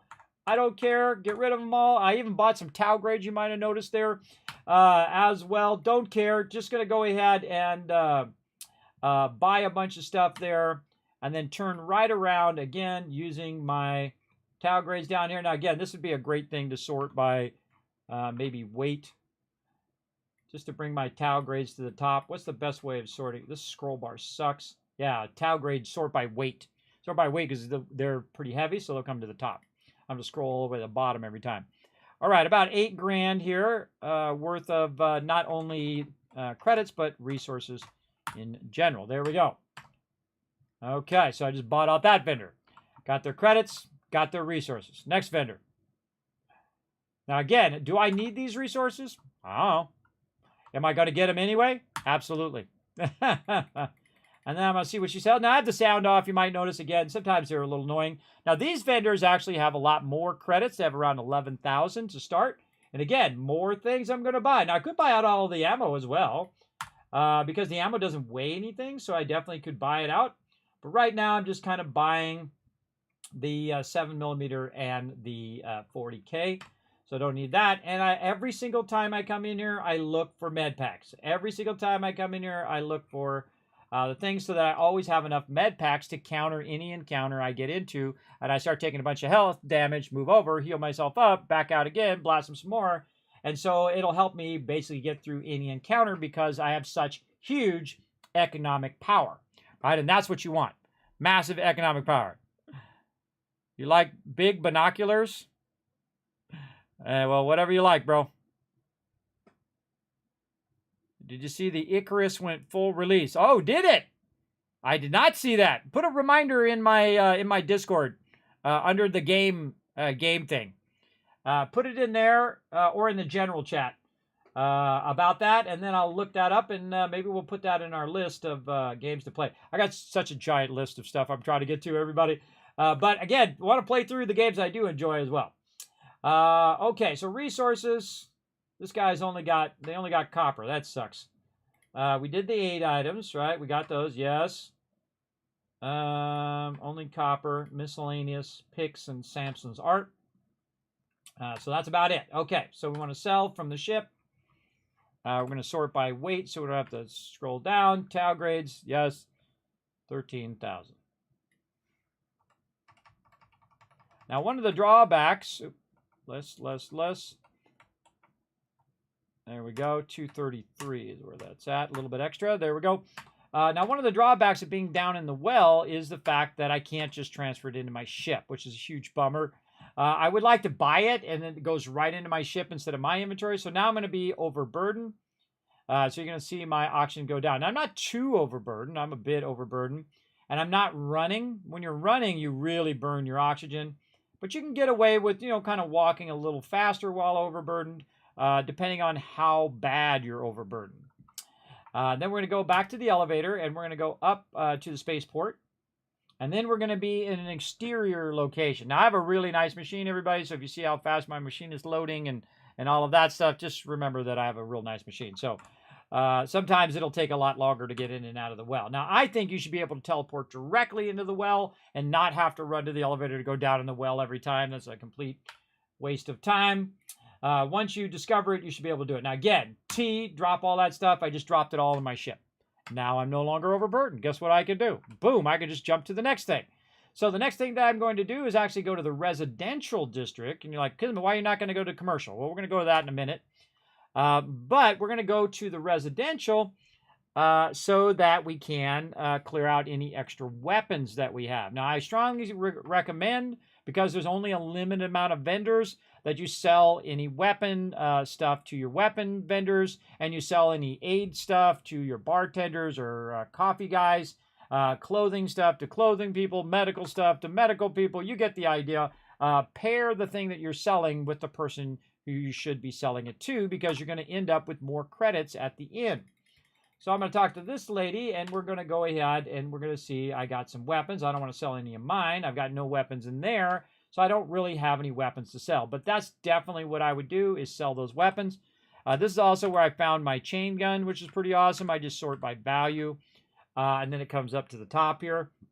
I will actually buy out every valuable thing from every single vendor. I do the same thing in Fallout 4, and I probably will never use it. But then I put it up in like a museum in my house or in my outpost just for fun. Just for fun. Oh, well, we can get some ammo from her as well while I'm thinking about it. All right, now she's going to have some ammo, and I'm going to be looking for the 40, and I'm going to be looking 40 millimeter right here, and I'm going to be looking for this 7.77. And I like to have a lot of that, in the thousands of that. Again, I could buy out all of this and be just fine. The problem right now, though, is I have no way of getting those credits back, and that's okay. That's fine. That's perfectly fine, but I did get the ammo, and that's what's important. Now to the commercial district. And I have such a huge advantage because I'm using my ship to hold all this stuff. So I no longer have to keep running back and forth to my ship. And if I had to do it all over again, I would have done outposts. I would have went straight into shipbuilding, especially piloting, so I could have the bigger ships. And then immediately bought a big ship and then did what I did, where I made it into a gigantic cargo ship. So there we go. All right, over here, talking to Win, skipping all our useless dialogue that she makes me sit through every single time. There we go. All right, same thing. Buy ammo, any 40 millimeter. None. Now, I can also buy ammo for my companions, but I'm not doing that right now. Aid stuff. She's got some ship parts. Sometimes you need those. I find go out and help out different systems, and you'll get a lot of ship parts. Just keep asking for ship parts. Because ship parts are 931, everybody. They're actually worth a lot. So the ship parts are actually worth more than the credits that you get. So that's why I get all the ship parts. And then if I need the ship parts, because I'm taking damage, I'll have them as well. And then, of course, they've got tons of resources. Now, which resources we want? All of it. Now, the problem is you need a place to store all these resources, too. And so you definitely want to have a place to store it all. And what I'm doing is getting a different kind of collection of resources now, kind of a mixture of resources that I have at my primary base. And so I'm going to use that collection of resources to build other outposts. Again, even if it's something I'm already making, it doesn't matter. I just don't want to have to look through and take my time to look through each and every little thing when that's a waste of my time. For sure, for sure. Did we already look at aid stuff? We did. Emergency kits. Yeah, I feel like getting one of those. Don't need any of that stuff. Okay, and again, 20,000 credits. No problem. Sort by weight. Tau grades. Oh, these things are heavier than even what I got before. Oh, okay. And then 20,000. Not only am I going to get back the value, so I'm basically making every vendor have a bigger value, right? So this vendor has around 11,000 value because they have 11,000 credits. But if I buy a bunch of stuff, it now is worth 10,000 more, right? So that's 20,000 value every time I come in and out of this vendor. So boosting the value of the vendors is another thing to do as well, so that you're getting a better value every time you trade with them. Okay. So we got that done. Now we want to go across the street. Look what's happening to my oxygen over here. That's because I'm overburdened now. I got way too much stuff on me. If I take a bunch of damage, see I'm taking slight damage over there, don't care anymore. Don't care anymore. I have so much money. I have so much med packs. I can just keep doing it all day, every day. Let's talk to this guy. What you got, bro? All right. First thing, ammo. What you got? Nothing I need. Spacesuits, nothing. Packs, no. No. No. 8 items. Med packs. Take them. Good. Now he's got emergency kits too. You know what? I'm gonna get those too. Eventually I'll start buying out all of this stuff too, just because I can. Now resources. What do I want? These drilling rigs are high level items. They are worth a lot because you can put down the big drilling rigs. But you know what? I'm making a bunch of adaptive frames. I have thousands of them right now. I'm gonna buy them anyway. I'm gonna buy everything, every single thing in there. Buy it all. And again, I can always turn around and sell it back if I want to for a lesser price. But again, I have so much cash that it's totally irrelevant now.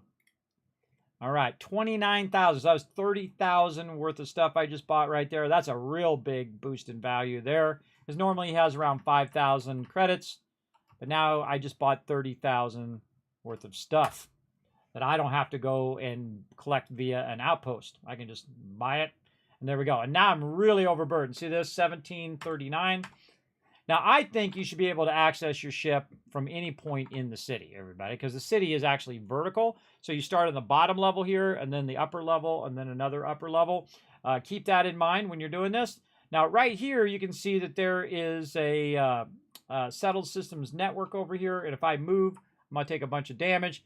But you know what? Don't even care. In fact, I'm even going to, probably should save first before I do it. There we go. I'm even going to fast run as much as it'll let me. Yeah, see, it won't let me. There it goes. And actually take a bunch of damage. Just so I can run faster. It will actually not kill you. It'll hit a base point and then stop. So you can run overburden. Of course, you're going to have to heal yourself eventually.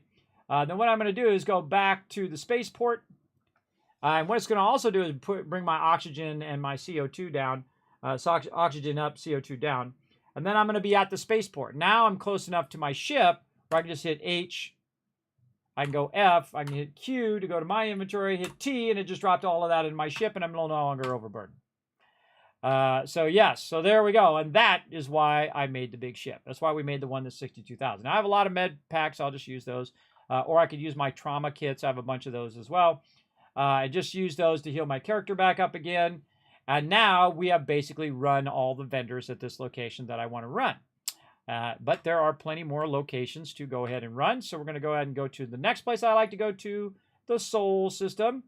Right over here at the mighty Mars, Sidonia. And because I'm not overburdened, I don't have to fly my big flying brick into space and then fly over there. I can just quick travel, and it will bring my ship with me along with all of those resources. And it's going to be right up there. See it up there? Right up there, and I can use that ship to buy and sell stuff. So I'm going to go over here to this. This has got 0 credits, so I bought and sold stuff here already, though it's not has not gone through its cooldown yet. Right over there. Now we're going to run inside and talk to all the vendors. Right over here. And we are making out like bandits today, everybody. Hope you guys are enjoying the stream. Put a 1 in the chat if you are enjoying the stream, because holy mackerel, are we crushing it today. And we know the upper limit of how big of a ship you can have, around 62,000, everybody. Weight, cargo-wise.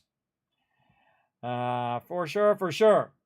Thank you for the 1 in the chat. Appreciate it. 1,000 Kids Cats for participating in the chat. Remember, the more people that participate in the chat, everybody, the more Kids Caps I shower you guys with as well. All right, more ammo. Again, I'm going to speed up a little bit. I think you guys got the gist of what I'm doing now. Buying and selling all of the things that we're doing. And again, eventually I'm going to come back and buy out all this ammo. Just have that as a backup. Again, med packs. We're good. Trauma packs. Emergency kits now we're going to add. Okay, resources. What has he got? I don't even know what this stuff is for. Don't care. Buy it all. Just because I can. Sell it. Sell resources. Sorted by weight to bring the Tau grades up to the top. Wow, those Tau grades are actually... Look at all these things I'm buying now that are really heavy. Okay, around 14 grand. All right, no worries. Again, we're maximizing the value of every single trader that we go to. And we're getting those resources that we need. And again, I'm a big fan of turning the sound off, everybody.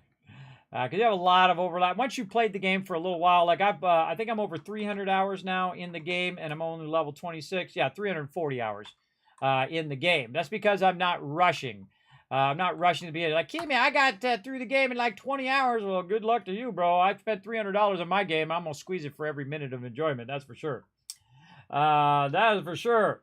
You're like, Kimmy, you spent $300. Why'd you spend $300? Because I wanted that collector's edition because I dig the watch. The watch is awesome. And I actually like, even more than the watch, I actually like the case. The case that they did, awesome as well. I just want to be going to a TwitchCon at some point or some thing in the future and have my Constellation watch on. And then, of course, run into Bethesda. I run into my peeps over there. And they're like, oh, you got the Constellation watch. I'll be like, yep, I sure do. Even though I don't wear watches, everybody. I don't wear watches all that much. I wear my Apple Watch just because it's like a medical device. And it helps me from knowing when I'm about to fall because I have a constant dizziness. But other than that, I don't really wear it because, you know why? Because I have a timer always with me. It's called a cell phone. I have a watch with me all the time. It's a cell phone. Also, I always have a flashlight with me. I always have a timer with me. And that's the real brilliance of that cell phone that the people over at Microsoft did not realize in the beginning. Of course, they realize it now what a massive game changer that is, because it's not just one thing, it's all the things now. What have we got in here? Adaptive frames. Okay, let's buy it all.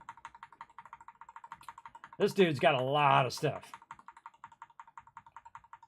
And I'm trying to see which vendor actually has the highest value of stuff. This guy for sure, man. He's got tons of stuff. And again, some of this stuff is stuff I already have, but that's okay. That's okay. Yeah, he's got a huge value worth of stuff. He's got about 34 grand worth of stuff on him. Again, because these vendors are going to run out of credits, right? And so how can I get more value out of them?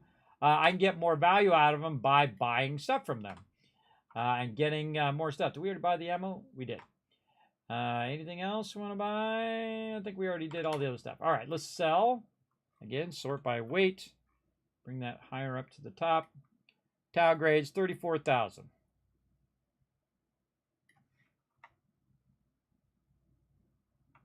Bring that down just a little bit. So that was 34 grand I just spent right there.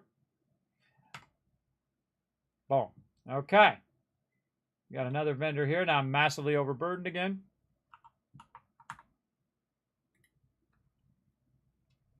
Over here. Now I feel like what you might want to do also, if you are going to be taking lots of damage from being overburdened, is I might want to go into a healing trait that would auto heal my character, so I wouldn't have to use my med packs. That would have been a good addition as well. She has no items there. She has 8 items. Medkits. Medkits, no. We've got our trauma packs.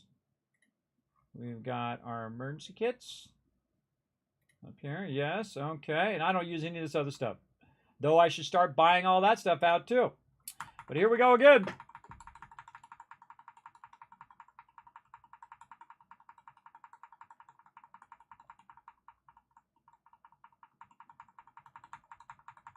I just love buying out vendors, everybody. It's just so incredibly fun.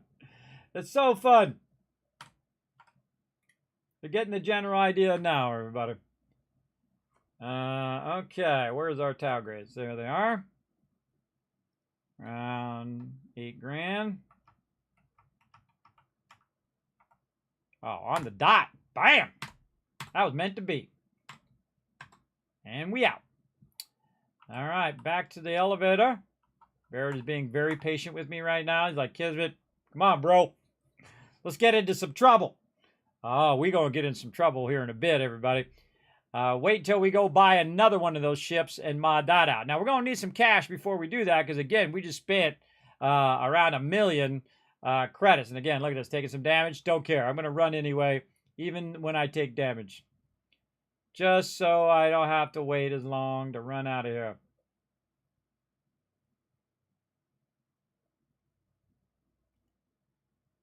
Out in the ship. Now, as I'm selling those Tau grades, the weight of my ship is actually going down, the cargo weight. So that means I can buy more stuff and put it back into the ship. And so the second I come out of there, I'm outside. I'm now where my ship is, and I'm nearby my ship. H, F, Q to go to my inventory, T to drop it all in there, and I'm no longer overburdened again. See, this is the trick of using a cargo ship, is the fact that you never fly it into outer space, so it's not going to get blown up.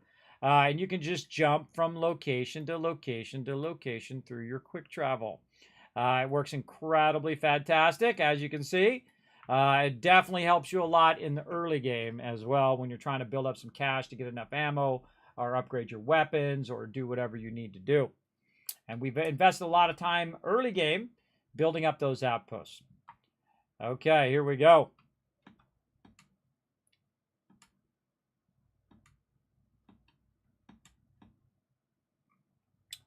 All right, first thing, trade authority, 0 credits over there. Using my boost pack to reduce my overall oxygen usage. Emmett Shepard, what you got? Take a gander. All right, I guess there's no big surprise here. That, any 40? Don't see any 40 in there. Okay, and then we're going to go to 8 items yet again. Rinse and repeat. Keep backlogging. Remember, those don't weigh anything. Keep forgetting to do emergency kits up here. Well, doesn't have any. Okay, got that. Resources, all of it. All of it. Give it to me. These resources are cheap. Compared to how much you spend on med packs and ammo and all of that, this is next to nothing. It costs you like nothing to buy it compared to that.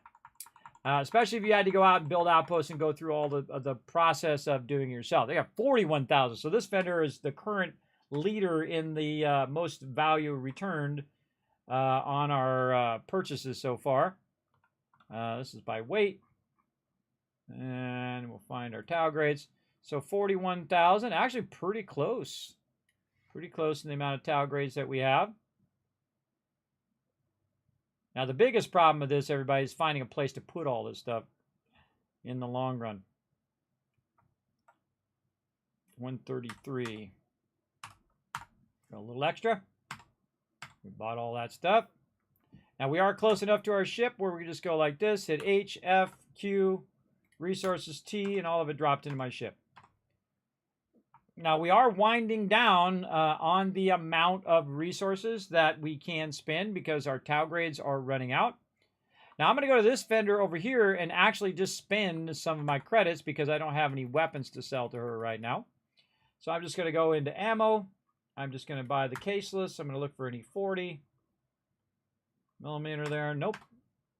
And that's all I'm going to do with her. Now, if I had some weapons to sell, I would sell her some weapons. Now, also, there's a vendor right up this way. Go up and over these peeps. Right over here, the Midtown Minerals. And this will be the first time I'm going to buy out all of her minerals. Over here. Right here. And I'm going to buy out everything she's got.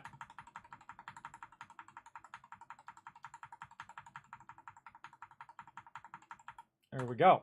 Now, the problem is the only thing that she's going to buy back is resources. So I just bought a bunch of resources, but I do have a resource that I can try to get rid of, and that is Diprosium, which hopefully I left in here. Did I take it out? Oh, I'm in my inventory. There we go. D for Diprosium should be in here. There we go. So that Diprosium is worth 7 grand, everybody. This is one of the best items to get, base items that is just pulling the raw resource out, is Diprosium, which is worth 8. Now, I could have went in and put more boxes and had it where it extracted 50,000 of it, and then take the 50,000 and sell the 50,000, right? Really, your outposts are massive. You could build massive storage and have it actually store all of that stuff for you. And we're just getting started on our storage. So there we go. So we got about 7 grand back, and we have bought out all of our resources. I didn't even look at what it was, but we'll take it. We'll put it in our thing and be fine. And we're out of there. And so I used base resources instead of manufactured resources on that particular vendor. Just dropping all of those resources back in there so we're not overburdened. And then we're actually going this way. Up in here. Come on, guy. Use your booster. There you go. Up and over. Now, around the back here, we have got the Trade Authority. We're going to go talk to them. And we're probably not going to have enough to counter the amount of credits. So we're going to go talk to this guy, see what he's got for sale. Check his ammo first. You got any 40? No 40. He's got 7. 7.77 is the most common I've seen in every single vendor. And so that's why my primary weapon is that, because I can get a lot of ammo for that. But again, I could be buying out all of this ammo if I wanted to. Absolutely. Emergency kit. Med packs, none. Trauma pack. All right. Again, I'm just backlogging all this stuff. Resources, iron. Don't really need iron, but I'm going to buy that raw site every single time. Digipix, I'm great on all of that. He doesn't have any other thing of value. Nah. Nothing else of value that I need. Then resources, sort by weight. And find our tau grades. And you can see that it's not quite enough. So there we go. Now we can go ahead and run out of there. Right there. Now there is one more stop I want to make. Here at Aquila. Now we haven't even gotten to Neon yet. So there's like a whole nother place we can go to. Right back behind her, we got Laredo Firearms. And they actually have some decent weapons, depending on your playstyle. And I'm just going to go ahead and run in here, buy some more ammo. There's my 40. Right there that I've been looking for. And she didn't have any weapons that I really want, but she's got the Prime and Head Ranger. And I'll end up just buying those and putting those in my little museum thing in the long run. But I'm just going to buy it for credits and be out.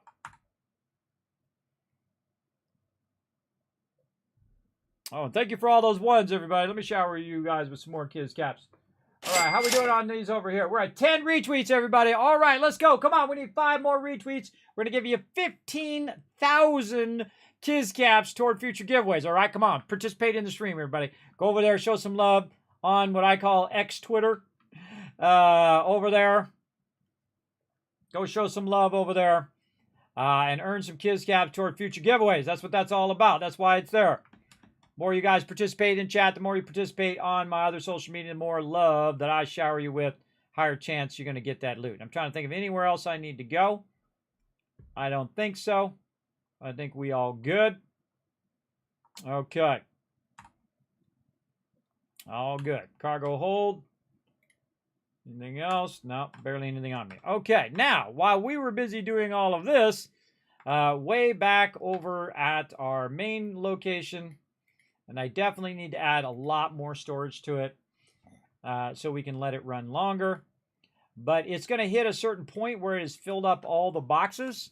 And then once it fills up all the boxes, it stops producing resources. And now that we have a larger ship that can accommodate more of those resources, we definitely should increase the amount of storage, the amount of backlog that it's producing of that resource. But for right now, we're just going to run over here and grab what we got. And so in the time I was running around, it is gone and backlogged all of these resources again. And I have to do this because it doesn't refresh sometimes, so I have to refresh out, go back and forth. It's a little annoying. Other ones, you don't have this problem. You just keep hitting E, pick it all up at once. But this is like a bug at this particular location. I don't know why. It's exceptionally annoying. Guess I could move this thing elsewhere and see if it works there. I don't know. I'll just move back and forth for now. Just hitting E while I'm rolling on and off of there. And what it's doing is just bringing it forward from the boxes that it's stored in. Every time I grab it, it just brings it back again, brings it back again. Oh, it's getting there because now it's down to 71. There we go. Okay, so it backlogs in my current storage right now around 3,750. So roughly around 4,000. So we'll go ahead and take that. We'll put that into our ship. And then guess what? Time to keep going. Now it's time to pop over to Neon. Where are you hiding, Neon? Over here. All 2. There we go. Going over here. We're going to go into Neon Core, which I absolutely love the fact that you can go inside the thing. Because having to go outside sucks. To have to go outside and have to run in every time. I also have a big giant apartment around here too. All right, we'll start with our buddy over here at the Mining League.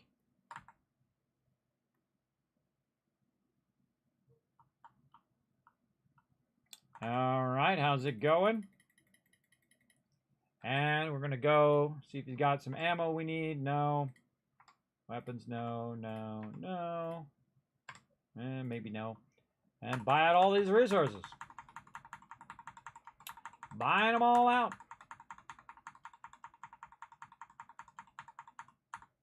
Oh, and we forgot to bring our Deprosium again.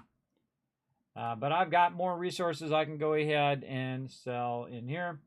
We could have went and got some more of our Deprosium as well to sell that here. And so that's another 12 grand worth of stuff there. And this is when you know I've basically won this game, everybody. I've absolutely destroyed. I mean, I already knew I won at the very beginning of the game once I figured out the outpost. But this is how you know I've absolutely won. Because I can go through each and every vendor, buy whatever I want, do whatever I want. Absolutely dominating the entire game. And I'm only level 29. And I probably could have done it even earlier as well, had I gone into piloting versus going into outposting. All right, what does he got? He got a bunch of stuff too. Let's buy all his stuff. Oops. I'm selling. My bad. We need to buy back. My bad. I was in the wrong thing. Buy all that back. It's very easy to get confused as to what you're on. Okay, sell, buy. There we go. Okay, my bad. My bad. More 40. There we go. 777. Yes, we'll take it. This guy doesn't have anything that's anything worth anything. If it's not like a legendary or epic or something, it's just wasting my time to buy it. No emergency packs. No med kits. And a couple trauma packs. All right, we'll take those. Resources. Oh, here we go. Yeah, Automrite is actually something we want. Broth site, we'll get that as well. That's all part of manufacturing. Miscellaneous is going to be DigiPick. And now 17,000. All right. And so sell. Wait.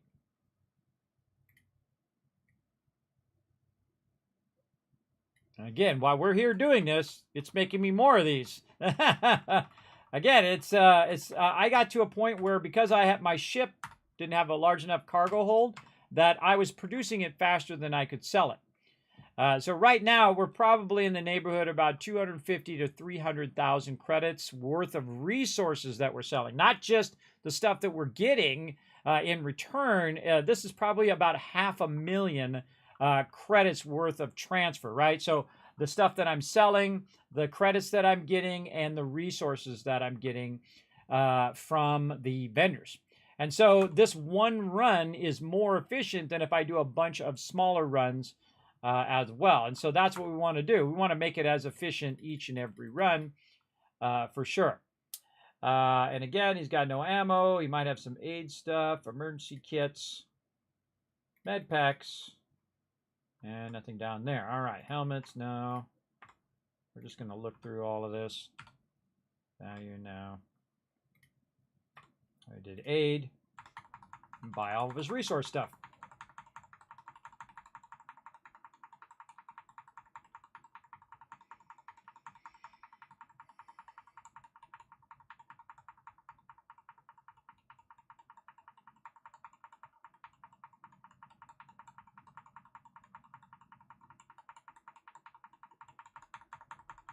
Still going. Okay. And then sell our stuff, rinse and repeat, same old, making them big dollars. And that's going to be less than what he has. So we'll sell that off, get some of our cash back. But even if we don't get the cash back, we just got an absolute ton of resources. Now, what I'm really trying to do here, and I could have just done it at my base, is to get a bunch of resources that allow me to do my outpost independently from my primary base. Meaning that I have so much outpost and items. There's another one of these around here somewhere. I think it's down here. So many items that that I don't need to pull it out of that other base. Let's forget where that one is. I think it's the other way. It's the other way. It's okay. I'm just going to take damage at this point. Just got to take the damage and have to deal with the flashing.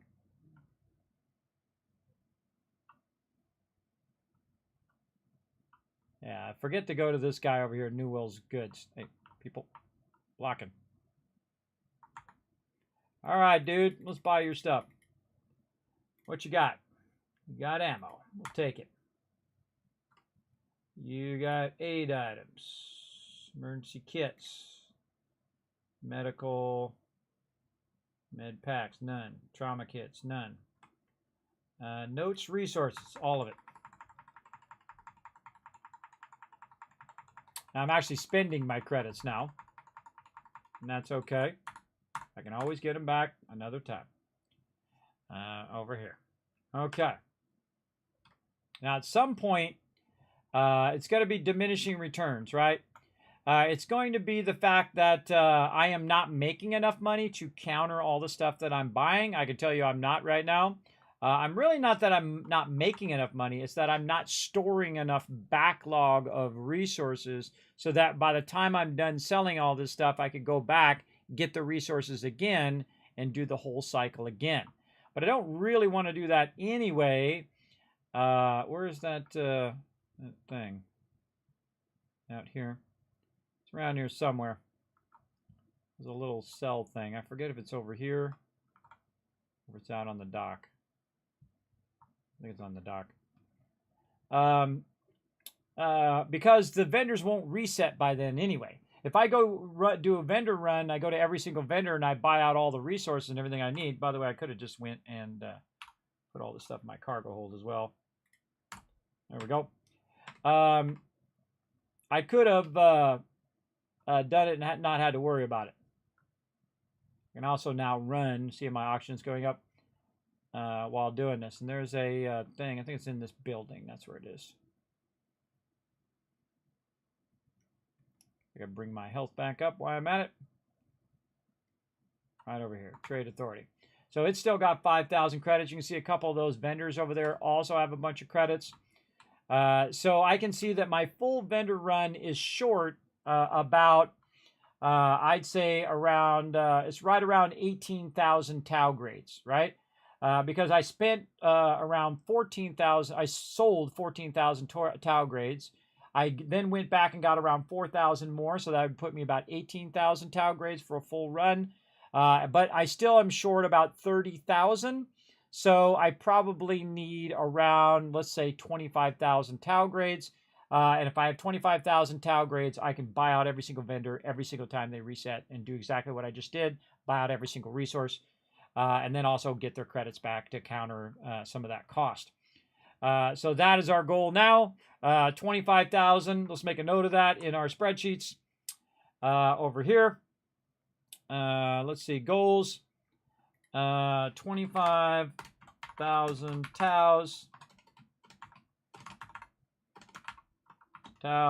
for full vendor run. Now, also, if I wanted to buy all the aid items, if I wanted to buy all the ammo, I might want to go 50,000 Tau grades, right? Even more. So the amount of scale that I just did from 4,000 to 50,000 is massive. Just by getting a bigger ship, it gave me that opportunity to do that. Otherwise, it would have been a waste of time for me to backlog more because I just didn't have the ability to transport more at the level that I do now. So definitely doing your ships early if you are going to do outposting is a huge advantage, as you saw. Now, how much have we bought and sold now? Let's go to our inventory. Back out of there, we'll hit B. Let's see, 2.6 million credits found, everybody. The most credits I had on me at one given time was 863,000 at one time. And that tells you that I'm just in there going to get the credits. Now, right now, I'm getting all the resources, but eventually I'll just go in there and just get credits because I'm trying to backlog credits. And I'm going to do that for my other ship, which I'm going to need to do because my other ship's around 350 grand. Right now, I'm about 218 grand. That's not too bad. But now I have a bunch of resources. So say I wanted to go build something at one of my locations that I don't necessarily have a lot of resources at. Like say I go to Alpha Centauri here. I go ahead and say, you know what, I want to go to the Voss here. I want to go to where my Diprosium is, or maybe I want to make a new outpost. And I go there, well, my ship is going to bring all of those new resources I bought, and it's going to allow me to access those. So now when I go, okay, now I want to build something, I'll hit F, I'll hit R.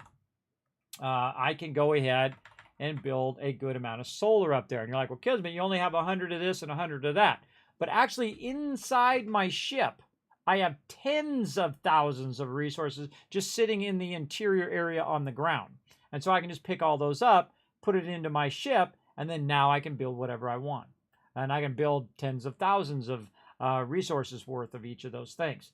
And that's why I think very logically, progression-wise, what is the progression that is the most useful for me in the way that I like to play? Now, of course, this may not be your thing. You're like, hey, man, I don't want to do outposts. I don't do all of that. Well, hey, then you don't need to do that, do you? But it is pretty sweet.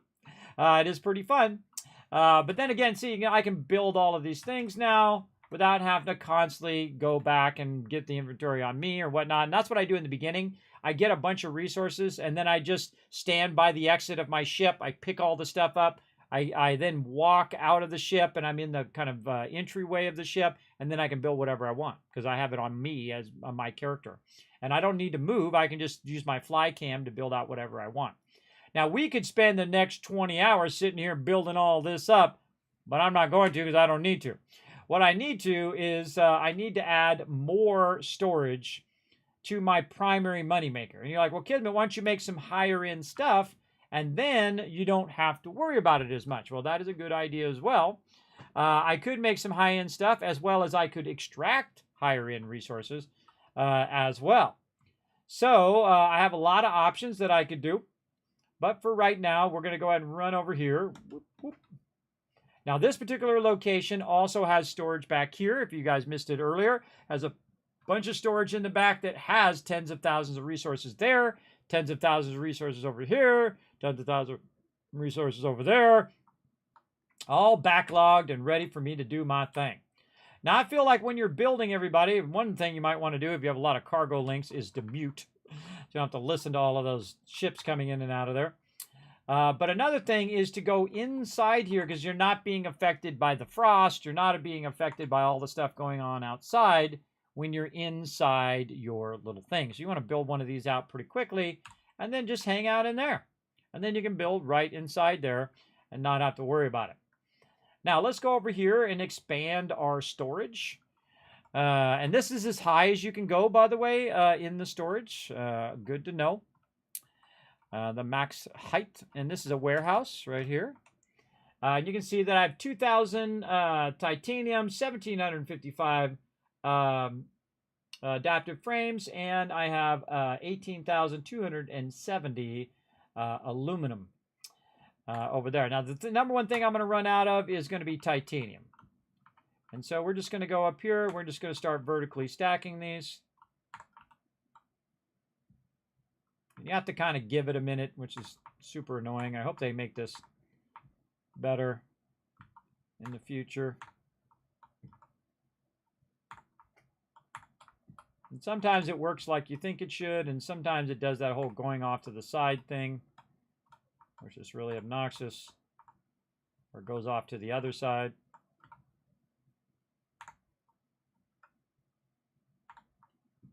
Just slows me down.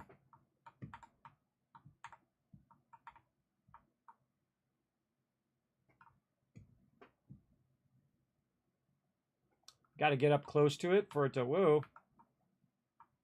Thinks I'm falling. Thinks I'm falling.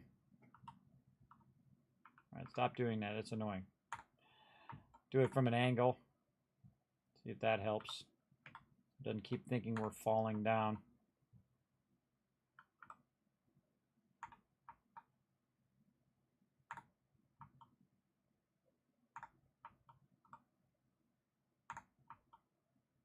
Now, it is not made enough to fill up the first row, let alone the second row.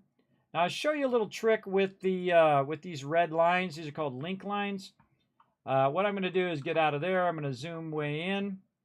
And then when you're trying to get these little link lines, the best thing to do is get close and then move your mouse side to side like this, which is going to rotate it so you can then remove that line. Now, the reason why I want to remove that line is because I want it now to stack again into the next one. Great way to kind of consolidate all your stuff, by the way, is to link all this stuff. So I'm going to link it from the very bottom, or very top up here to the very bottom. Now, and if you notice that the ones on the left are not highlighted and the ones on, or the ones on the right are not highlighted and the ones on the left are, and that's because those ones are not linked together. So you notice as I link them, they will deselect, making it much easier to know that they've already been linked to something. In this case, they're all linked together.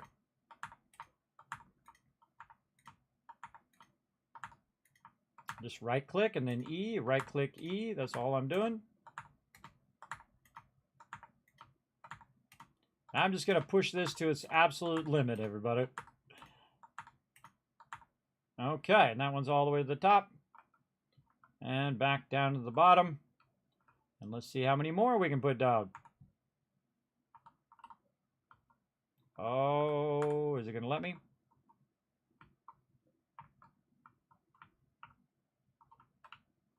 That won't let me do it because it's interfering with another object. Not let me put it down there, but that's okay. Here's what we're going to do. We're going to start another little row. That inner. Here's with some object. What? Really? Huh. Seems a little funky. Go out and come back. Yep, there we go. Now it's fixed. Let's just put more storage across the front here. Now, the way that you have them turned is vitally important because it will affect your ability to put them side by side. I'm going to say...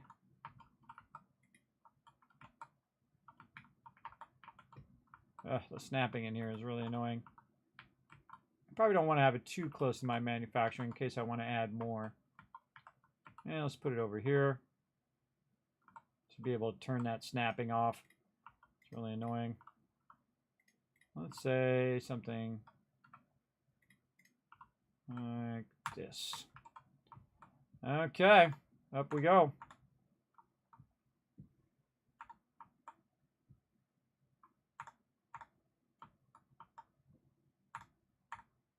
Whoa, look at us learning some things. If you aim toward the back, it has a tendency to let you do a couple of them in a row. Yeah, 3 in a row there. Very nice. Oh, we're learning new stuff today. Zoom way out. It keeps running into an object at the ground there, which makes me kind of bounce out there. Not what I want to do. Dropping me down. Don't drop me down. I want to stay way out so I can just make a whole bunch of these. Not so easy from the side. Better from the front.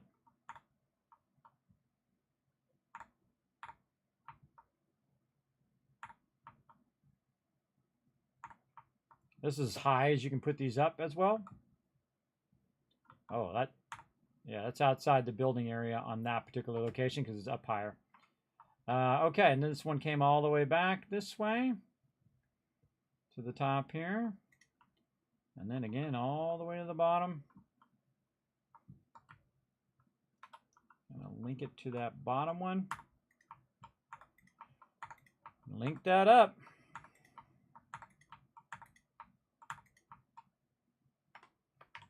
Accidentally picked that one up, which I didn't want it to do. If you stop and start again, you can see that all the rest of them now are highlighting, which is a bummer. Such is the way it goes.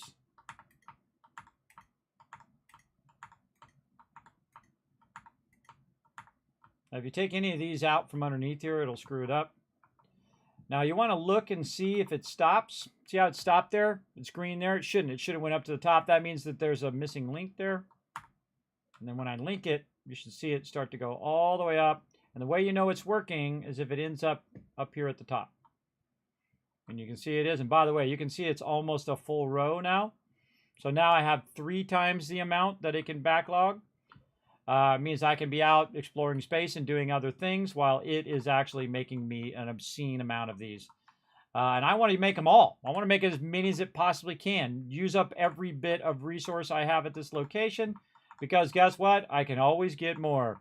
It'll just keep extracting it as long as I've got space for it to store it. But this thing's being awkward. It'll just keep extracting. Let me zoom in a little bit here. Zoom in a little bit.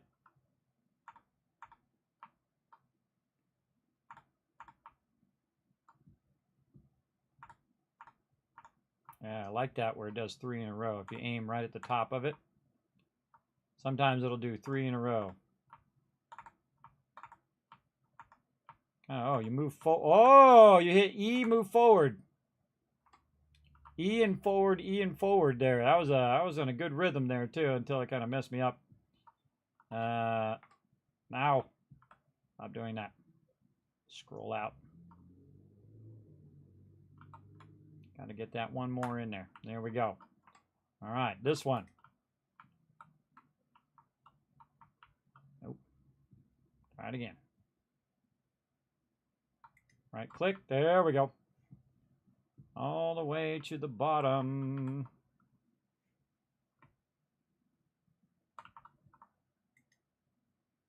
Ah, Fail. Fail. I right-clicked instead of hitting E. Escape. Big fail. That's okay. I want to move out of there. Anyway, I actually want to save because that was a lot of work. Save's good. Feel like at some point it's going to crash if I put too many of these in here. But, you know, that's what we're doing here, everybody. We're pushing the actual absolute limits of what can be done. Oh, actually, no, that actually did link there. That actually did link to that thing. Okay, that actually went through. No, I want to right-click and link. Right-click and link. There we go. I think we missed the link point there. Ah, backed out too far. We missed a link point. We can tell because it stopped progressing up the line. There we go. And let's see where it goes to and then stops right here. So it actually gives you like a visual indicator of where you left off, which is super useful if you're paying close attention.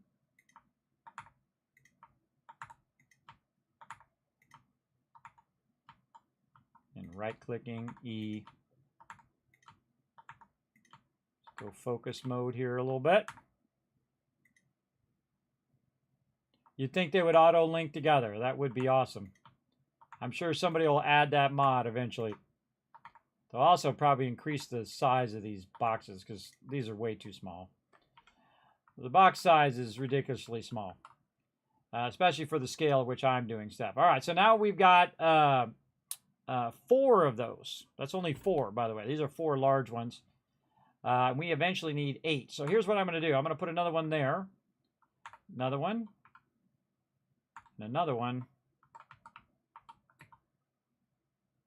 And another one. All right, and that's how much storage we need right now.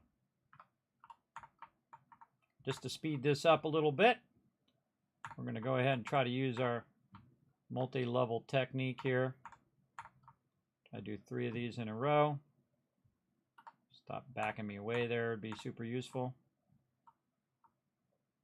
Gets confused as to my height. Stop that. Gotta get in closer.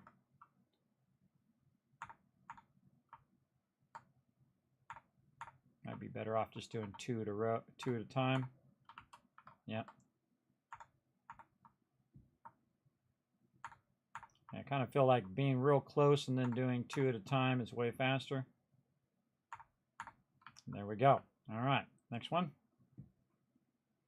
How are we doing on titanium? About to run out of titanium. That's okay. We got a solution for that too. We'll come back to it.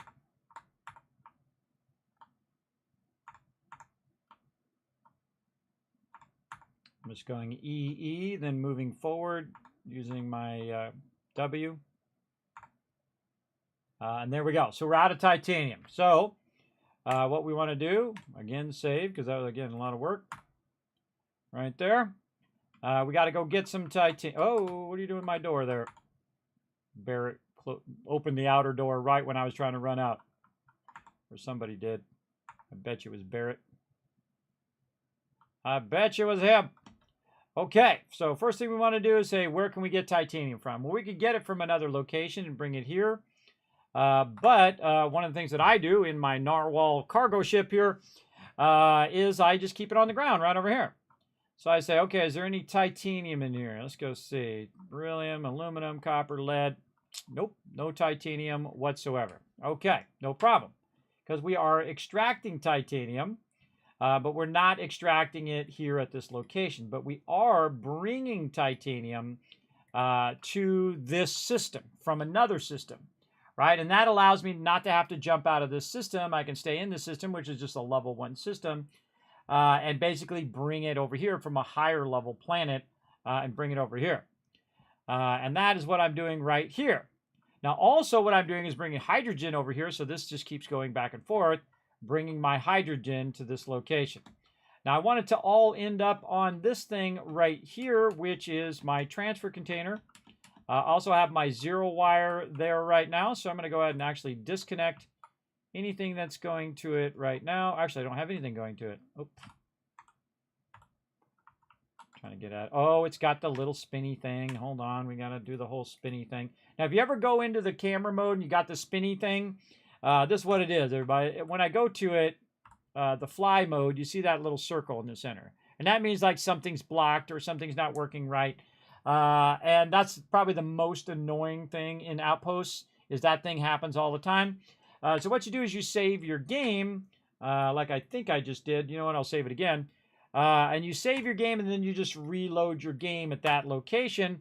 And what it does is it fixes that problem. So you can then go and build and do whatever you need to do. So now we're going to go ahead, F, R, and then V, and then now we can go ahead and switch between our different modes and do whatever we need to do. Now, there's nothing actually running over here right now. Over here, we've been backlogging a bunch of resources, and this is going to be my resources that are being used in here right now. Silver, and then also some copper, but I have to manually bring the copper over and put it in there. But it's fabricating zero wire, and I have plenty of zero wire. Now, over here at this particular location, it is bringing in titanium, and it's feeding it to the bottom and then feeding it up to the top. So I'm going to go ahead and grab this, connect this to my container over here, and now we can see that once we take the zero wire out, we have 400 titanium, and then 400 more, and 400 more, and 400 more, and so on and so forth, and so on and so forth.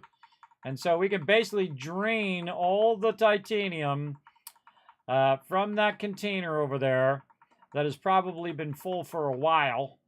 And if we go over there and look at the containers now, we can see that these containers are basically empty now.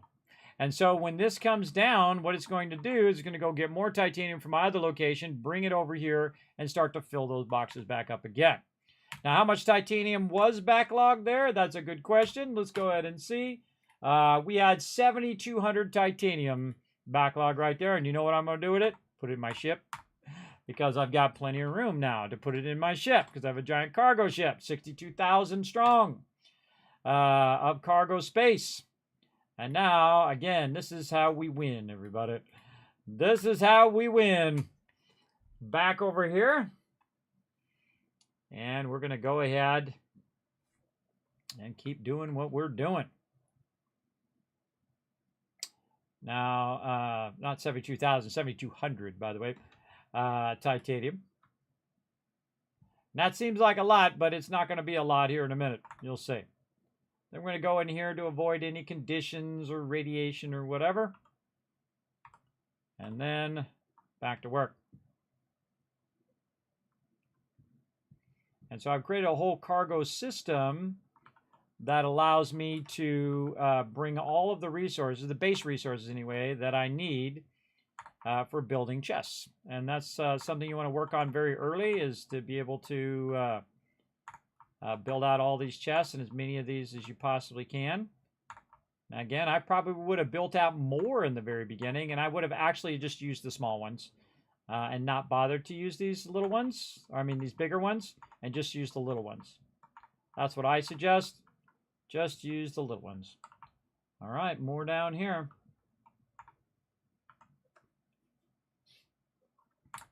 And by the way, another thing that we're doing here, making adaptive frames. So as I'm using these adaptive frames up, it's making me more. And I actually have more in my ship as well.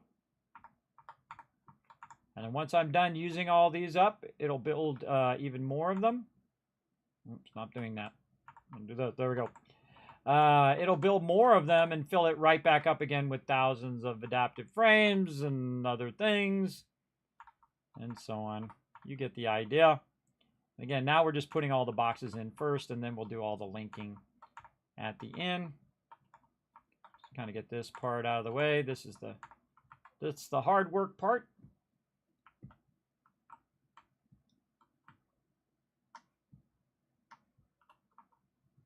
The hardest thing is just getting it to snap in the way you want it to snap. I feel like the snapping and the alignment stuff needs a lot of work. Ability to turn off the snapping is highly important. Very, very nice. I underestimated, the size of these boxes. They should be carrying much more from the very first one. The first one should be carrying like, 250, and then the next one should be like triple that, 750, and then the other one 10,000. They should have a massive scale up and not just such a minor scale up like it does. Now again, we can see right where it's at, right? It's on this one right here. We know it's right here, so we're going to go ahead and start there. Now we just link them all in a row. And what I'm doing, by the way, I'm hitting S to back up and then pushing my mouse forward to counter that movement. So I'm going kind of downwards and then forward to counter that movement. And then just linking away. Oh, not what I wanted to do. Right-click E, right-click E. Sometimes that right-click doesn't really kick in if you go too fast. So best just to take your time and do it right the first time. And you'll know if those resources come forward and you see all those start to light up in green, you know it's working.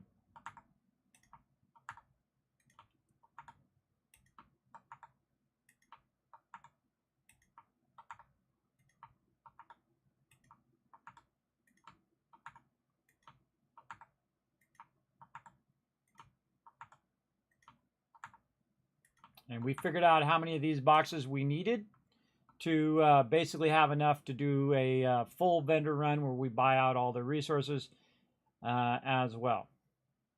And so that's why we're making so many boxes, because we wanted to just keep making this stuff as much as it possibly can and burn up every bit of resources it can. And there will be a point, by the way, in which it cannot bring the resources here fast enough, depending on how quickly I come back and pick it up. There just won't be, come on, there we go. There just won't be enough speed overall in the production. But that's okay, because I'm going to let it run for a while, and I'm going to come by here, and if it's not completely full, then I'm not going to bother with it. And then when it is completely full, then I will get it all out of here, and then let it fill all the way back up again, while I'm busy exploring the universe, doing questing, and getting into overall trouble. This is just awesome. This is incredibly awesome. A wall of sweet, sweet resources. For sure. Again, very time consuming, but totally worth it. Oh, I think I hit that one instead of the one underneath it. So this one, I actually want to go to that one. And this one up here. This one here at the top again.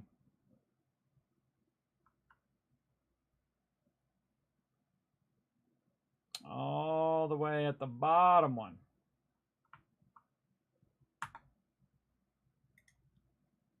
And then that one to... So there needs to be a thing where I can click on it and it just gets rid of the link.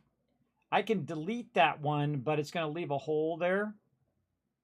So now this one's going to be kind of funky because it's not going to be part of the chain.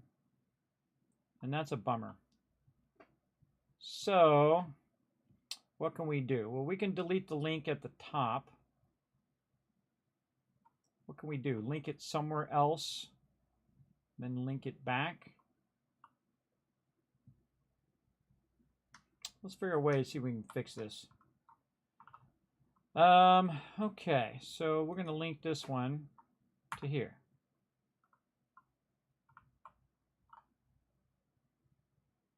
And link this one to that one. No, because it's linked up at the top. It's double linked off the top. So the best thing to do is actually remove the top one. Take out this one, because that's going to be the easiest. So you delete this one, and then it takes out its link. Then you put it back. You reconnect this one to the top. Then you take the top one, which it should be pulling a link out of there. It's not. Link to this new top one. Right click that. There we go. And then now these ones down here should be linkable. Yep. You can see that it reset itself because it's no longer linked to both of those. And then This one says already connected.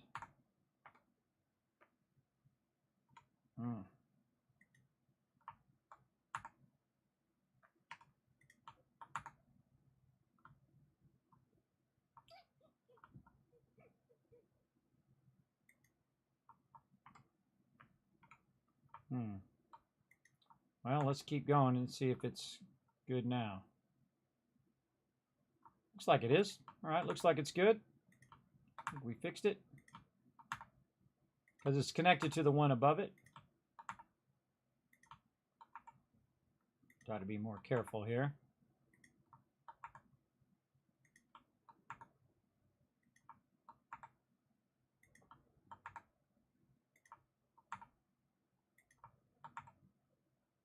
Gonna be totally worth it in the end.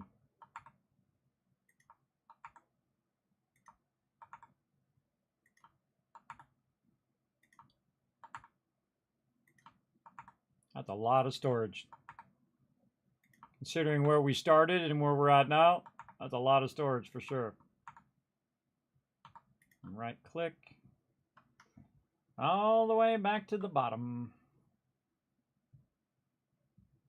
Again, holding S and then moving the mouse cursor forward.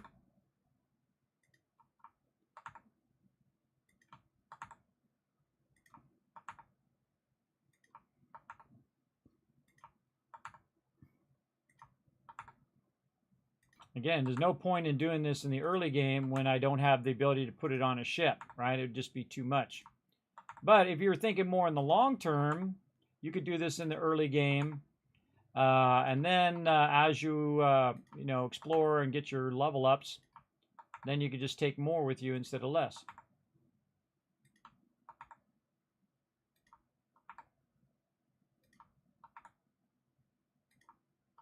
And these tau grades, so easy to make. Now, if I wanted to make more of them faster, I could just make more production. That would make more of them, more conversion. But I'm not in that much of a hurry at this point.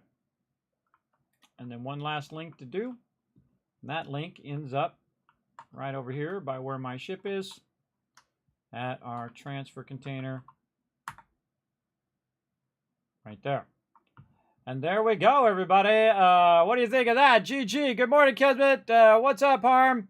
Look at that giant amount of cargo storage. Says 1, 2, 3, 4, 5, 6, 7, and 8 stackable pylons of large warehouse stacking there. I can actually put another one on the other side over here probably and get away with that. Now what we want to do is come in here and see that this thing is completely filled all the way across here and all the way here to the back.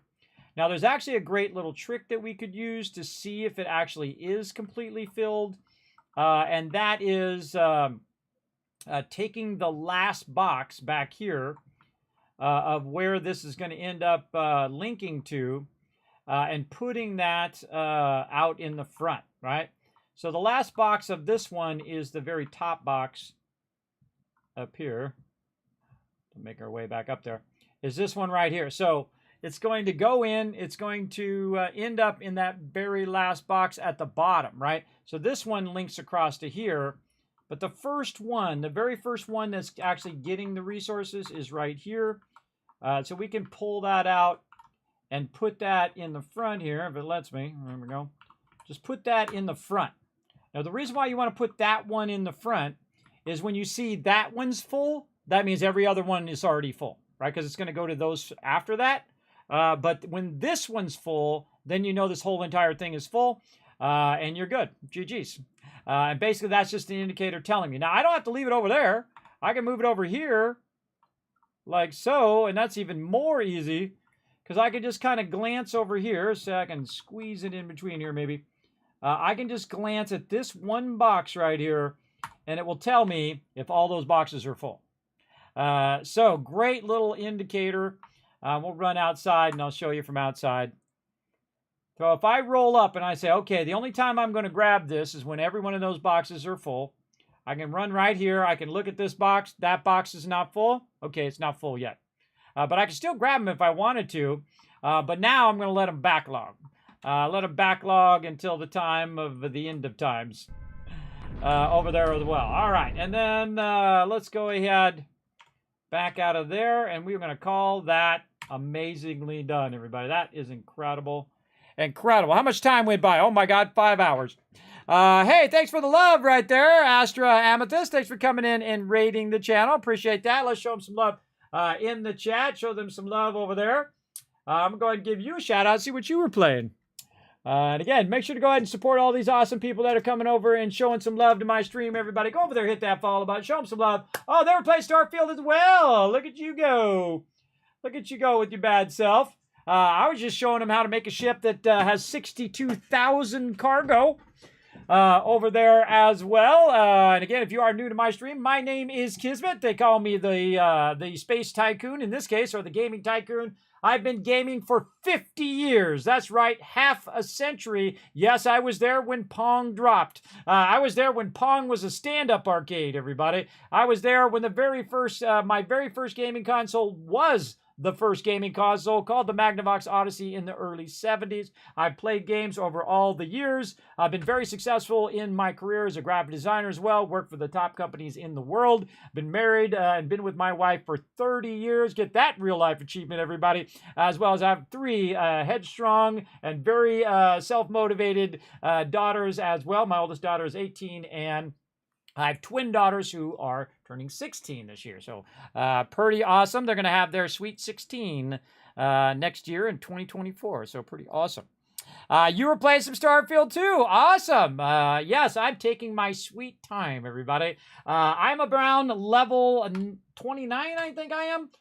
Yes, level 29. I've been playing it since the game launched. I actually got screwed on that first day because stupid Best Buy didn't give me my collector's edition. But that's a whole nother rant I could get on. But I'm level 29. You're like, Kismet, how could you possibly have played for 340 plus hours and only be level 29? Well, the reason why is, one, my first playthrough, my first full playthrough is always my most precious playthrough, and I take my sweet time, and I like to learn all the game mechanics and do all the side stuff. So I had a partial playthrough that I did. I got to about level 16 and realized the normal mode is way too easy for me. No thank you. So I went to that. I deleted that playthrough and started a brand new playthrough without New Game Plus, by the way, and went into the very hard mode. And that's where I'm playing right now. And we started all over again. And within the first 14 levels, I had already made my first 1,000,000 credits in the game. I'm coming up on 3 million credits at level 29 right now. And we have just massively scaled up everything that we're doing. We went from a cargo ship that had an actually pretty robust 4,000 cargo to a cargo ship that we just made with the maximum amount of modules that its sole purpose is to hold resources. As you can see, it has 62,000 cargo. I can make it with no more cargo. I can make it no bigger than this. So around 62,000 cargo worth of stuff being stored right here. And you're like, well, kid, you can't fly that in a battle. You don't want to fly it in a battle. You want to have a battleship. You want to have a cargo ship, and most likely an exploring ship, which we will get eventually as well. So one that can go really far, one that can carry a massive amount of stuff, and one that can go in and annihilate any enemies that is foolish enough to come after you. And that's what I'm showing right now. Now, how do you get all of those ships? Well, you can go out and you can quest and you can grind and you can get a bunch of weapons and sell those weapons and, do all of that stuff. Or you can just basically have it make money for you every minute of every day of your playthrough. Like right now, it is making me basically around 200,000 credits every few days in game. And the way it's doing that is it's manufacturing Tau-grade retrostats, which uses the most basics of resources. It uses beryllium and copper. That's it. And you can see I've got an absolute ton of my manufacturing going over here on the side, producing that Tau-grade. Now, I can tell you already, I'm having a problem with beryllium there. So I've got to get it to bring more beryllium in. Now, my beryllium is being stored right here, and it's being brought from another location. So I'm outrunning the ability for it to bring the beryllium in fast enough to basically get it over here. right? Now, one of the things that you might want to do is find beryllium and copper at the same location. If you did, then you'd really be styling, because you could then just have that running all the time and you wouldn't have to go anywhere else to extract it. You could just extract as much as you could and it would be burning up those that amount as fast as you could right there. But you'll see in a minute here, my beryllium will come back. Now, this actually is going to a whole nother system to get my beryllium. There it is. And then it's going to go ahead and grab that beryllium. It's going to put it into the output transfer, which is actually over on this side. That is going to go ahead and link into here just in case my boxes get full. It'll then start to backlog the beryllium. That beryllium will then be run over here. It's actually run to this box over here on the side. You can see all of the link lines coming out of here. That is that beryllium coming out of there, linking into all of these manufacturing. Then it will make the actual Tau grade rheostat. It'll go into here, and then it will backlog in all of these boxes, which means it's literally making me hundreds of thousands of credits infinitely. As long as I want to let it run, is as long as it'll fill up. By the way, you can actually let your game run when you're not around. When you go AFK, you can let it run. Let me show you how. This is what you do. You first make yourself one of these little places like this, and you go and you stand in there. Step 1. Make the thing. Step 2, stand in the thing. Because what it's going to do is it's going to protect you against the atmosphere or anything that's going on outside. If it's cold, it's hot, radiation, whatever. Now you're inside. Now you just hit F, you hit R. Now you're in your build mode. Now you can also go into fly mode. Doesn't matter whether you're in fly mode or first person mode. And then what you do is you just AFK. And then you can let that run all night long.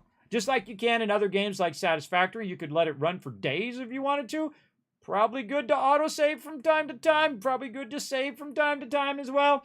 But I could literally go to sleep right now, wake up in 6 to 8 hours, get up, and it will still be running. And all of my stuff will be full. Which is pretty cool. There you go.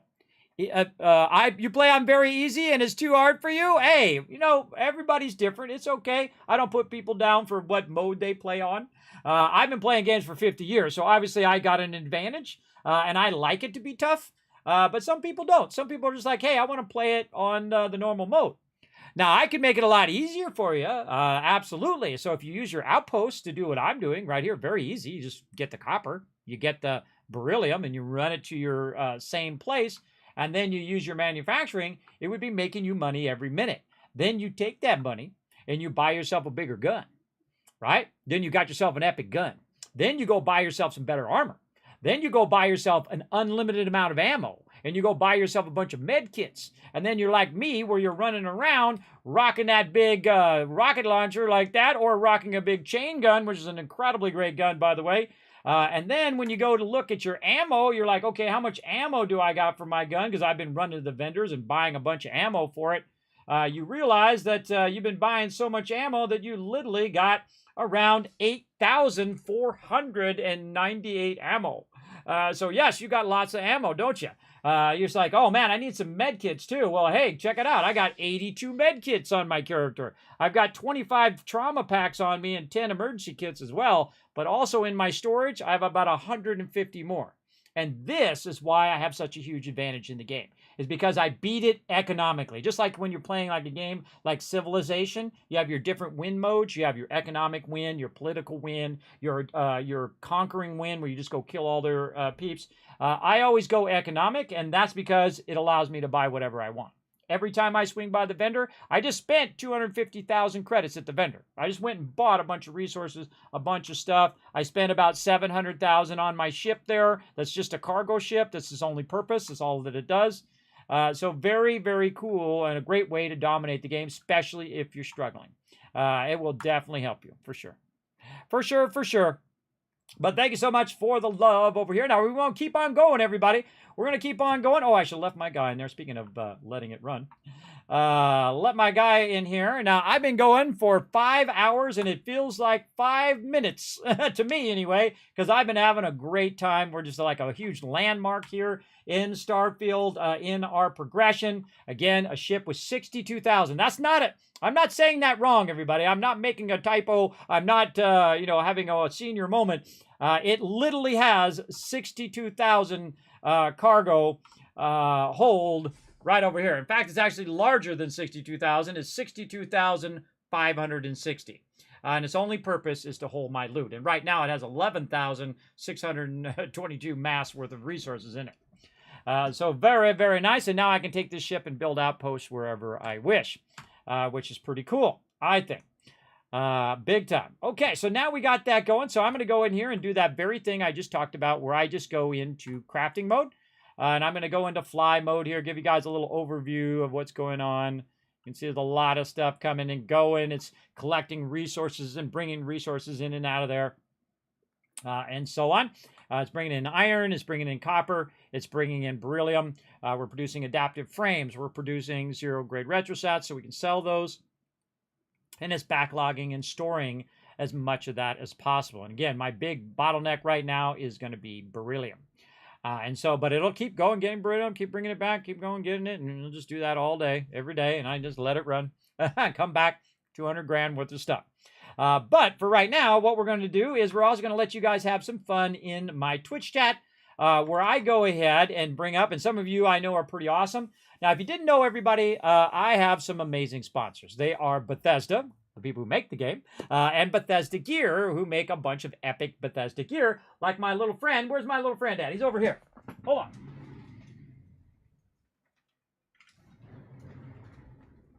This guy, the Vault Dweller.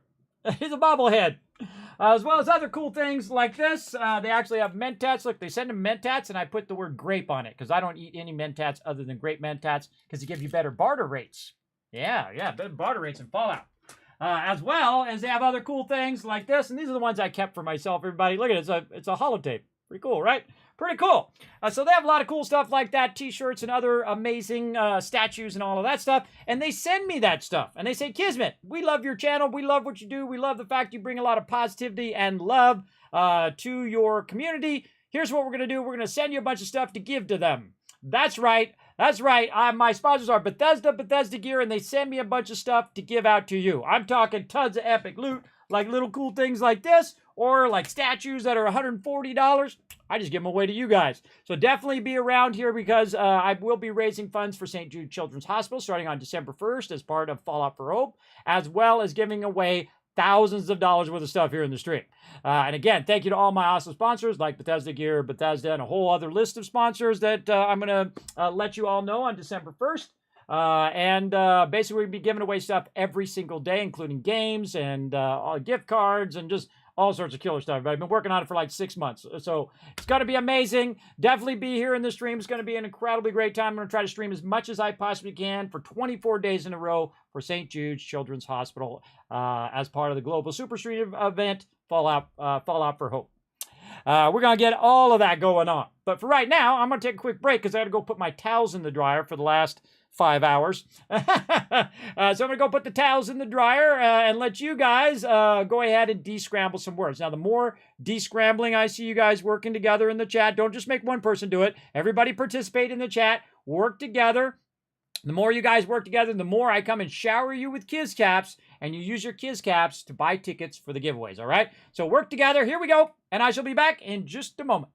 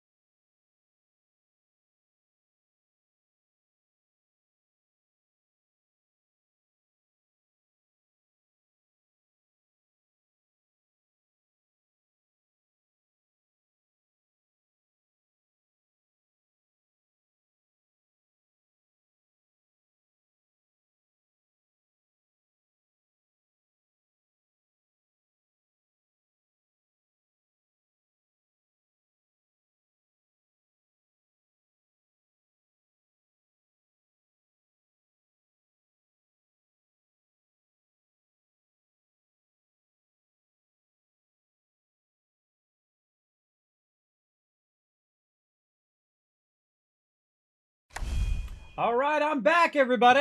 Put a 1 in the chat if you can see and hear me. I saw you guys crushing it, working together. I see Thurbrick and Sita's the only one working together, and they're doing all the heavy lifting. But that's okay. I'll share you guys with a little bit of caps there for working together. Nice job. All right, let's get back to it, everybody. Let's get back to some Starfield. Oh, here comes those things landing in. I love to watch them take off and land and take off and land. Very, very cool. Oh, I just noticed it's got that cargo thing that my other ship has right there. Very, very cool. Too bad you can't upgrade these ships so they can carry more. So they can carry like 4,000 over there. That'd be another great addition to the game, I think. Oh, thanks for all those ones as well. Let me shower you guys with some more caps. How we doing on those retweets? Come on, we need 5 more retweets, everybody. If you want to go ahead and unlock 15,000 caps toward future giveaways, here's what you do. You go ahead and click the link right over there in the chat on whatever platform you're on. And let me send this also out to all the other locations over here. Over there on the YouTubes and on the Kick and on the Facebook. There we go. Follow that link. Hit that like button. Hit that retweet button, everybody. It's going to allow you to get more KizCaps in my Twitch channel, twitch.tv/Kismet. And again, I suggest a lurk in there for sure so that you are getting KizCaps toward future giveaways. All right, looking good. Look at it. We used up all of the manufactured adaptive frames over here for sure. Yeah, it's actually building up more of them now. We can see we got 2 chests full of them there. And again, it's going to backlog all of that. Oh, yeah, look, it's not even backlogged with copper now. It's burning up all that copper. Good, good. Iron's still getting burned up now. All right, good. You want all that stuff to be burned up because, you know, just backlogging it there doesn't do you any good. You definitely want to keep that going for sure. We probably actually want to go over there and see if we have any backlog of helium. Because sometimes what it does is it backlogs the helium on the other end, and then it's not smart enough to know to stop picking the helium, so it takes the helium and comes back, and then the helium is screwed up, and it will screw up your production. So let's look over here. What do we got? Yep, helium. Going out. And then coming in, helium. Yeah, so you got to take that helium out of there. And over here, nothing. And over here, nothing. Good, good. And then copper. All right. So now that is definitely doing better over there. And I'm going to take this helium and drop it into my ship. Now, I want to take the helium with it, but I definitely, when it comes back, I don't want it to end up with a bunch of helium in the output. I want this not to be blocking the ability for it to put the copper in there. So we want this to come down and put copper in there.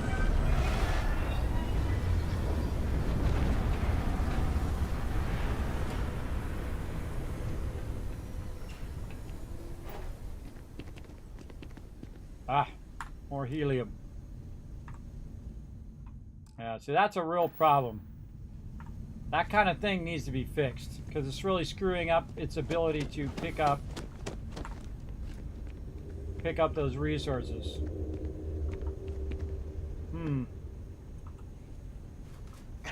It'll heal. Sorry. I accidentally hit my guy there. So we need to go back and work on our copper on the other end as well. I can see that's kind of funky chicken. Again, getting too much of the helium on the other side. I have too much extra helium going out. So let's go ahead and go to our resources here. We're going to go ahead and put that into our ship. Like so. And then we're going to go over to our copper now that we're not overburdened. There we go. Copper. And we're just going to bounce over there. And then what I'm going to do is actually take a bunch of the helium out. You might want this. Not right now. Come back later. So again, bringing the helium. Oh wait, it's not copper. It's iron. Actually, it's going to iron. Because going from iron, bringing the helium to where the iron is and then then it's going and it's getting my other stuff, getting my platinum and my silver. Because it picks up the iron, brings the iron over there, and then takes the helium and brings it back. And that's all you can do with your connections is go from one to the other and then back and forth. That's it. I have something for you. It's not that complex of a system. Okay, this is where all of my helium is being stored. And so what I'm going to do is, really?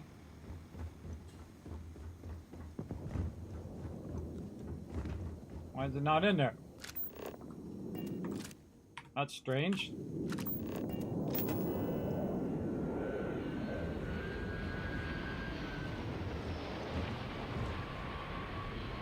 And you can see this is backlogged with resources, so something's afoot. Something's funky. Iron there. Iron. Ah, see, the iron is screwed up in the output of this one too. Well, you got to check these things. So that's why that's screwed up. So that should run the helium through to here. And then that helium is going to be fed to these two, which are different system links to go grab it and bring it back. So they should do their thing. And this should probably be fixed now. We'll see. The way we can tell is if this one here at the end is filling up. Yeah, see, that one's now filled. This one's now filled. Okay, so we fixed that problem. So it tried to take the iron over to the other location. That iron couldn't be put in a box, so then it brought the iron back and put it in the output, which it should never do. And then it then got the helium, and then it couldn't bring the helium over here because both the things were full. And then so it brought the helium over there and it screwed it up on both sides. There should be an option to just throw the stuff away and not accidentally put it in the output. But you need a lot of storage to make that work. So if either side gets full, then it screws up the other side. But it should be fine now. It's going to put plenty of iron over there and then bring plenty of helium over here. Now, another cool thing that I can do is right here, I can go ahead and access my ship. The cargo hold of my ship, I can get the helium that I just put in there, which is a lot, 1862 of it. I can get it in my inventory, and then I can put it in this cargo link. Right there, a couple hundred at a time, 600, and you'll see that that actually will link its way over to there. It should anyway. Maybe I should add more of these. Oh, I can't because the thing is broken. I'm going to do it this way. Don't have enough adaptive frames. Okay, that's fine. Gonna make me relink. I can't do it that way. I can fix that, by the way, by just saving and reloading. It's really annoying. I have to even do that, but I'm just gonna unlink and then relink. Right click. Right click. There we go. And then relink it. It'll pull that 600 out. And then rinse and repeat. It's really annoying that it just doesn't automatically do it, which it should do, I think. There we go. I'm kind of manually putting it in these containers.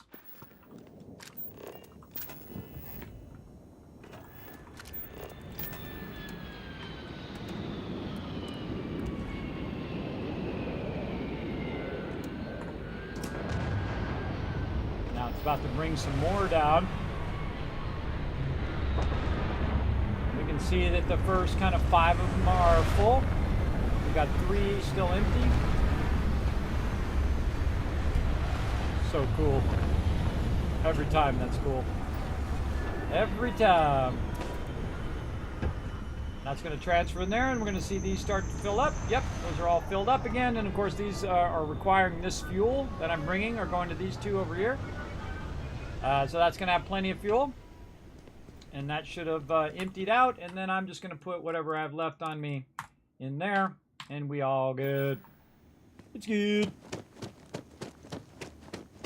All right, and down here at the bottom, maybe we got a little bit of room. No, we have a lot of iron there. We'll go ahead and take this iron on me, and we'll drop that in my thing. Because I have lots and lots of space in my gigantic ship. And we are good, everybody. We are good. We're good. Okay, another big save. We fixed our little problem there with our outpost. Great little trick for all of you who are like, why is it not working? You got to check all of those things. Make sure it didn't backlog and put the wrong thing in the wrong box. That is for sure. Okay, so that's pretty much done with that. Now we want to get our other ship. Now we're going to have a problem getting our other ship for right now because I did use up a lot of the cash. And right now you can see we only have 218,000. But there is a great way to make a little extra cash, and that is to get rid of the other ships that we don't need. And we can modify, we can buy ships, but we can't sell ships here. So we want to go to the place in which we can sell off our ship, right over here to New Atlantis. Now, we're not obviously going to sell our new ship. We're going to sell our other ships that we're not really using and get rid of those to make back a little bit of cash as well. If the Lodge wasn't here, I probably wouldn't be here all that often. Don't get me wrong, New Atlantis is lovely.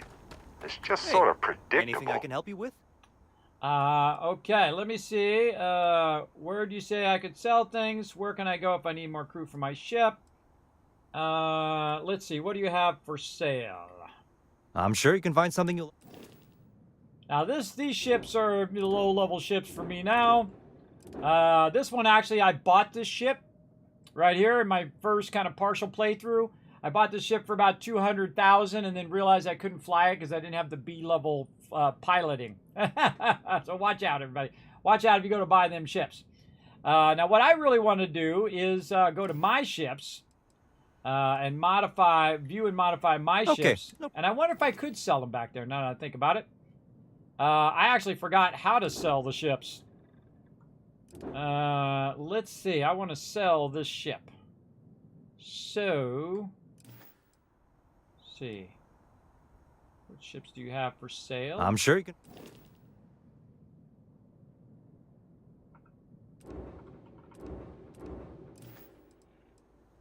My ships. Okay.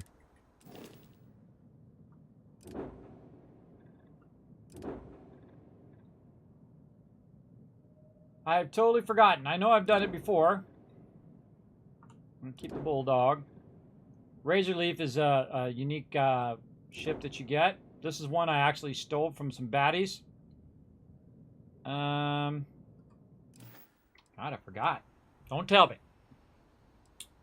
How do you say I could sell things? Just check out the Trade Authority kiosk next to my booth. Otherwise, there's Jemison Mercantile further in. If I need more crew for my ship. I would try to Viewport. It'll be on your left once you get into the plaza. Okay, Viewport. View and modify my ship. Okay, no problem. I totally have forgotten. Make this my home ship.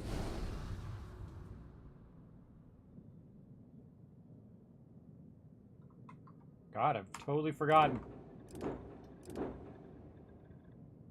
There's also a way to register the ships, too.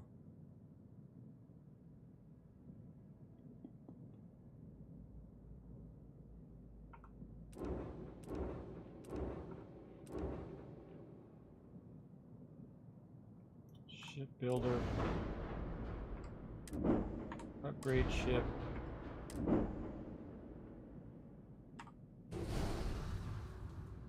Inspect. Shipbuilder. Upgrade. God, brain freeze. Don't tell me. I'm sure you can... Cell R. There it is. Aha! There it is. I knew it was hiding in there somewhere.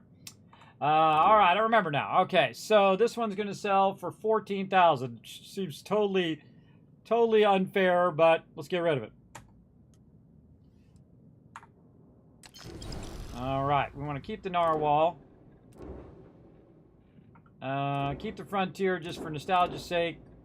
We're going to keep the Bulldog because we might need that. Do we want to keep the Razor Leaf just for nostalgia's sake, or we're going to make a better ship? I think we just sell it. Let's just sell the sucker. And let's sell that one as well. I mean, how many ships do we really need, right? Not that many. I'm just keeping the Frontier for nostalgia's sake. Maybe it's a quest item as well. I think you can sell the Frontier. Oh, that's my home ship right now. But if I switch it to another ship, say here, I'm just going to see if it lets me do it. I got to go out of there. Modify my ships. Okay, no problem. Switch Narwhal as my home ship. Then buy ships. I'm sure you can find something you like. Then sell the ship. Then go to the Frontier and try to sell it. Oh, it cannot be sold this time. So it is a quest item. I can't sell it. Okay, well, now we know. It is a quest ship, so I can't sell it. Okay, good to know. Now, what I want to do is replace my Bulldog here with a big baddie ship that has great removability. It is more of a fighter ship with just weapons and just nutty. As many things as we can get going on that ship. But for right now, we're going to use our Bulldog ship. What was I going to do? Oh, I was going to see if the thing is reset. It has. So, we could sell some stuff, but we'll let our stuff go for selling for right now. We'll come back and we'll just grab all the things. So let's get back to some questing now that we did a lot of that other fun. You should inspect your ship for heat leeches. Sure, have at it. We know something about those heat leeches now, don't we? Alright, now this one's going to be my home ship. Now, the most annoying thing about setting your home ship when you have a big ship like I do is that now that my home ship, my little Bulldog here, as I like to call it, it's not that name, I actually renamed it to Bulldog, is so incredibly overburdened with resources in its cargo hold. There's 12,000 items in its cargo hold right now. So it's massively overburdened with resources. And I think each ship should have its own cargo hold separate from when you switch to another ship. Again, I think it's a bad mechanic, a bad idea altogether. And so now my ship's just going to be massively overburdened. Now, I could go in, take it all out, put it in some storages, and then whenever I need to take it back out of those storages and put it back in my ship, it doesn't waste my time, as a matter of fact. Wasting my time to do all of that, but for right now, we're just going to roll with it. And not bother to pick up any cargo, I guess. Let's see. So we're at Jemison. Let's see where we left off quest-wise. L is for quest. Legacy 4. Speak to Ve Victus. Oh, yeah, that's where we are. Ve Victus. Yes. Okay, big save. Big save time. Okay, where is Ve Victus? He's out here somewhere. Oh, he was right there.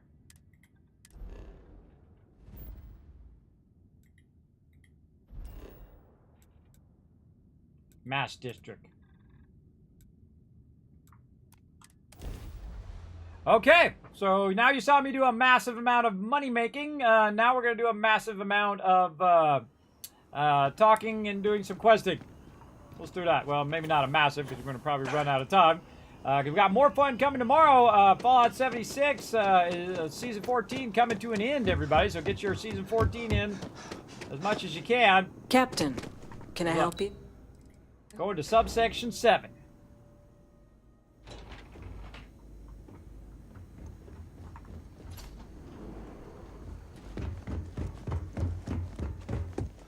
I knew a place like this had to exist. I just never thought I'd actually be in. I guess me and Sergeant Grimface here are gonna become good friends. You know, I served in the UC a long time ago. Boy, do I have some stories to tell. Might want to get comfy. Go on, Captain. We'll be right here till you get back. You've got my attention, Authorized Captain. personnel only. If friend has to stay here. I know the drill. Close that door over there. It does. It does close the door behind me. All right, home slice. Well, what a pleasant surprise. When I heard you and Hadrian were headed for Londinian of all places, I presumed you must be onto something big. Did you find what you were looking for? Oh, we did, and a lot more. Don't play dumb. We know you were behind the attacks on New Atlantis and Tau Ceti. I don't know. Is there anything you want to tell me about your time in Londinian? Yeah, tell me. Oh, we did, and a whole lot more. There we go. Good news, then. So, what exactly are you doing here? Plenty still to be done in defeating the Terramorphs, no? We found a record of you discussing the use of Terramorphs as a weapon. Please stop. You murdered U.S. citizens. You're going to pay for it. Now confess. I know you're involved in attacking Tau Ceti and New Atlantis. Yeah, this one. Did you? Well, I don't know what you think you heard on this recording, but I sincerely hope you didn't come to the wrong conclusions. After all, given the Cabinet's current state of anxiety, they might misinterpret such a discovery to mean I could have been involved with the attacks.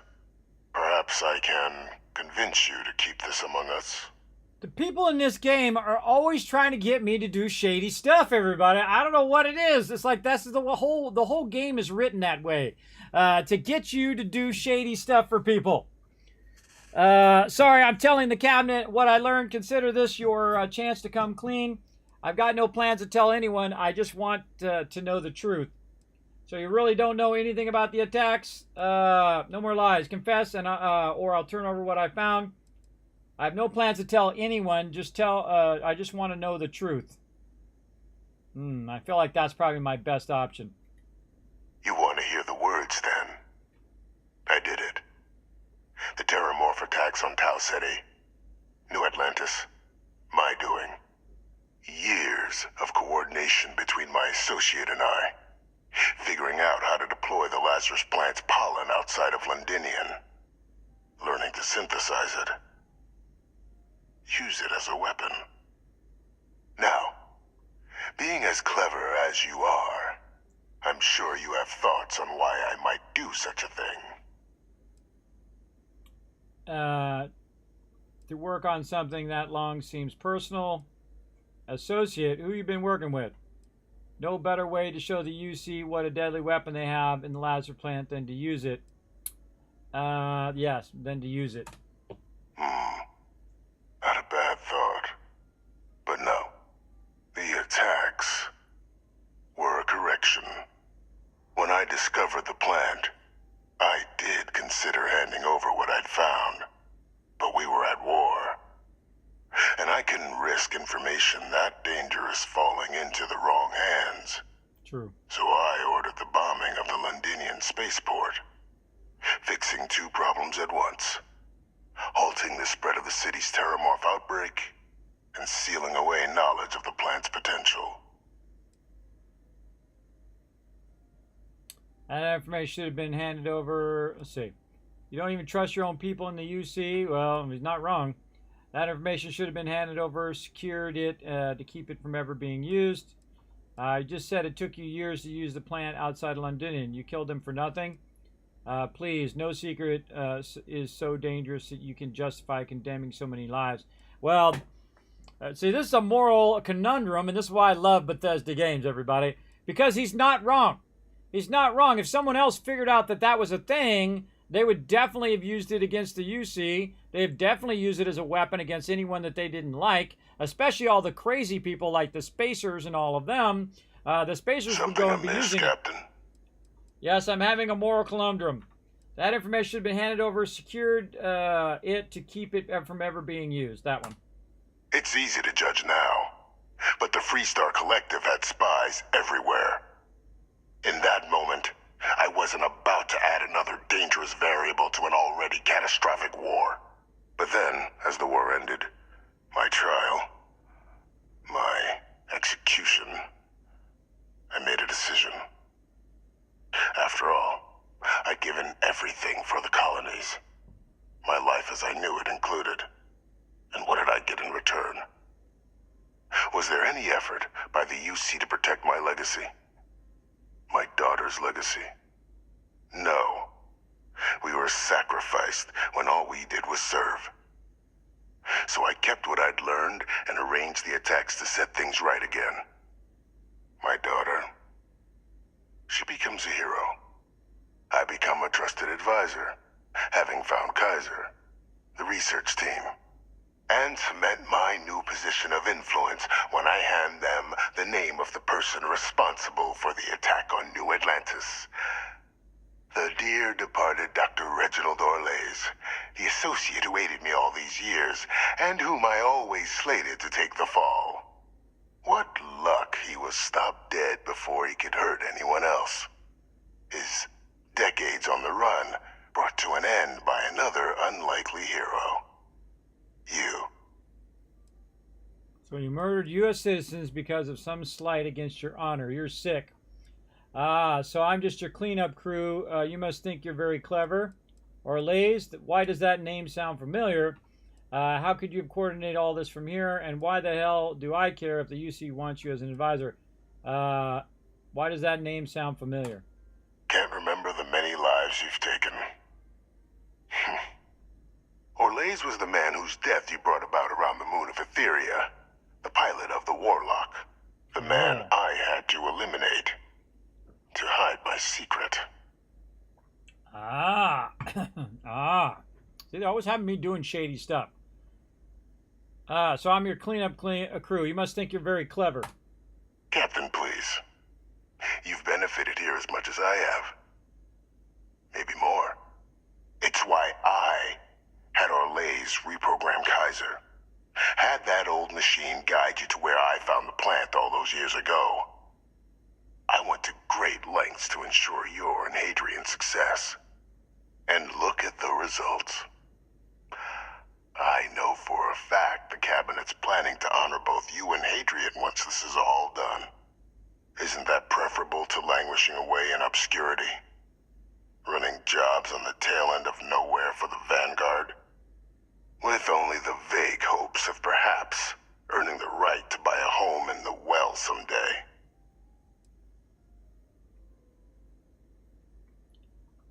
Waiting for me to say thank you. We're going to be here a long time. Yeah. I suppose there are some benefits to all of this. Yeah, let's do that one. Precisely. And let's not forget the importance of our actual endgame. Eliminating the Terramorphs. Securing knowledge of the Lazarus plant. What we've set in motion is going to protect thousands, maybe millions of lives. I'm simply requesting one more life be protected. Mine. I've already sent along the evidence of Orlays' role in the attacks to the Cabinet, leaving out my own involvement. All I ask is that you confirm as much to the Cabinet. Tell them that it was Orlays and Orlays alone. After all, I do still have a long list of threats to the UC. This needn't be the end of our good works together. I hope you enjoyed your talk, because once I tell the Cabinet, it'll probably be your last. You know, I'm not sure what I'm going to tell the Cabinet. Fine, I'll make sure that everything is pinned on Orlays. You think I'm just going to forget the fact that you killed people to accomplish your good works? What kind of work are we talking here? Yeah, I'll just pin it on Orlays so that information doesn't get out and people start making a bunch of terramorphs that kill off tons and tons of people. Splendid. Then I won't keep you. You've got important work, after all. Here's to a bright future. Yeah, enjoy your future behind that wall. See, he's already a prisoner. He's a prisoner behind that wall. He can never come out of there. So why screw up everybody else's lives by letting that information get out, and then everybody starts making terramorphs? Authorized personnel only. Your friend has to stay here. Yeah, I know. Get a better job, guy. All right, we got people to talk to. Here we go. Hey, you might want this. What do I want? What's on your mind? Yep. Alien stir fry. get locked and loaded in case stuff start going down.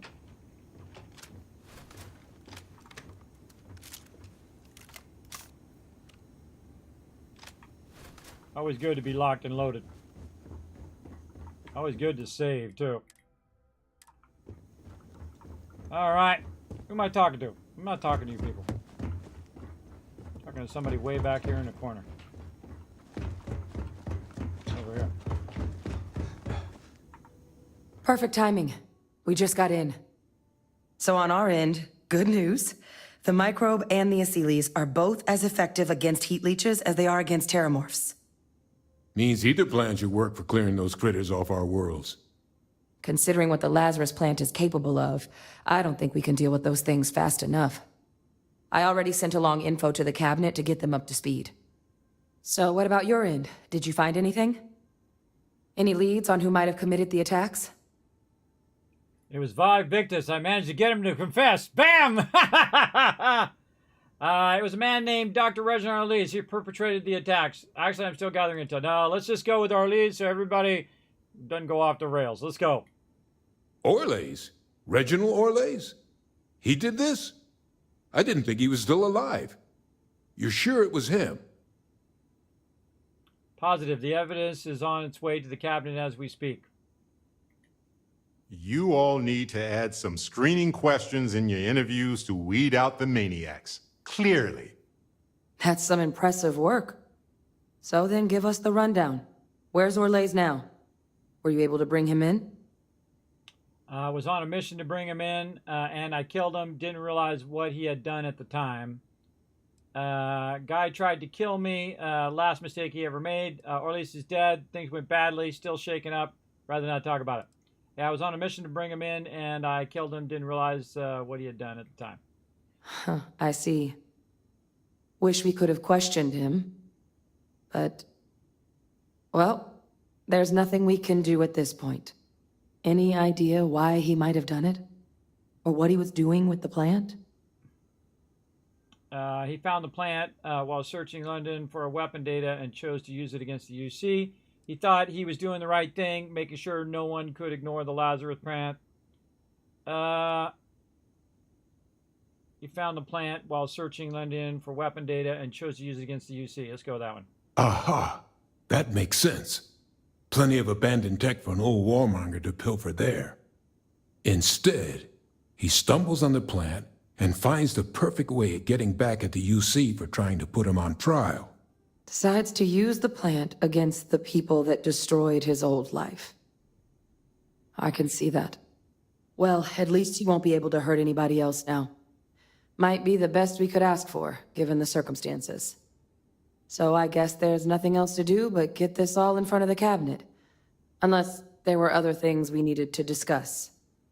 This might be our last opportunity to talk things through before the cabinet weighs in on a decision regarding the terramorphs.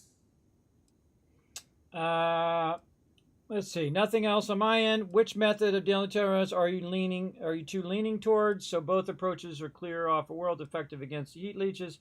What kind of risks are there if we decide to bring back accolades?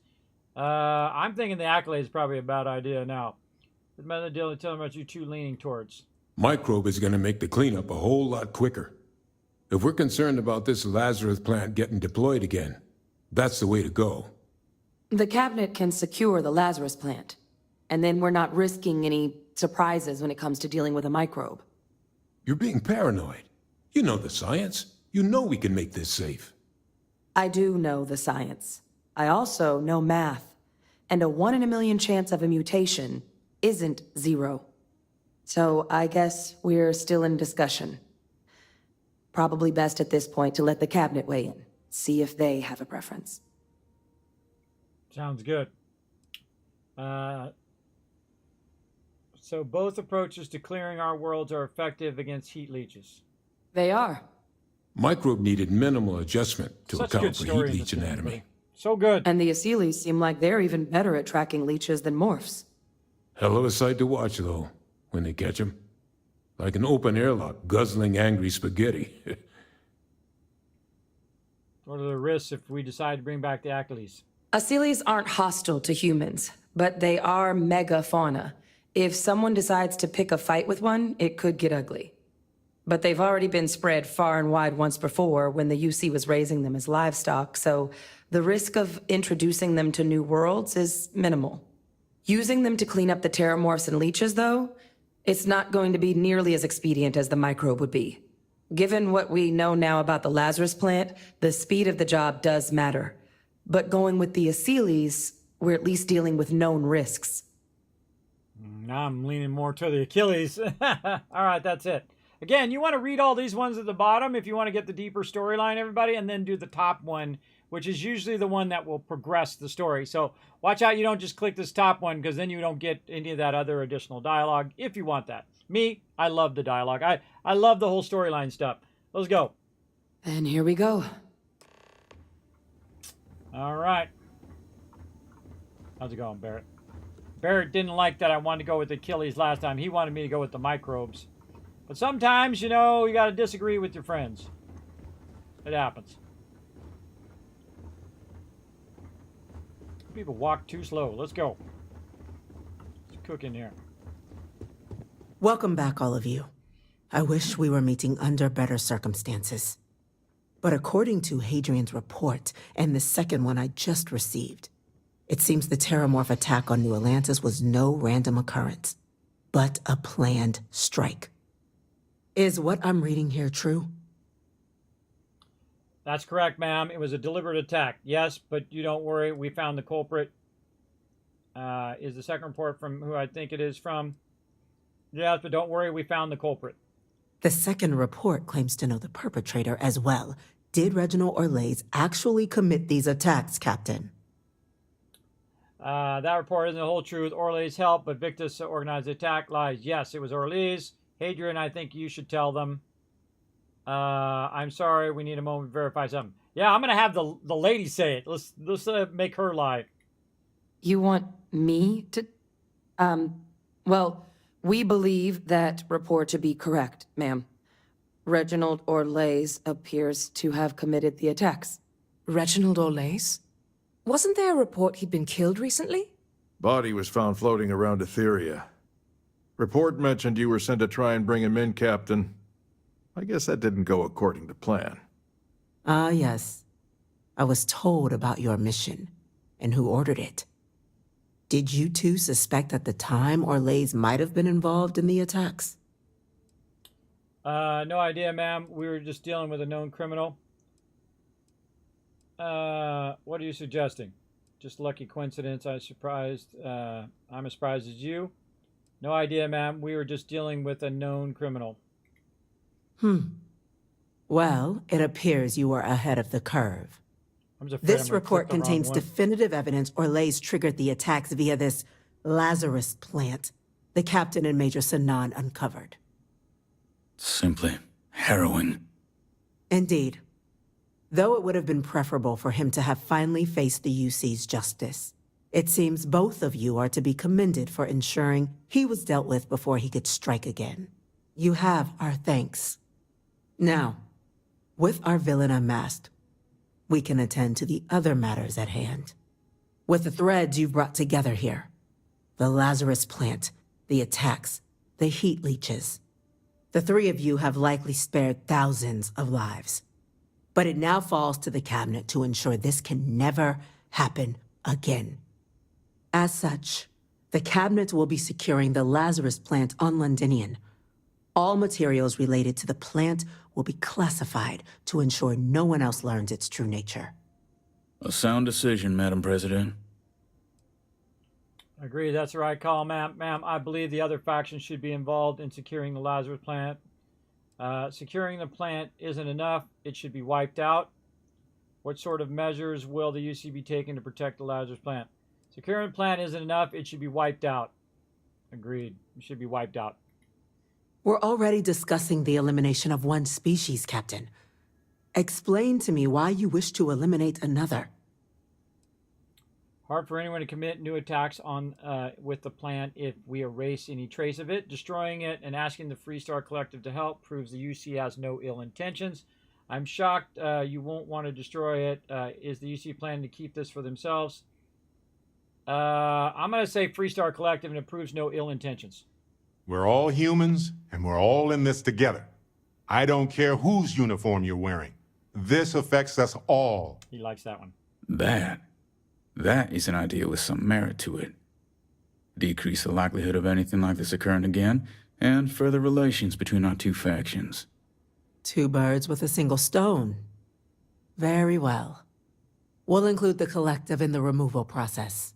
Thank you for the suggestion, Captain. So then, to our final topic. The Cabinet has agreed to implement a plan that will deal with the Terramorph, and now also Heat Leech presence on human worlds. In fact, we've already begun enacting measures to check all UC ports and settlements for undiscovered nests. But we all understand this is only a partial solution. The project we're embarking on will be a long and difficult one. So our first step must be deciding how exactly this all will be handled. Madam President, this microbe is clearly too much of a risk. The Aseles are the safer approach. To someone with limited knowledge of biology, perhaps. The technology behind the microbe is solved science, Madam President. It isn't dangerous. Using it to wipe out the Terramorphs would be the quickest path to protecting humanity. And fast results always lead to the best outcomes, don't they? Yeah, he's not wrong. As you can see, there remains debate among the Cabinet. We were hoping your group might issue a recommendation. Major? We've been having similar debates ourselves, but the captain has yet to weigh in. I see. Captain, I know this may not be your area of expertise, but we'd like to know your take on the matter.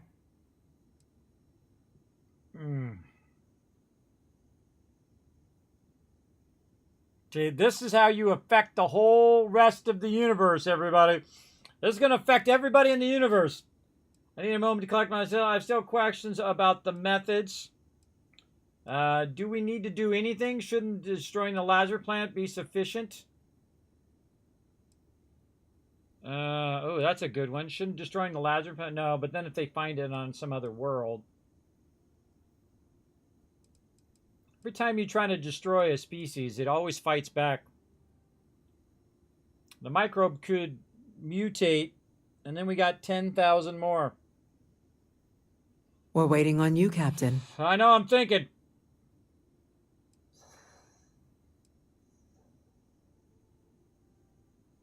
Let's go, microbe. Go.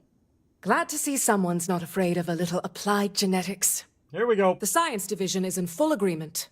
Here goes nothing. He liked that. Just some of the most advanced microbiological research humanity's ever deployed. Hardly nothing. Order, please. And Major Sinan?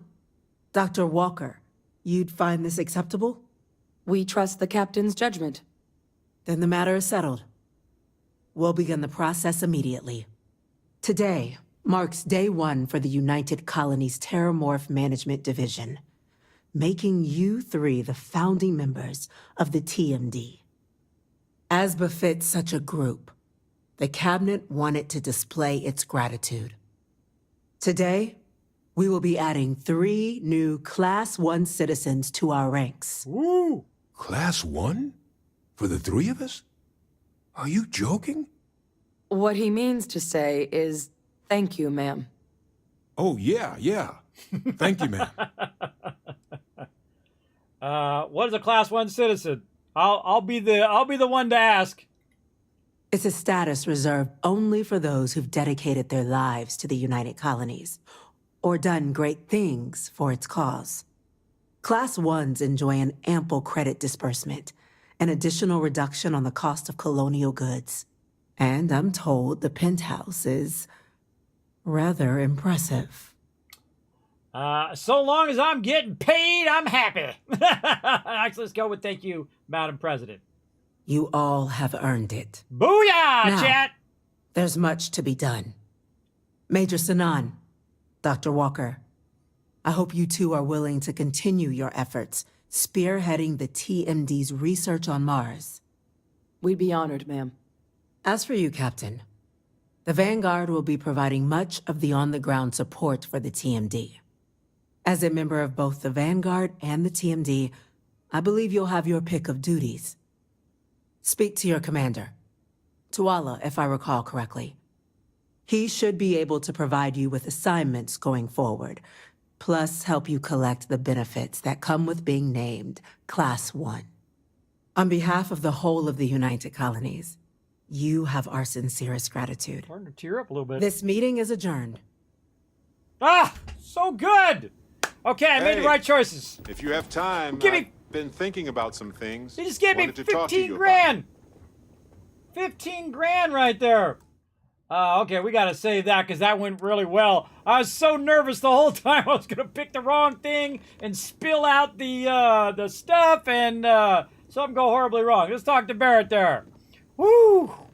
Okay, and then Barrett liked both of my choices, and that's why I actually went with microbes at the end, because Barrett liked my choices. So he didn't like it before when I said the other one. So let's talk to Barrett. You know, I needed this. I really like Barrett. Exploring the galaxy with you by like the day, companions. They did a good investigating job. the mysterious legal woes of my long-dead spouse by night. I'm glad to see your sense of humor is back. Vasco never appreciated my humor that much. I was just remembering how I'd pour my heart out to Vasco so many times. I told him all about Irvin. He showed me a chart of how sad I should expect to feel. He had sadness by time chart. You talked to Vasco about Irvin. Did you travel with anyone else other than Vasco? Sure, folks from the lodge, folks from my past. I've got friends when and where I need them. But traveling with you has been different. We're more of a team. It feels stronger. I agree. Talk to Vasco about Irvin? Why not? Trust me, I've talked to way less sentient humans before. Vasco's just fine for most conversations. They got good dialogue in here. That's so good. I've talked to less sentient humans. Me too. Put a 1 in the chat if you've ever talked to less sentient humans, everybody. He's talking about dumb humans. Humans that don't think of anything but themselves. Yes, those kind of humans. Let's see. He had a sadness as a time chart. He was really hoping the visual presentation would help. It did not. I'm sure Vasco was a reliable co-pilot. Oh, we got to point B many times just fine. Top-notch co-pilot. Would recommend him to anybody. Anyway, I'm glad you're here right now because we have things to discuss about Irvin's case. Oh. I heard back from my contact. They looked into Hephaestus Mining Corporation. Looks like they paid off the judge. And that's not all. My contact really came through for us. Turns out the witness was threatened until he withdrew his testimony. And thanks to our contact, we now have the receipts. Oh, that's a cool... See what he does with his hand? That's cool. Do you have the actual evidence with you? No, my contact does for now. I trust them. We worked together a long time ago. And it depends on what I want to do with all the proof. If anything. What's the proof Heaven paid the judge? Bank transactions. A precise amount was transferred to the judge only the day before the ruling. What's the proof the witness was threatened? My contact has an audio log with the identity of the speaker verified, time-stamped, everything. That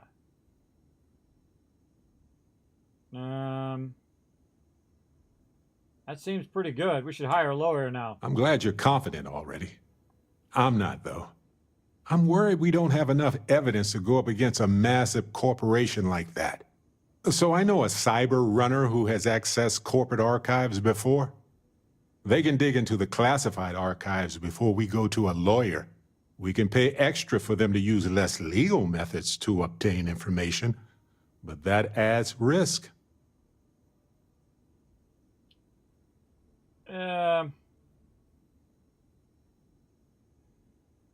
What happens if we're caught? I don't know. I guess that's a good question for a lawyer. Let's not press our luck.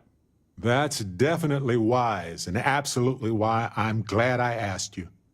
I think I can do some digging in public records on my own. So I might. That's much safer. Depending on what they find out, It might be time to talk to a lawyer. I'll see if I can find one. Whew. Taking on Hephaestus isn't going to be easy. And I say this as someone who's fought the Crimson Fleet. Maybe I should study up on the art of cross-examination. Might come in handy at the trial. Do you have any other dead loved ones with mysteries to solve? Oh, that is heartless right there. Holy mackerel. I think you'd make a great lawyer. I think that's the lawyer's job. Let's focus on gathering evidence. That's solid advice. Know your actual limitations, and not the ones granted to you by a mysterious superpower. Anyway, let's go adventure while we wait on the cyber runner to get back to us. Sounds good. I'm gonna go get my pit house. Let's go. Big pimping now. Where am I going? Let's go get my my quest going. You always got to check what quest you're on here. Deputize. Restore Rangers, no. Where's my my commander is the one in the back, I thought. Hello. Lady back here. Good luck on your endeavors, Captain. Hey, maybe it isn't her. All right.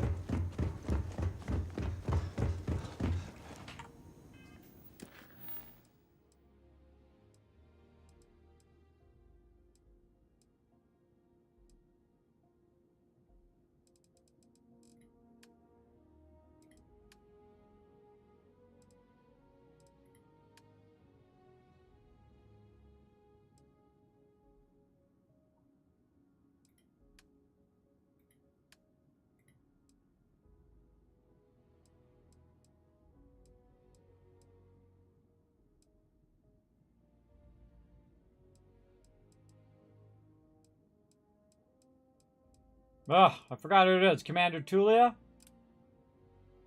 Is that who they said? I think it was Commander Tulia. Alright, where's Commander Tulia at? In the Mass District. Man, I can't remember, but I'm guessing. Go to the Nat Station.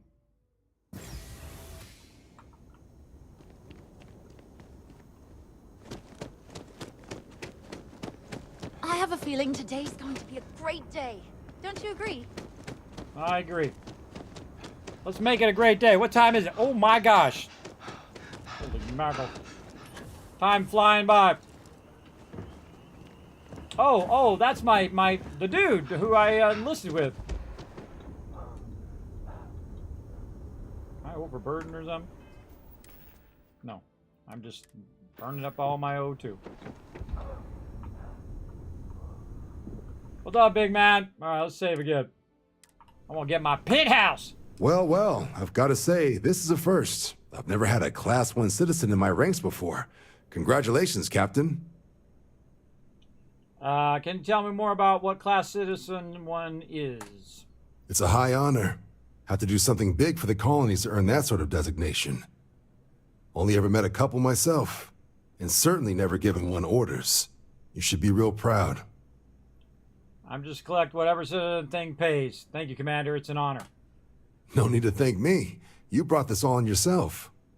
I've already gone ahead and processed your Class 1 benefits. All UC goods and services should now have a thanks for protecting the colonies discount. And the credits should be in your account now. But to get into your penthouse, you'll have to pay a visit to the Aphelion Realty office. They should be able to grant you access. Another 12 grand. Rather drink engine oil than to live in New Atlantis, but at least the price is right. Glad to see you give credit where credit is due. Where's the realty office? Just out the front door and across the plaza, by the embassies. Look for the Aphelion sign. Oh, I totally forgot about that. That's incredibly generous. Higher-ups wanted to make sure you know how much they appreciate what you've done. But with all that squared, it's time to get you a new assignment. There are your standard Vanguard missions, putting those pilot skills to use defending UC space. Or you could help the TMD in cleaning up terramorphs. Oh, and I got a request from Dr. Walker. Wanted your help collecting biological samples to keep an eye out for any, new alien threats on the horizon. Any of those missions call to you?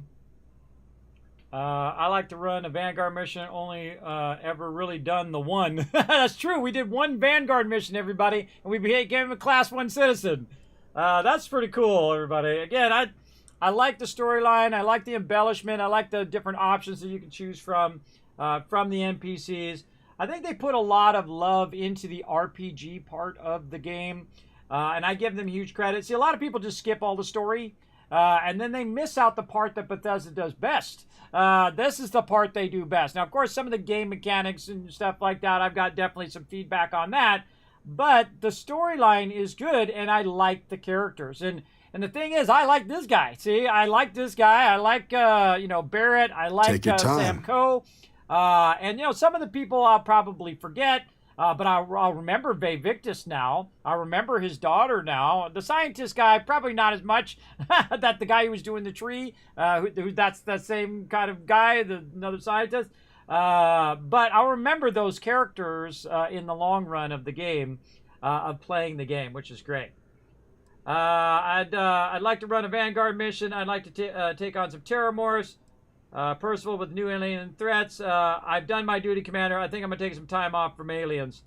I'll run a Vanguard mission. Suppose that's true. Well, we can remedy that right now. Transferring that to you. Done. Report says ships at these coordinates fired on United Colony's craft. You're cleared to use lethal force if necessary. Witnesses say their attackers appear to be Varun craft, so I'd bring the meanest firepower you've got. Do us proud.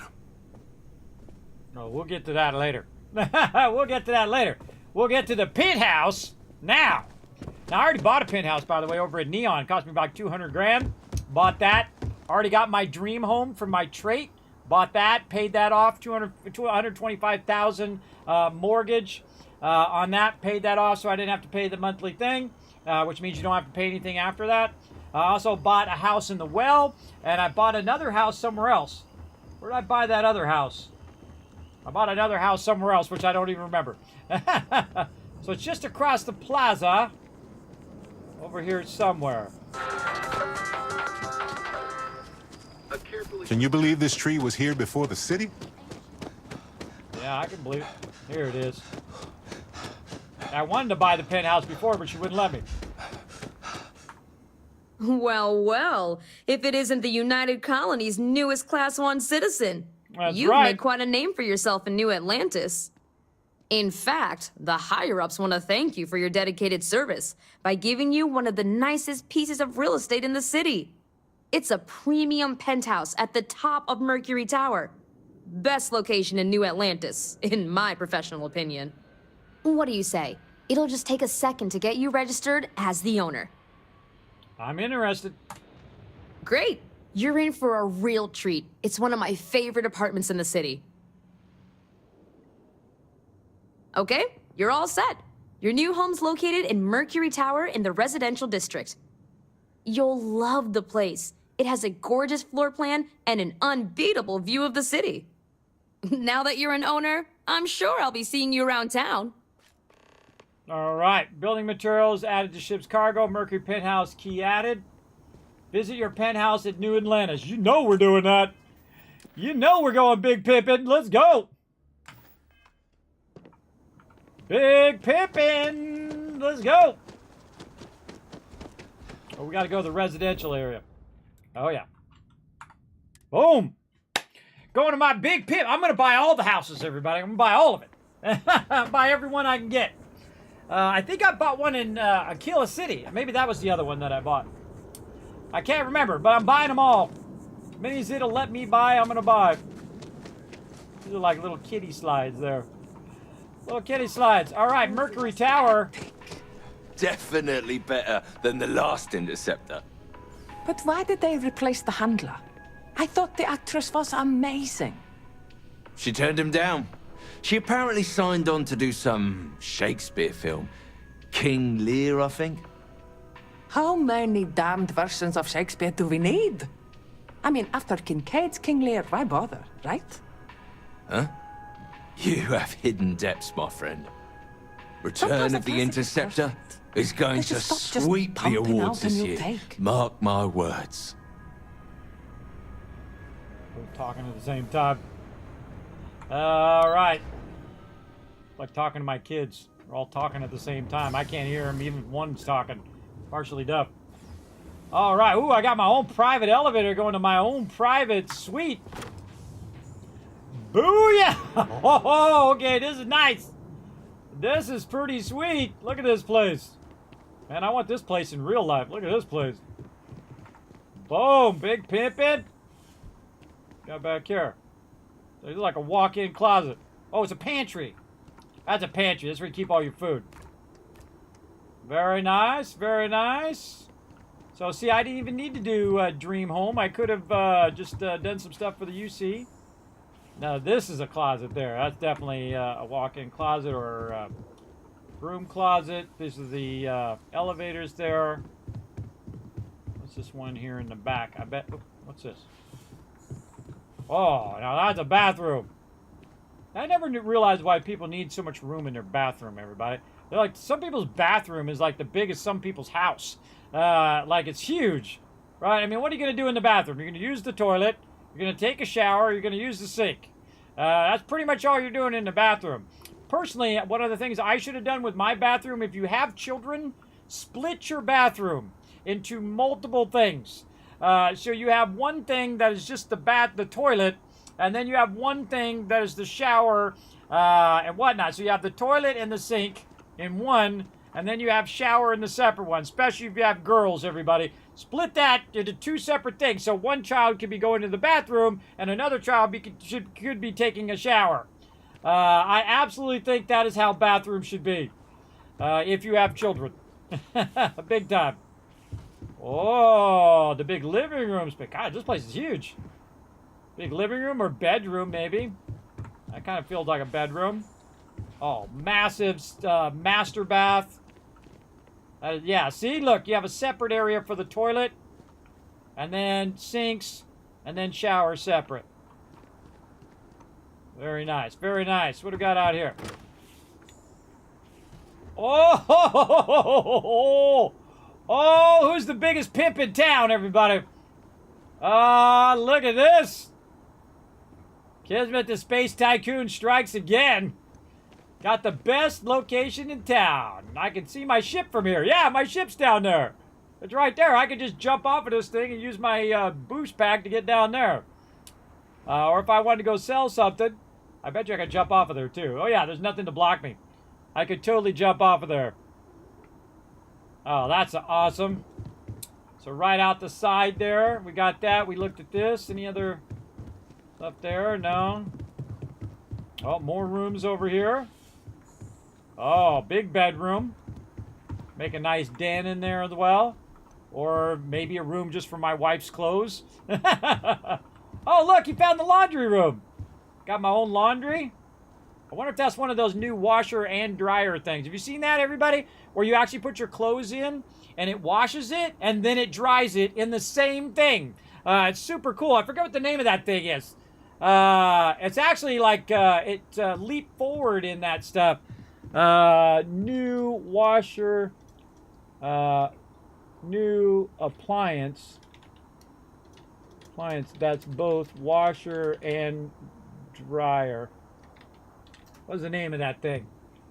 I think it's a Samsung. If you guys are looking for one, it's all in one, and I forget which one it is.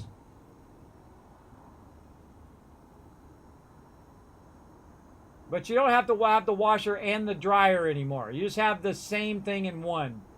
I forget what it is. Oh, Japan has those? You bought yours like 10 years ago, still going strong. Awesome, Sita. I thought that was brilliant because it takes up less space in your home. And me, I would buy 2 of them. I would have bought 2 of them because they're totally worth it, everybody. Even if you spent $5,000 on it, you'll spend $5,000 on a washer and dryer anyway. But if you bought 2 of them, you could be washing 2 loads of clothes and drying 2 loads of clothes at the same time. And when you have a big family like I do, you have 3 daughters and my wife. Now, I don't use that many clothes, everybody. Like, my kids use 15 towels a day. At least it feels like it. So I could be doing 2 loads of towels at the same time and drying 2 loads of towels at the same time, which means that it is actually being more time efficient, my time. So if it takes an hour and a half to wash 2 loads of clothes, instead of taking an hour, then you put them in the dryer, and then in the dryer it takes another hour or hour and a half, then you've just spent 2 hours doing 1 load. Then you got to do another load after that, right? But if you got the washer and dryer going at the same time, well, then, of course, it's being more efficient. But if you could have 2 washers and 2 dryers running at the same time, that's pretty awesome as well. But it was like a new version of it that came out that doesn't use the old school, and it dries it much better. I was trying to remember what it's called. I think it's like a LG or a Samsung or something. And I think that was the biggest problem with the ones that came out before, was the fact that the dryer wasn't so good. And this one has a whole different way of doing its drying. Washer and dryer, new.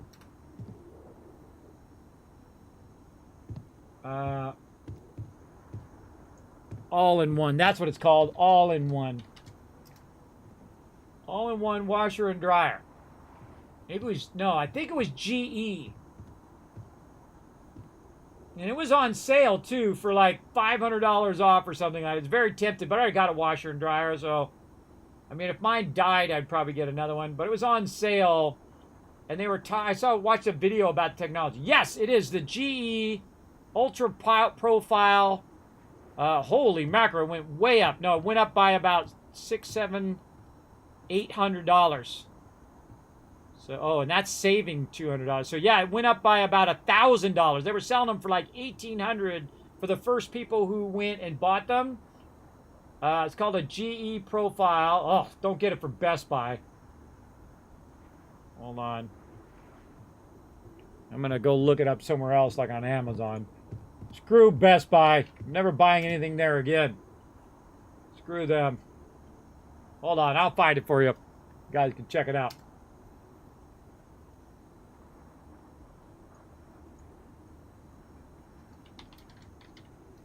Yeah, all-in-one combo. Oh, way cheaper. Way cheaper on Amazon. Holy mackerel, it's like $900 cheaper on Amazon. It's the #1 bestseller right now. I don't blame them. Yes. That's more like it. That's more like it. You're saving $730. Again, I hook you guys up, everybody. Now, see, I'm the type of person that's not afraid to go with newer technology. A lot of people say, well, my washer and dryer has worked all this time. It's perfectly fine. But if you could be more efficient and it save you more time, I'm all about that. I'm all about saving my time. Here you go. You guys want to check it out. I'm going to throw it in the chat. That's not an affiliate link or anything like that. And, of course, if you do go and buy it, before you buy it, click my Amazon link down below, then add it to your cart, then it'll, I'll make like $1 or something like that I can put toward the giveaways. But go check it out, everybody. It's pretty awesome as well. You get your appliance from Costco. Price includes delivery and haul-away service of the old appliance. Yeah, I would imagine that anybody would come and get your old appliance. Because they could probably fix your old appliance, especially people who repair those kind of things, and then they could resell it. So, for sure. Because, somebody can't afford that $2,000, washer and dryer. And you think, well, Kismet, $2,000 is a lot for a washer and dryer. It's not. If you think about how much you pay for a washer and how much you pay for a dryer, and this is both a washer and a dryer at the same time, that's cheap, everybody. That's cheap. I bought a washer for $1,200 before.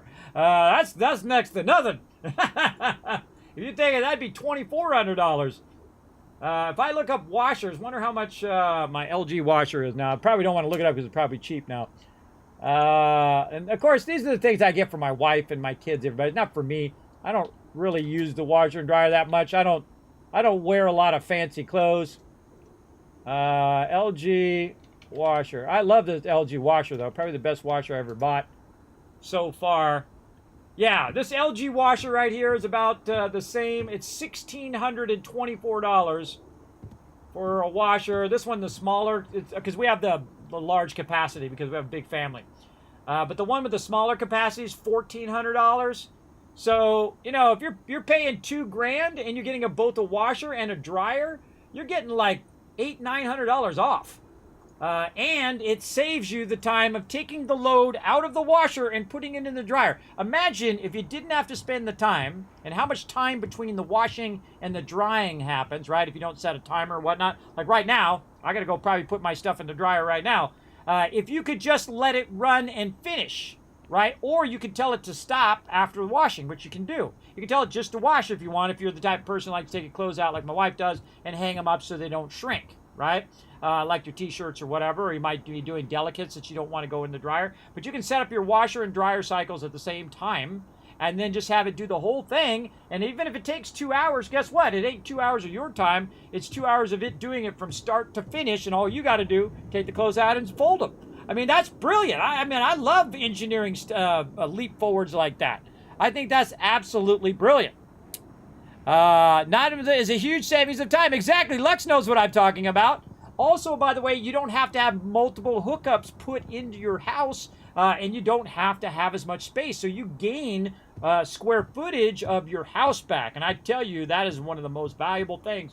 You have as many family members as I do, everybody. They take up every cranny of the whole house. There's stacks of stuff everywhere. My kids got stuff everywhere. You know how it goes. And then me, I have this one little area that you can see on my website, everybody. This is all I've got. This is my area of the entire house. Got this little tiny little sliver of the house that I use for working and for streaming and stuff.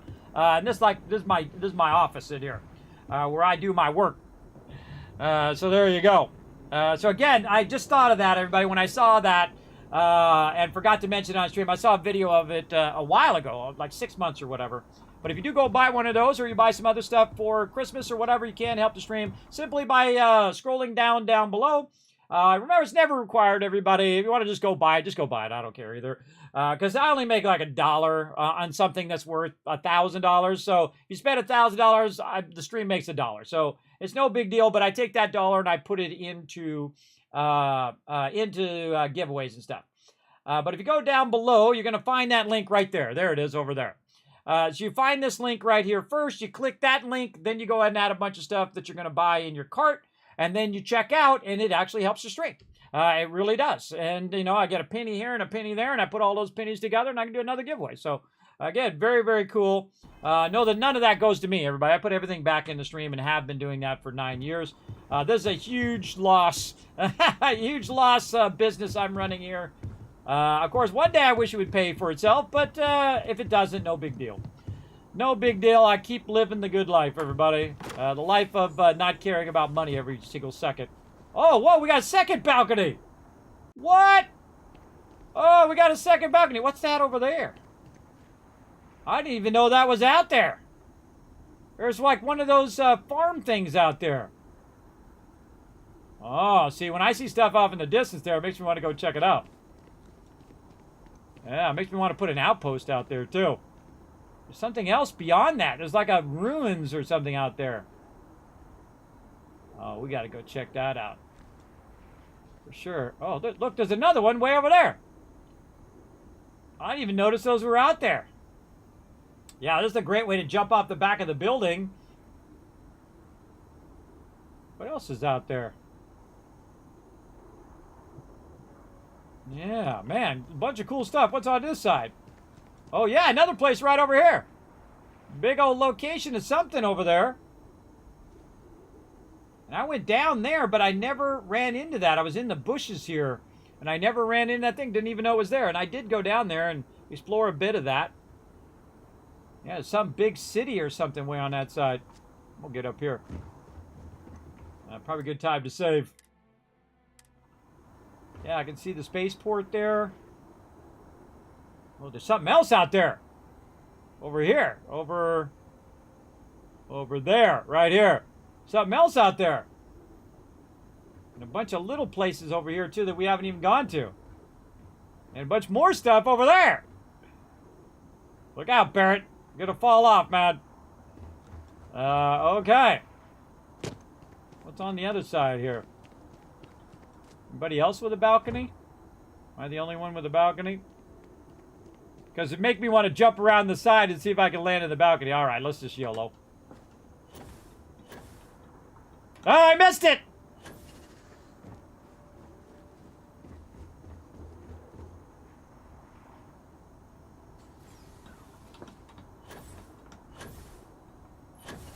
Not gonna make it.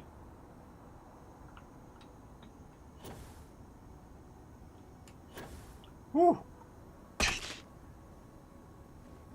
Hurt my leg? No. Yeah, so I'm the only one up there with a balcony. Or is there a balcony under my balcony? It looks like there's a balcony under my balcony.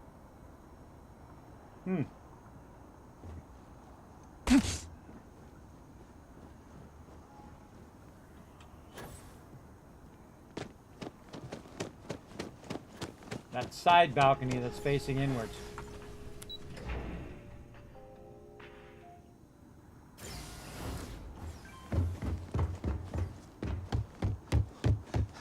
Yeah, the balcony under the one on the other side.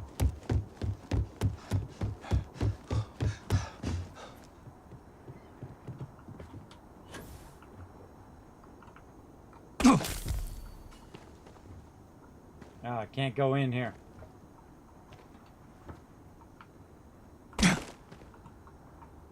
Yeah, worth a shot. I'm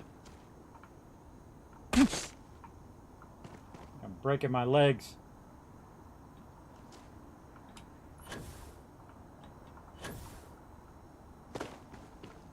Wow, they gotta get their windows cleaned.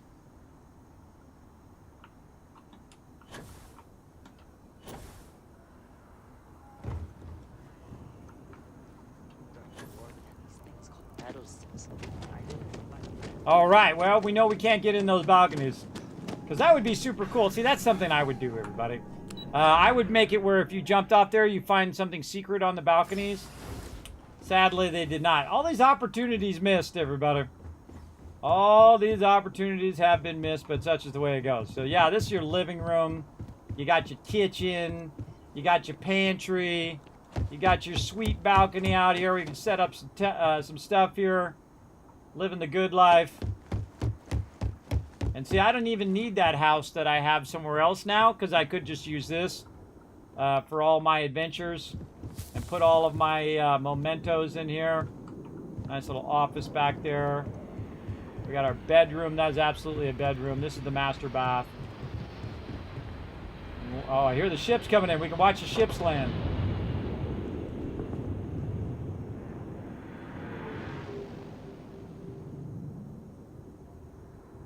Oh, so cool. So incredibly cool. All right, what's going on with my broken legs or something? What did I do? Joint pain. Stimulants, addiction, reduce carry weight, reduce recovery rate. Man, we got to get that taken care of. We got to go to the medical place. Where's the medical place? Over that way, no doubt. All right, you ready for some fun, Barrett? Let's go, bro. Don't think I'm going to make that one.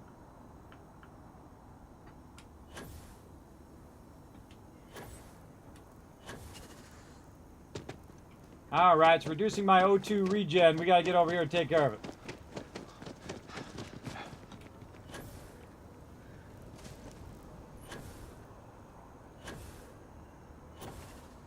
Yeah. Landing on that person's head.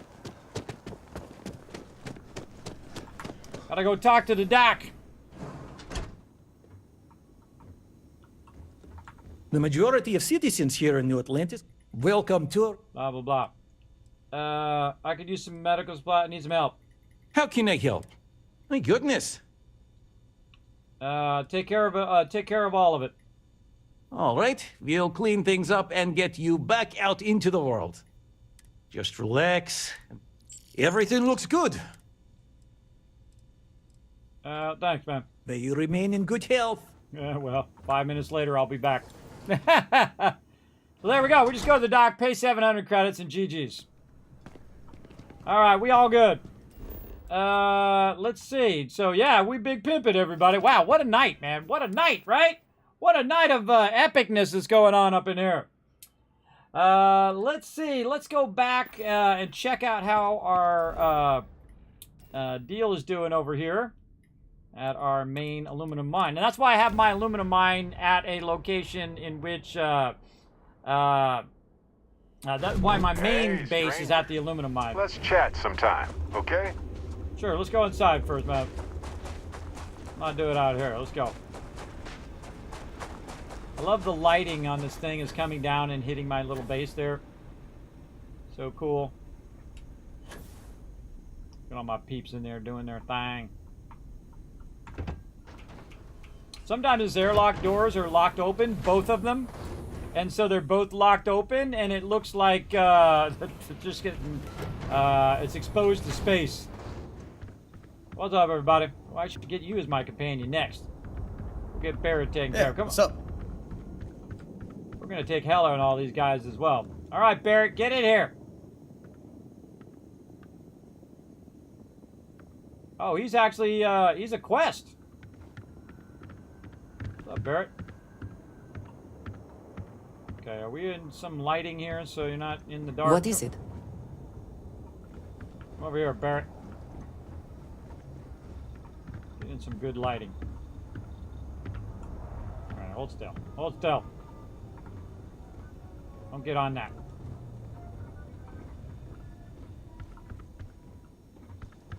Being freaky. Space is so hostile to human. The terramorphs don't stand. This is one for the Okay. Okay. No.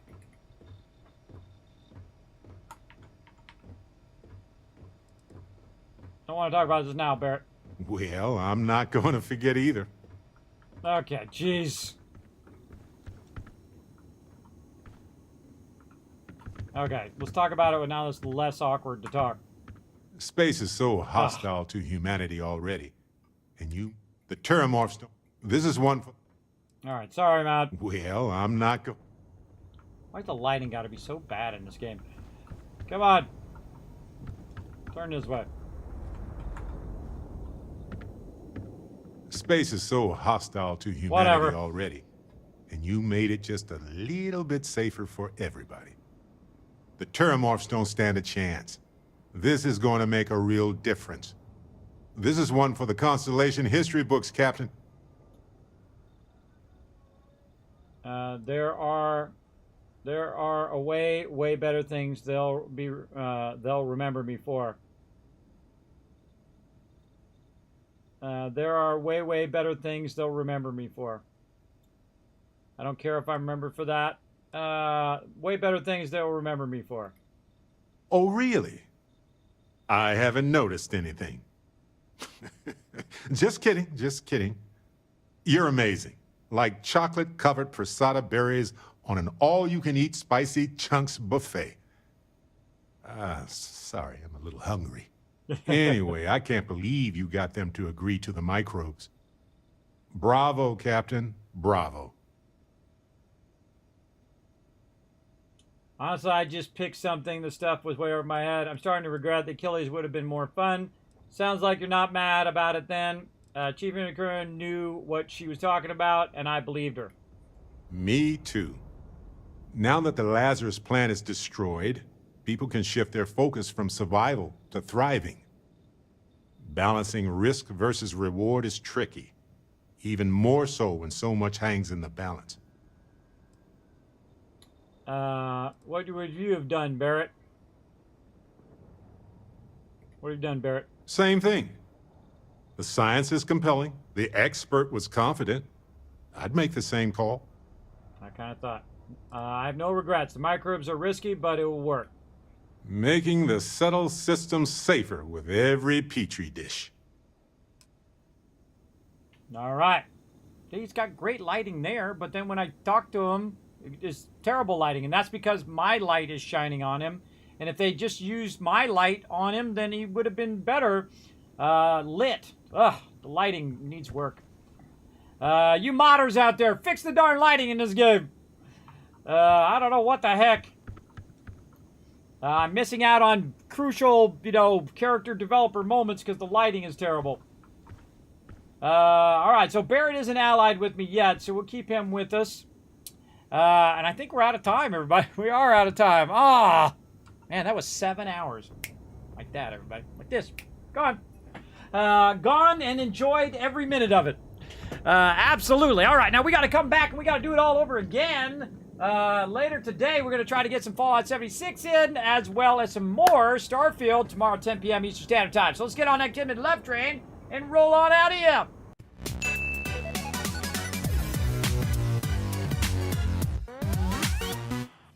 And we're going to try to get our cash going on as well. Man, I love that storyline. I'm glad I picked the choices I picked there. A little touch and go there for a bit. I thought I was going to spill the beans and everything was going to go horribly wrong. But I think that was the best option. They destroyed the plants. The plants are destroyed. Then no more terramorphs and everybody good. I think that's the good option. Oh, Polypop reward. I forgot to do that a while ago. There you go. 1,000 kids caps for that Polypop reward. Now, of course, everybody can help out the stream by just taking a quick moment. Take a look at this schedule right over here. You see, on Sundays and Mondays, I do Fallout 4 Mega Run, run number 10, the run to rule them all. You can also check out my stream during the day, 3 p.m., Tuesday, Wednesday, Thursdays for Fallout 76, 10 p.m. for Tuesday, Wednesday, Thursdays for Starfield. Then on Friday, we're actually going to have a graphic design stream. I still haven't swapped that out yet. And then on Saturday, we're going to have a lot of fun. Everybody using the Wasteland mod for 7 Days to Die. Basically like a Fallout mod for 7 Days to Die. We're going to restart that server. You're all welcome to come join us and work together as a team, as we always do, which is going to be super, super fun. So feel free to come and join us for that. As well as you can help support the stream, everybody. Super easy and for free. Simply by going to youtube.com/KismetBP. If you're not already there, some of you are watching from over there, hit that subscribe button, hit the like button, hit the like button on this video right now. And then, of course, leave a comment of the big baddie or the big girl. That's what we'll do. Big girl will be the comment. If you've made it all the way to the end of this video, put that down in the comments down below. And, of course, hit that bell to help support the stream. You can also pop over to twitter.com/Kismet. B like Bravo, P like Papa, Kismet BP. All of my social media is under that Kismet BP that you see right here. You can go over there, hit the follow button. Every time you hit follow, it gets me one step closer to more and bigger giveaways that I can do here in the stream and more fun I can bring to you guys as well. So go over there and show some love. Just takes a second. Now's a good time. You got the links right there in the chat. Go show some love over there. You can check out the Discord, check out the website. You got some suggestions for games, or you see something on sale or a great deal. Feel free to pop over to my Discord, drop it in there, and I will add it into our deal section. A lot of free stuff over there as well. Discounted items as well over on the Discord under game deals. Now, you can also check out the website if you want to see my studio setup, what kind of computers I have, and so on and so forth. All that stuff is up there, as well as more deals on games and all of that. And, of course, the best way to support the stream, like these awesome people down below, is patreon.com. No matter what level you do support the stream, you get your name at the bottom of every stream and every video. As long as you're a patron, you have to be a patron for 1 month, and then I go ahead and put your name down there, and then your name will remain there as long as you're a patron. So you get your name at the end and get a little recognition, as well as, of course, you get ad-free viewing of all my guides and highlights that I do post first on Patreon, and then, of course, they roll out much later onto YouTube. So I do appreciate all that love over there. Remember, that is the best place to support the Kismet Love Train. So I appreciate y'all being here. I don't know about you guys, but I had an incredibly fantastic time. All that hard work we've been doing all of this time has come to fruition, and we built ourselves a ship that has 62,000 storage capacity, the biggest one I could possibly make. Just totally awesome, everybody. Very, very cool. And again, I will see you guys later today, or basically Thursday at 3 p.m. Eastern Standard Time.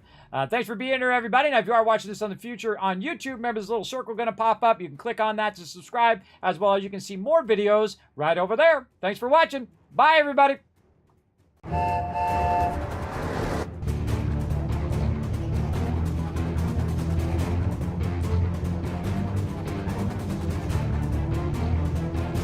Hi, this is Norbert. Thanks for watching. Hit the subscribe button. We'll see you all next time. Bye.